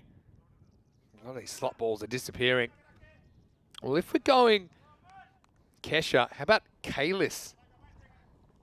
Did she sing My Milkshake Brings All the Boys to the Yard? And I know you're singing the rest of it right now. There's still some good ones here. Liberace, thank you. And John Gray has a hat trick. Put him on the Hall of Fame. Oh, there we go. It's a fall down deflection, and it's going to run away for 4. Well, there were 2 things that could have happened here. He could hit it for 4. He could have hit it into his own face. Luckily, it was the former. Boof. And Amandeep Singh coming good at the right time. It's pretty disconcerting for the wicketkeeper as well. Oh, Sade, smooth operator. Good one. Twiggy, Flea, Will.i.am. Yeah, I'll allow it, even though it's got dots in it. Meatloaf, yes. Jeez, there's lots of these. Golly does well to block that. Stop it going for extras, but just the 1 wide. Suggs. Got yeah. Somebody I used to know. Okay. Didn't know that was the artist. Fabio. Thank you, Ashfir. Thank you. Shot. Nice looking shot. Gets knocked down by Cambodge though. Just be a single. Fabio's a really good one. Remember when he was on a roller coaster and they flew into a goose and he broke his nose? Unbelievable story. Share's been done, but Ashfir, thank you. Zucchero, Lulu. There's a Malaga film star. I watched a movie when I was in Barcelona. Stumps. Good fielding by the Stumps. End of the over. Chand stays on 8. Saini will finish on 2 for 26, and the score is 59 for 4 after 6.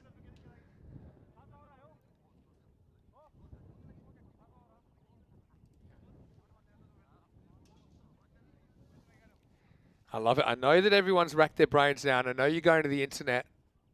I know what you're up to. Vangelis. Okay, that one I don't know so well. Baxy's been said a few times. Cisco, known for the thong song. John, admit you've now searched. We're getting obscure. Mandrake, that's actually a good one.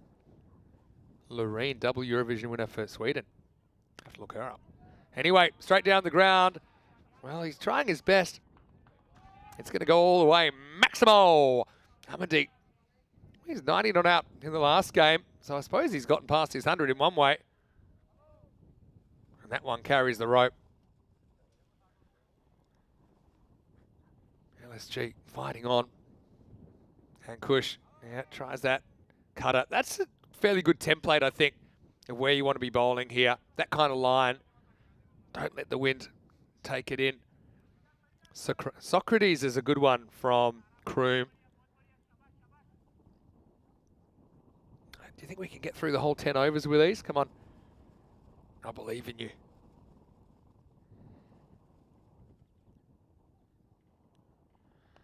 Switches on, baby. And he actually gets a fair piece of it. It's a very good shot for one. Irony being that if he just stayed and played that right-handed, he would have got it wide if he just left it alone. But hey, you got to commit early. Actually pretty much has one hand completely off the bat when he hits this. Watch. He actually takes that other hand off the handle and more or less holds the blade of the bat, or tries to. Kroom's gone down the philosopher's route now with Plato. All right, sounds like a broken bat, and it won't quite make it down too long off. Well, if we're doing that, I'm just going to go out there and say, God. God's got one name. Touche. This one comes in. Yeah, again. See this creep towards the boundary. They'll make the stop. It's actually pretty good running to leg it out for two. Amandeep looks like he's had a long day, because he has. He's got a sore back from carrying the batting of the Lisbon Supergiants as well at times. Leaves the bat behind. Not the first time that bat's been discarded on that part of turf. So Dave says Lemmy. TC says Kylie, but I'm going to say that that's a no from me, because everyone knows it's Kylie Minogue. Well, you definitely do if you're Australian, and I'm biased. So Kylie is a fail. One I would almost allow but have to reject with a heavy heart would be Rico. Everyone knows when you say Rico. How many Ricos around the world are there? Any time I'd heard the name Rico before was on some of those cartel movies from the 80s and 90s, where Tom Cruise would normally fly into town and sort out the business. Bowls this from a long way back. Kumar. It'll be dragged out. Rob Wright. Where are you watching from, Rob, by the way? Got some good things happening. 7 overs down, 70 for 4. Well, speaking of Rico, who will be back tomorrow. He'll take you through the next few days. Group A continues. Lisbon Capitals back on the park. Got a couple of games against Gorka 11. Punjab CC Amadora taking on TTP.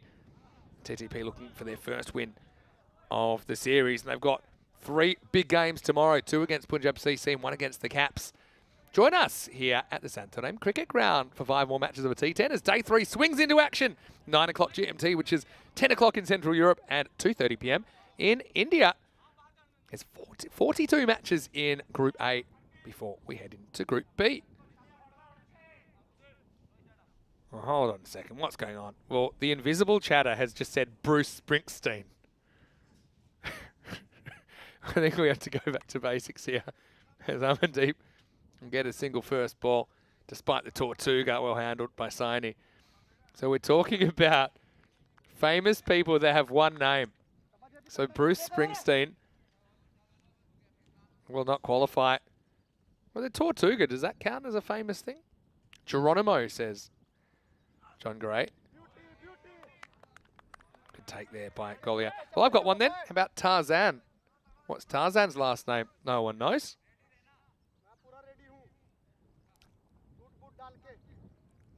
I feel like we still have 1 or 2 real good ones to come. So that's why we're going to keep the conversation flowing. Avicii's a pretty good one, John. All right, hit him. He's gone. And Kroot almost gets collected by the ball. He's going to go to the replay. And Kroot, well, probably rightly so, a bit concerned about a throw that might end up in his midriff. It's gone by a metre, I think. Lines them up. Batter takes the direct route, but it is good night, Charlene. And then Kroot, after this, well, did that get him?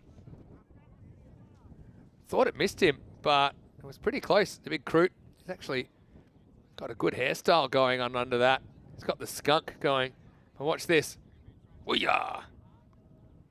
Well, that's why they normally say you should go the same side the ball's hit to avoid getting hit by it in that situation. But anyway, it'll be the end of Chand, who fights bravely, but he'll be run out for 9. And in the 8th over, Lisbon Supergiants are 71 for 5. Ceremonial helmet swap. Although, yeah, you have to make up for some lost time. 60 seconds to be ready. Hello to Rob Wright, watching from Galway in Ireland. I think he loves the ECL, and he's enjoying the commentary, making it feel real for me here in Galway, Ireland. Galway's a beautiful part of the world. Well, how about this? It's going to be Amandeep who then pulls out the paddle again. Row, row, row your boat style. And it's going to be 4 runs. Well, thank goodness for Amandeep. Keep her up as well. You've got a bit more margin for error because it's kind of any touch. He's going to take the ball past the keeper. And if you miss it, it's pretty tough. Hamlet, yeah. Macbeth, yeah. Frankenstein. I'll allow it. How about Stifler? No one knows his first name. Moses. Pretty famous. Golly has missed this one. I'm feeling this might be buys unless there's a little inside edge. Or maybe there was a little inside edge there. So you can excuse Golia. This one floats in. Oh, it's pretty close to the stumps.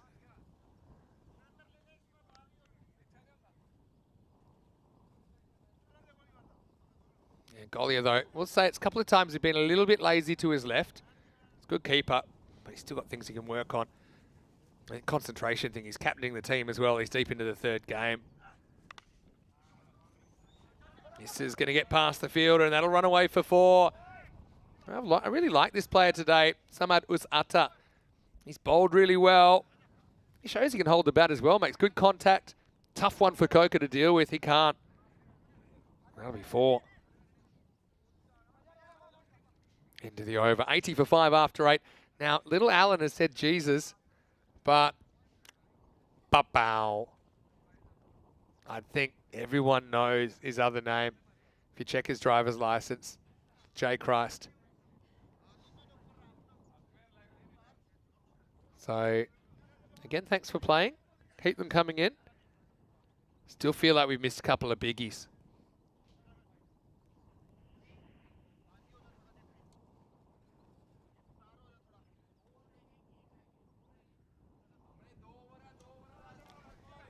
Mela gets the ball here in the 9th. Amandeep will play him in a style that I'm going to call aggressive. And really going to get too much of the first one. Moves to 45. Thanks, Kevin, for reminding me it's Steve Stifler in the movies.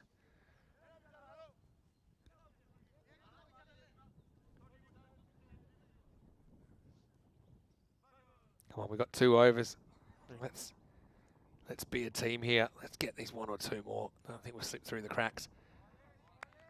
And Samad swings straight through the next one. Yeah, there's a few cars and inanimate objects, but I don't know if I'm going to allow those. I'll get honourable mentions. This time, Samad happy to take the 1. So the invisible chatter now saying his name is Matt. Okay, Matt, now we know that. I'll call you Matt. Didn't actually know you could have a screen name that was just a space though. Very minimalistic. Amandeep. It's kind of hung in there. But his strike rate of tick under 2 a ball. Well, currently, you can see that he's going at 184. That would get you kind of 115 as a team. But okay, he's been the established batter, so most of the other batters not going that fast. I think of 2, but I think Amandeep, he's happy to take the strike here, last ball of the over. Lizzo, that's a good one. Pink, I think was mentioned already, Rob, but thanks again. Cher, Adele. Hello to Darren Daly. Where are you watching from, Darren? Good to have you with us. Good to have a few people floating in. Smashed it. Really good shot. And that'll be 50 for Amandeep Singh. Back-to-back 50s. Brings this one up off 26 balls going at 2 a ball. And really, without him, this innings would be a bit of a dog's breakfast. Maximo to bring it up. And it's 90 for 5 after 9. Can they get kind of an ugly 100 here? Maybe keep the gamblers quiet. LSG in the first game, they definitely brought the pressure with the ball, particularly in the first 4 overs. Mandeep Saini with 2 wickets here. 1 to Kamboj, who was pretty tight. Ankush Kumar had a pretty good day with the ball as well.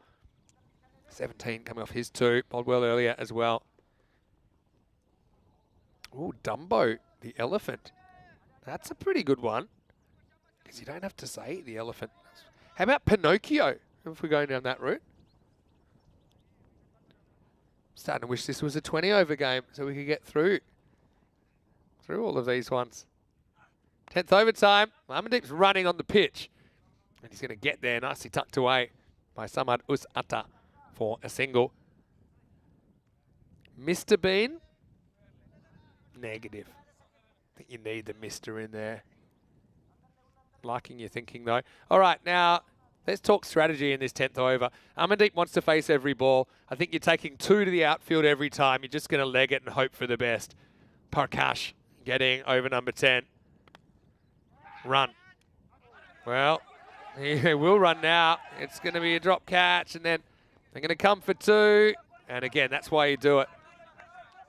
I think first up, Prakash isn't happy. Feels the ball should have been caught. Let's have a look at it on the replay. Clonk off the hands. Does save 2 runs, I suppose, but also concedes 2.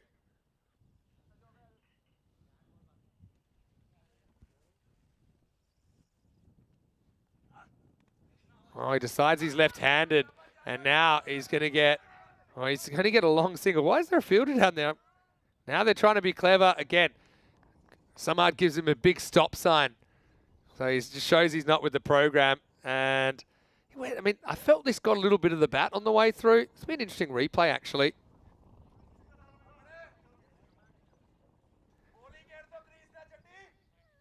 Yeah, actually hit the back pad, I think, and climbed over the keeper. It's a strange one. Looked like a top edge, but I don't think it was. Leg by given. All right, high. And look at him. Amandeep's filthy because he knows he's going to have to walk back to the other end.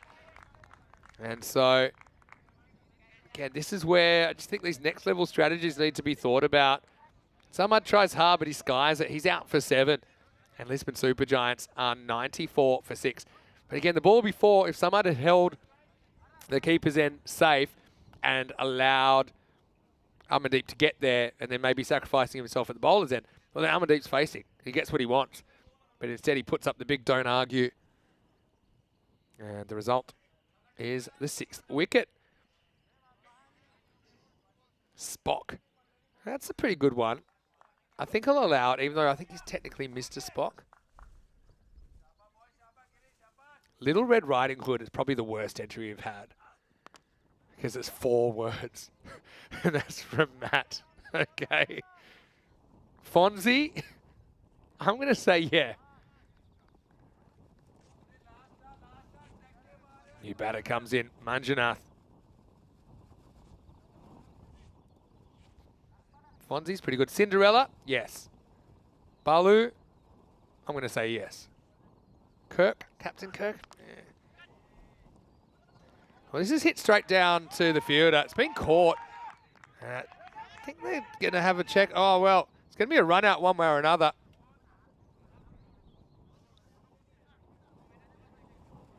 This is funny. It takes a step forward. I actually think that probably is it. I think it probably is a no ball. But here's the thing.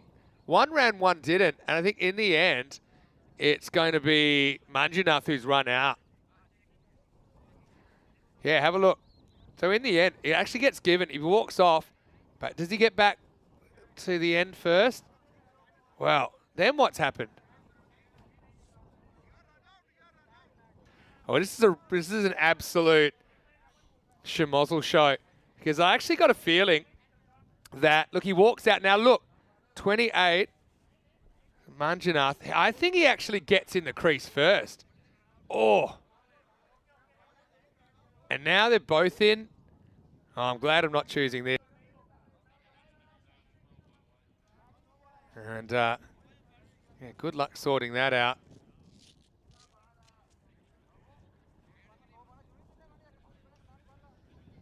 Yeah, so let's have a look at this one here. Thing is, you can't really see the line.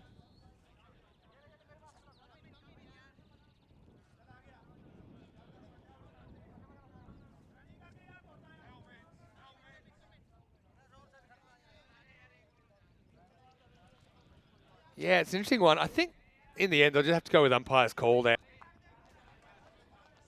And it will be Amandeep who's run out for 54. With a bit of time taking that decision, gives the new batter time to get the stuff on. Paul's got a good point. What's par score here? Normally has it figured out after a couple of matches, but has no clue. Me neither. I think conditions today have brought the scores down a bit. That's pretty clear for me.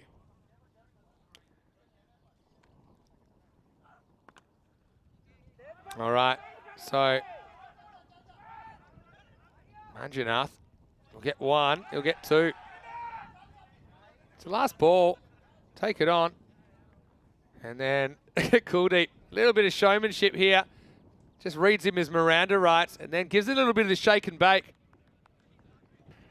Well, Kuldeep, been a long day. And we know he likes to dance. We found that out at the Sunset Beach Club. And he says, yeah, see you? Come on, come at me. A little bit of fun from Kuldeep last ball. And then a little bit of the twerk and Burke from Kuldeep. So that will be, I forgot how many they run, but I think it's 2 and out. So for me, that'll be 98 for 8 at the end of the 10. Matt saying Gamblers SC, does that count? The SC stands for Sporting Club, so I'm going to say it doesn't count. But thanks so much for all of those entries. I'll keep looking them over in the break. Let's have a look. And it was rock and roll time for Cambodge. First up, you got Hardik Kumar for Golden Duck. So Hardik came out, but no success for him as he had to quickly scurry back to a safe place. Apart from that, Amandeep batted pretty much through the innings, 54 of 29. Well, this was one that I was a bit worried for Mela, and he quickly stopped before he reached the fence. Kokar has had pretty good hands today, even though they're a bit sore. How about this from Goliath? This goes the old 1 mitt style. Takes it, going to his right. Then it was good old-fashioned cook-up time as Amandeep ran his partner out. And I'm no body language expert, but I think he was slightly displeased to have to lose Chandri for a first ball dart. Swinging away. Now, here's the issue, though. Amandeep, 5 fours, 3 sixes, but apart from that, there was only 4 fours and a 6 from the other batters all combined. But he has given them a score, more or less 100. 8 in the piece, we saw that run out. Nice bit of work from Parkash to get Chad for 9. Still, I like the invention from Amandeep. He's batted really well today. He can be very proud of his efforts. And so, when it came down to the crunch, it was Amandeep kind of holding the innings together. That was a nice catch taken down there by Ankush Kumar. And then, again, there was another little bit of a live debate. Who made it back first? Ultimately, the umpires said that Amandeep was the one out. And then Kuldeep just giving the batter a bit of encouragement, saying you never know your luck in the big city. And he shakes the booty and lifts the bails off. 99 for 6 in the end.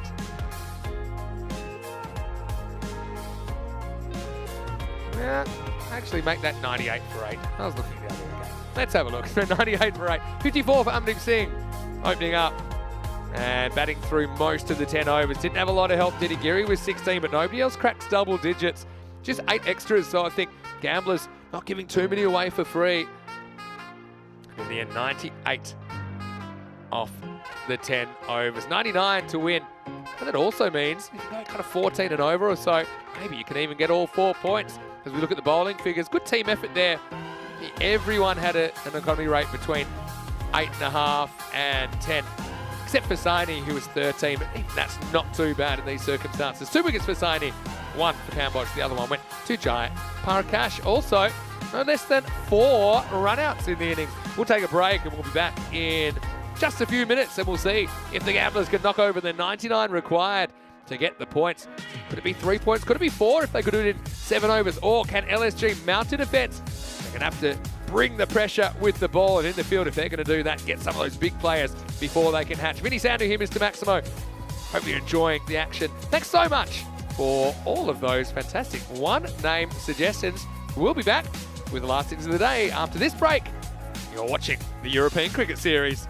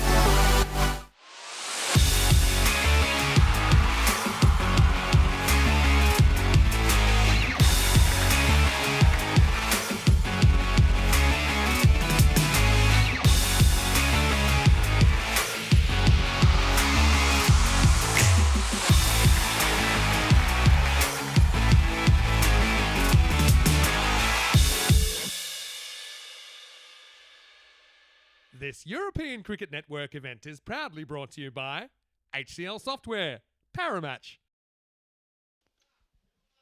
Hello and welcome back to the Santarém Cricket Ground in Portugal. Time for the last innings of the final match of the day here on Match 2. It's match number 10 between the Lisbon Supergiants and Gamblers SC in the first half of this one. LSG putting on 98 of their 10 overs. Obviously, if that can be chased in 7 overs, then the chasing team Gamblers will get all the points. Outside chance, I suppose, if you could restrict Gamblers to 68 or less, then LSG would take all the points.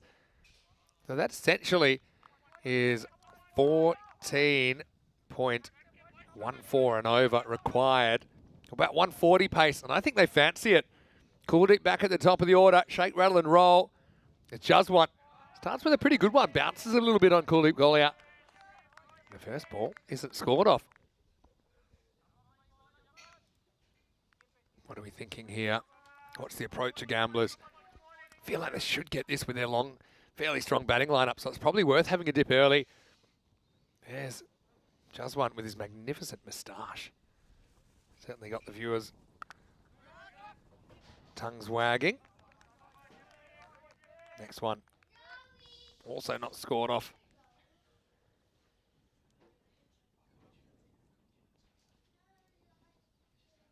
Golia. Proven performer here in Portugal domestically. It's going down the leg side, but it's going to be 3 dot balls to get us going. You see Golie's probably a little bit worried about getting across and trying too hard to hit leg side, because you can tell that Jaswant's got the ability to straighten the ball down the line. Maybe he'd catch Golia LBW. He's playing him in a fairly orthodox fashion so far. Another one that won't get a run. So 4 dot balls to start. And LSG, and considering that they've started with 2 pretty good wins, they'd be hopeful that they might actually be able to get at least a point out of this.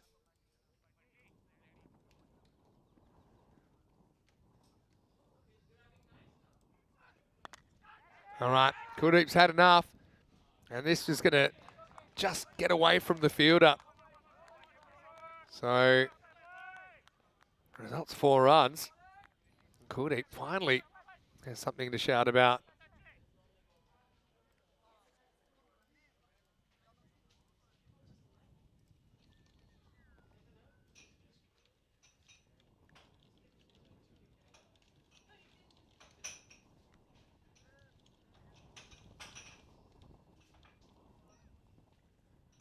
Last ball of the over, still been a pretty good one. I just want Singh. Now lifted up, fielder's there, but he's going to have to hold on, and he does. That's a great bit of work. Amandeep's been brilliant, hasn't he? Firstly with the bat today, but then in a key position, he holds on to this. And it will be the first wicket. It's a pretty big one to get Kuldeep.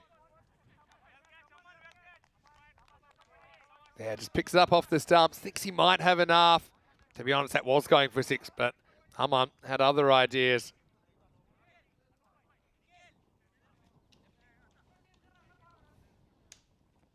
And so, end of the first over, 4 for 1, brilliant start.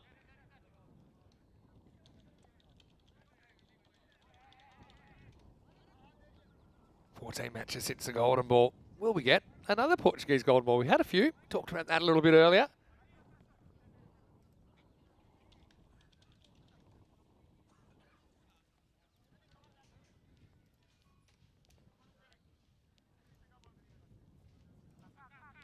So Darji will get a chance to face up here. Watch the first over. Ankush Kumar's come out to replace Golia. He's at number 3.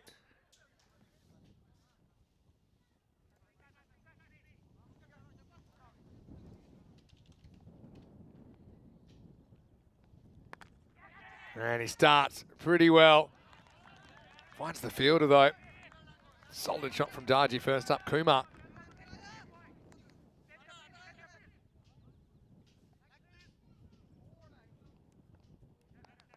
Let's see what he can do. Bowled pretty well today.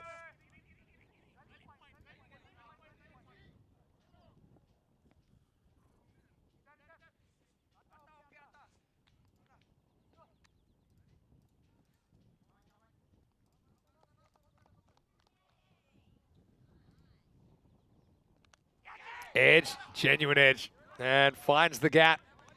The sweet spot, if you like. Well, it's not so sweet. It's a bit of a sour spot for the fielders. This will be a great view of it. Bang. Wide of the keeper, to the left of the fielder. And, of course, races away for 4.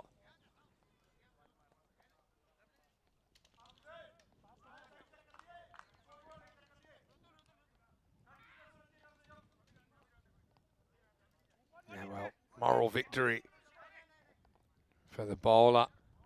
Harinder Singh had a good first game. Didn't have a good second game. What can he do here in the third? Walks at that one. Again, probably unnecessary kind of footwork. Stay at home, have a look at the ball.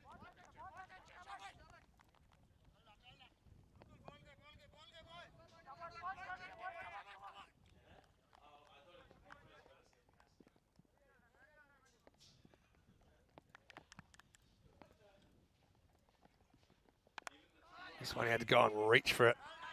Well fielded there. At least to knock it down, knock it towards his teammate.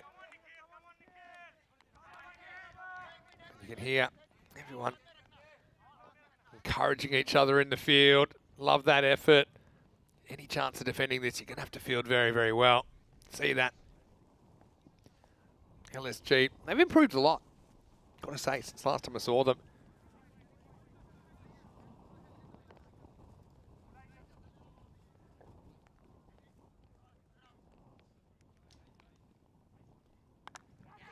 Walks at this Darji this time, finds the fielder. It's another wicket.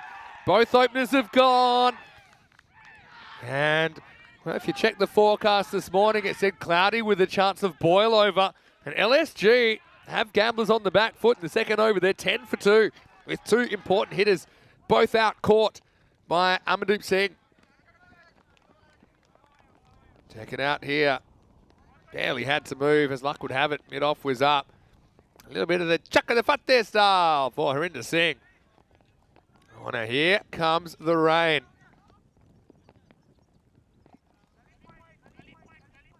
I would also say, I don't think they're going off because rain's come and gone occasionally today. It normally blows away.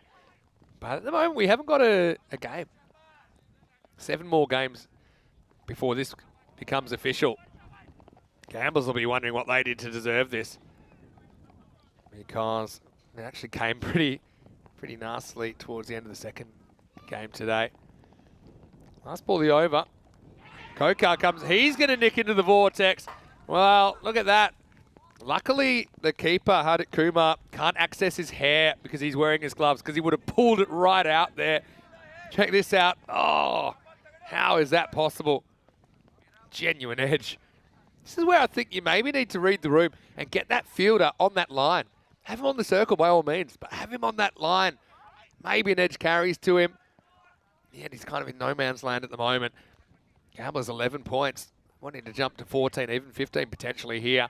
Super Giants, though, hey, if they could get a win here, they'd go past Corker 11. They'd be very, very happy with their start. Be real contenders.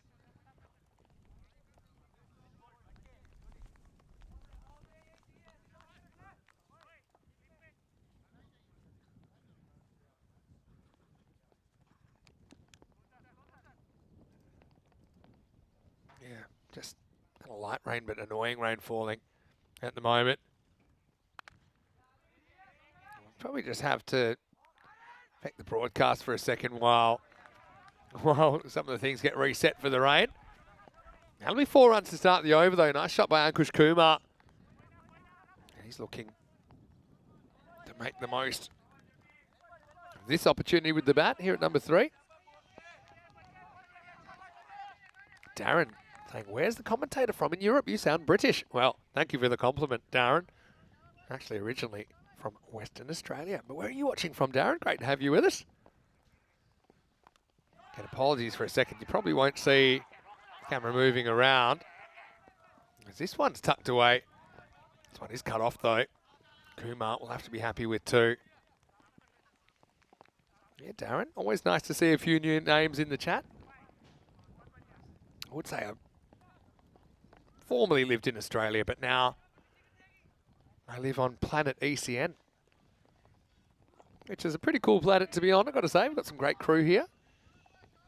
Visit some really nice places as well during the year. This one is cut away, but won't beat the fielder this time. Now, we've got 3 more games before this is official. Bear that in mind.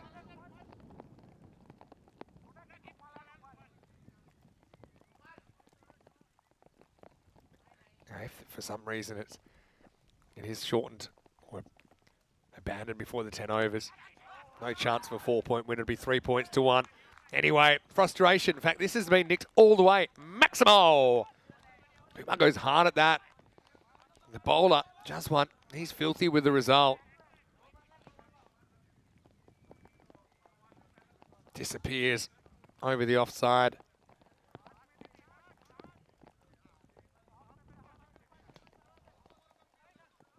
Yeah, it does seem like the rain's kind of setting in a little bit more than earlier on. It's pretty heavy at the moment. You can probably hear that as well. There's a rolling cutter. He hits him with the leg and he's been given out. He's been given LBW. And look, he's not too happy about it. But I mean, he does get beaten, let's be honest. And Kumar's going to have to go. Where's it pitch? Maybe in line, maybe not. Oh, I mean, bounce is another thing. It's been a long day. I'd say maybe that's a bit of a sketchy one. The pitching was questionable. He's a long way down, and it's on the way up. Yeah. Probably an element of doubt there for me, but umpire has to make the decision, and it'll be a wicket, I think.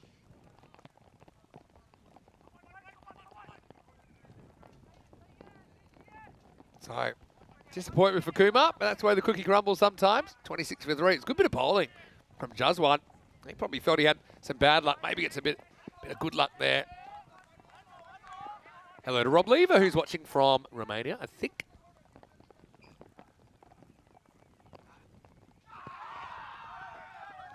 And next one sneaks past Kataria.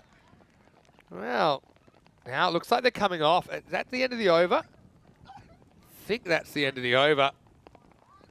All right, hold on, because it depends. Yeah, so that will be the end of the over. It's 26 for 3. Let's go play Duckworth Lewis. Let's roll the dice. Now, if they don't get back on, the way things are going, it's not looking great. So 26 for 3. The pass score is... Okay, I'm going to double check this before I'm... The pass score's 30.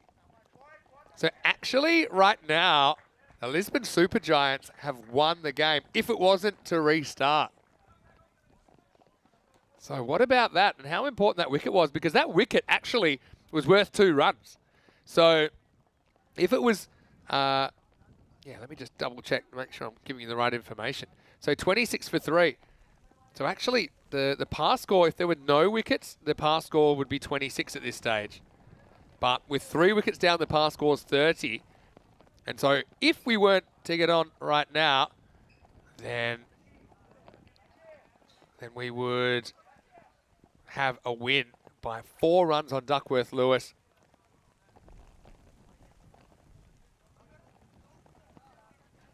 reminder of what's coming up around the traps. Portugal for 3 weeks, starting this week, and 2 more, of course. Western Shield, second weekend, first ever. Coming up tomorrow, we have 5 matches, starting with Lisbon Caps. The Capitals taking on Gorka 11. Join us 9 o'clock AM GMT, which is 10 o'clock in Central Europe and 2:30 p.m. in India. So, yeah, just waiting. But yeah, this rain is probably the heaviest it's been all day. I know tomorrow there might be a few rain periods, so hopefully we can sidestep them. But yeah, Rico Full will be back tomorrow from the comfort of the inside commentary box, which has been a tremendous success today, I've got to say. Let's have a look at some of these highlights. Now look, 99 to win. Golia, remember he missed the first 4 balls, missed out on scoring, then he got out. And really, it's these 3 wickets, if it is a win to the Super Giants, these 3 wickets is what gets them there. They had a bit of bad luck as well, didn't they? There were a couple of nicks for 4. One actually went for 6. So that's over half the runs for gamblers coming in edges. Amandeep did well. Bit of the old chuck it about there style there. This one, an LBW, which created a bit of debate. Oh, what side Chris Kumar was on there. You can see it's horning down now. I've got some worries that we might not be able to get on here. And yeah, you can see it's really coming down. Just a confirmation, if it is stopped right now, the pass score's 30 and they're only 26. So Lisbon Super Giants will win by 4 runs.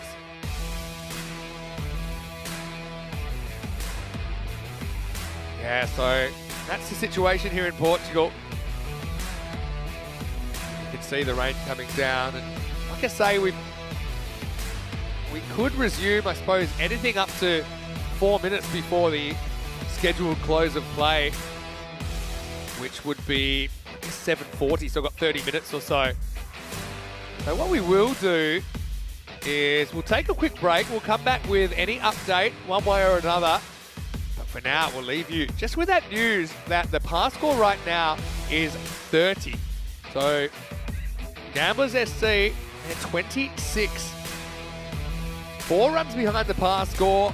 Potentially, we have 25 minutes before the cutoff, and we could get another over it. And if we get another over it, it could completely change the equation.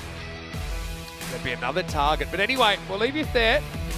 I'll speak to you as soon as there's any more information. But he's sound to here, Mr. Maximo for ECN. Hopefully back soon with more cricket action here on ECN. You're watching the European Cricket Series.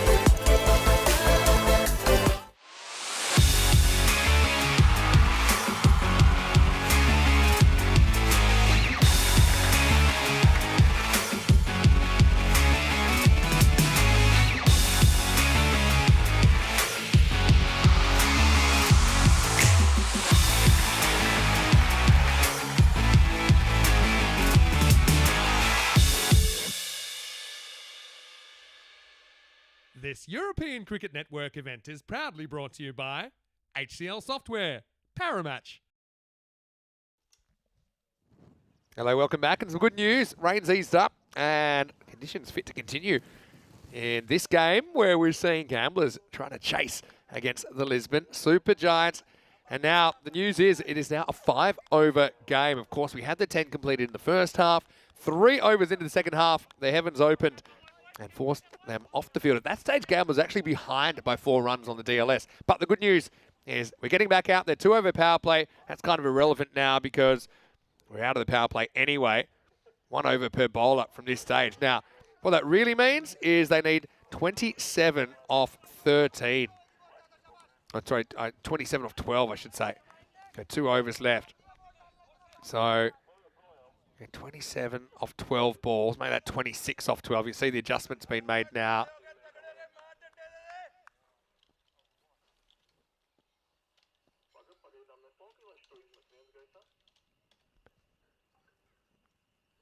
Okay, so now the target is 53. So Gamblers, well, they'll be thrilled to get out there and have another chance to win this game.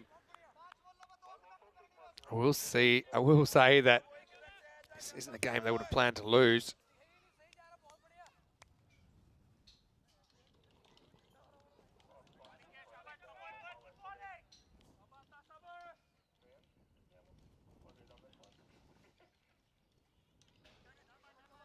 This one pulls up. So yeah, I suppose it gives them a chance to win a game that would have been lost if they couldn't have got back on.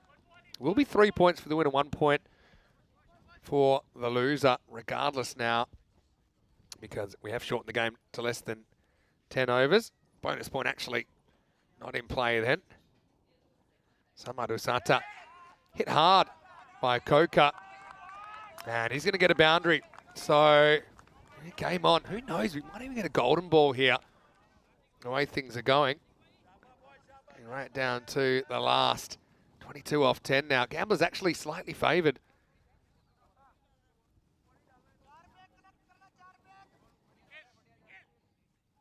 22 off 10 now. Again, just with the weather, we'll have a slightly adjusted ability to bring the coverage we normally would, but at least we do get a finish here. 22 off 10 now. Here's Samad. Down the leg side. This will be called a wide. It's kind of theirs to lose.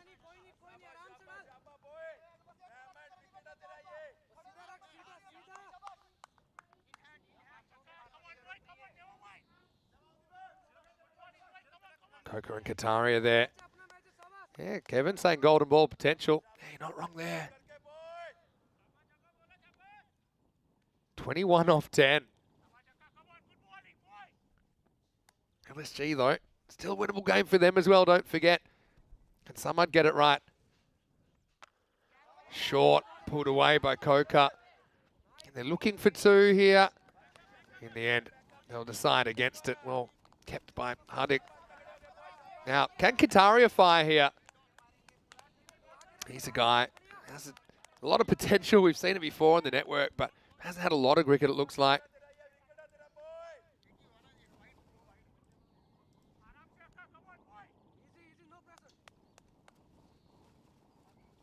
3 to come. But it's now the second last over of this game. Attempt to cross. Qatari hits it pretty well. He's running hard. Nice bit of work. Keep it to 1. Now they're going to take 2. Well, keeper just couldn't deal with the bounce. Every run could be crucial. Coco looks like he's pulling up his pad sideways. Does remind me of a game, Brothers 11 versus Indian Royals, which was shortened to 7 overs and ended up in a golden ball. I think Coco might have just cramped a bit going for the second run there. So 18 off 8. What a game.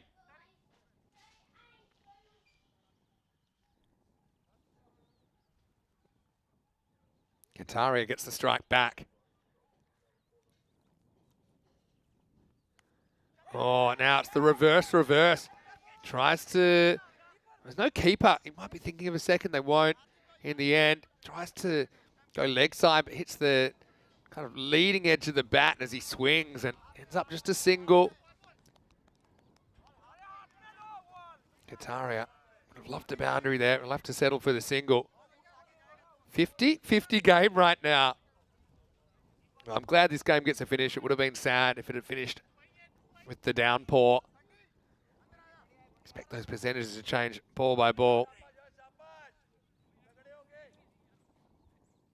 A few people have got the tingle here.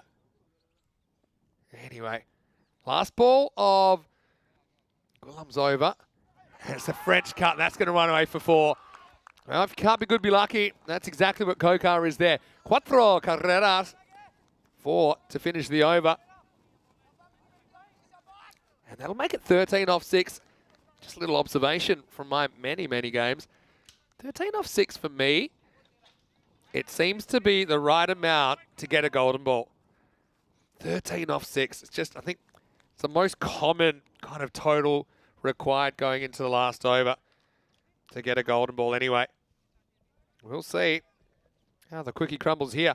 Now, I did say it's 1 over per bowler, but you can't really do anything if a bowler's bowled 2 before the interruption. And that was the case. Jaswant Singh took 2 for 16 off 2. So obviously, it means anyone else from this point can only bowl to 1. So it will be a new bowler to bowl over number 5.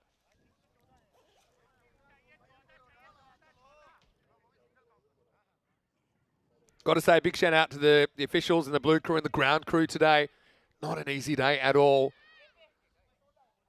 And it's Rutul Chowdhury who's going to bowl the last over. They kind of had a choice, probably him or Giri, I would have thought. But Chowdhury, they trust him to close things out. 13 required off 6. And let's see if Gamblers can pull this one out. Rolling the dice here in the last over of the day. What turned out to be a 5-over match.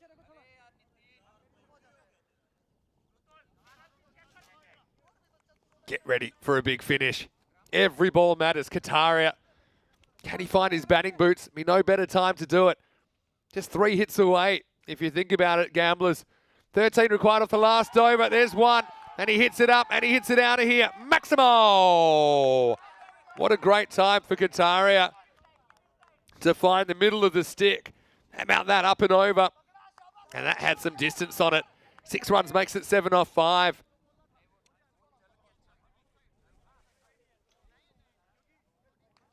Well, clutching defeat from the jaws of victory really here, LSG, who now find themselves a long way behind in the ball game. 7 off 5 now. Still, if you can win a couple of battles, maybe you can push it right to the end. But what a good shot by Sagar. What a day he's had. We saw him over the fence. Now, it's starting to rain again. Oh, this is chaos. I'm sure if you paused it now, Gamblers are ahead on the Duckworth. But I think if you go this far, you play it out. Chowdhury, chosen to bowl the last, disappears for 6. 7 off 5 now. Now, this is hit pretty well as well. Bad bowling, really. Gives him something to work with. Where's the Yorker gone? They got missing here on day 2. And really, Gamblers might be in for an early finish here after all, but not the way we thought. Takes them up to 50 now. Qataria goes 6-4 and puts him within reach of a victory. 3 or 4 now for the Gamblers. Lisbon Super Giants. And they'll curse the break in the rain. 3 of 4. Chowdhury gets it wrong. It's not the worst ball I've ever seen, but yeah, just giving length. Kataria likes. You can see Hunter Kumar saying, hey, you got to push it out to the left, push it out to the left. Don't get too straight to him. 3 to win now. That should do it. He lifts it up and out of here. Maximo. Game, set, match. Sometimes you're up, sometimes you're down. And the Gamblers finishing up in the black as they'll beat the Lisbon Supergiants with 7 wickets in hand and with 3 balls to spare. What a finish from Kataria. I said it before the last over, didn't I? I said that they are just 3 hits away. And as the rain comes back, Gamblers, well, they'll be thrilled. There was that break that allowed them to play the last 2 overs in the end. Let's go back. This is right back before the rain break. Golia went dot, dot, dot, dot. And then he got robbed of a Maximo here. Nice catch by Arman. You got to feel for him. He got his team in a winning position. And remember these fortunate boundaries? You look at these now in a different way, don't you? We saw Darji go. This one, Bucks was happy with it. But it's funny how the world works. It brings out Kataria, who ultimately would be the match winner. He goes, 1, 2, 3 in the last over of the day and sends us home with 3 balls to spare. And what a great moment for Sagar on his first day in the Gamblers shirt. He gets mobbed by his new teammates. Thanks to the man upstairs. Very entertaining game, even with a few unexpected eventualities there. And Lisbon Supergiants, they'll feel that's the one that got away. So they achieved that adjusted target of 53. They do it with 3 balls to spare. 19 for Kataria. Ends up winning the game for Gamblers. Only facing 6 balls in there. Kokar 13 off 5 did his bit. 17 off 8 for Ankush Kumar before he was adjudged LBW. Just 2 extras in there, so that wasn't the issue. But yeah, again, maybe just some of that superior experience coming through from Gamblers SC. Just won his 2 overs in vain, 2 for 16. Harinda on his for 10. Samad went for 14 and Chowdhury just didn't get it right. I wonder if they had their time over. Maybe they go to someone like a Jivan Kiri, who bowled pretty well earlier today. Wow, what a day. It's been a fantastic day of cricket here. 5 matches. And in that 5 over smash in the end. Well, it's a genuine T5. 10 for the first team and only 5 for the second. Having a look at tomorrow, you can see Lisbon Capitals kick things off against Corker 11. Punjab CC, Amadora, Team Tigers, Portugal will also be on deck tomorrow for day 3. Rico Full returning for the next few days. I'll be heading off for a little while, but I will be back on deck in a week. Also, you'll hear me from the studio on the weekend. Give Rico a bit of a weekend as well. Just want to remind everyone out there, it'd be great if you went to our YouTube channel, ECN European Cricket Network. Make sure you like and subscribe. Again, we've got highlights video there of every game, abridged highlights. We've got player of the match videos as well. This is a good one to go back and watch as well. All the live streams as well, including if you've got a bit of FOMO from the ECL, you can go back. I recommend watching days 2, 3 and 4 of Championship Week to wet your whistle if you want something to watch overnight. Our social media is there with some of the best bits of the day at European Cricket, and also our website, europeancricket.com, has all the essential information to follow ECN. Big thanks to our crew. I know it was a tough day out there, and they've done a very, very good job in trying conditions. The umpires, the officials, all the players today, the helpers around the ground. It has been magnificent. Finally, the viewers out there, thanks so much. You're the reason the ECN has become such a worldwide blockbuster success. This is Vinny Sander here, Mr. Maximo, signing off from the Santarém Cricket Ground, where we'll be back with more action, because day 4 isn't too far away. Day 3, though, with Rico Full start going tomorrow. Thanks to our crew at Spring Media. Here's some of the best bits of day 3. For now, it's hasta mañana.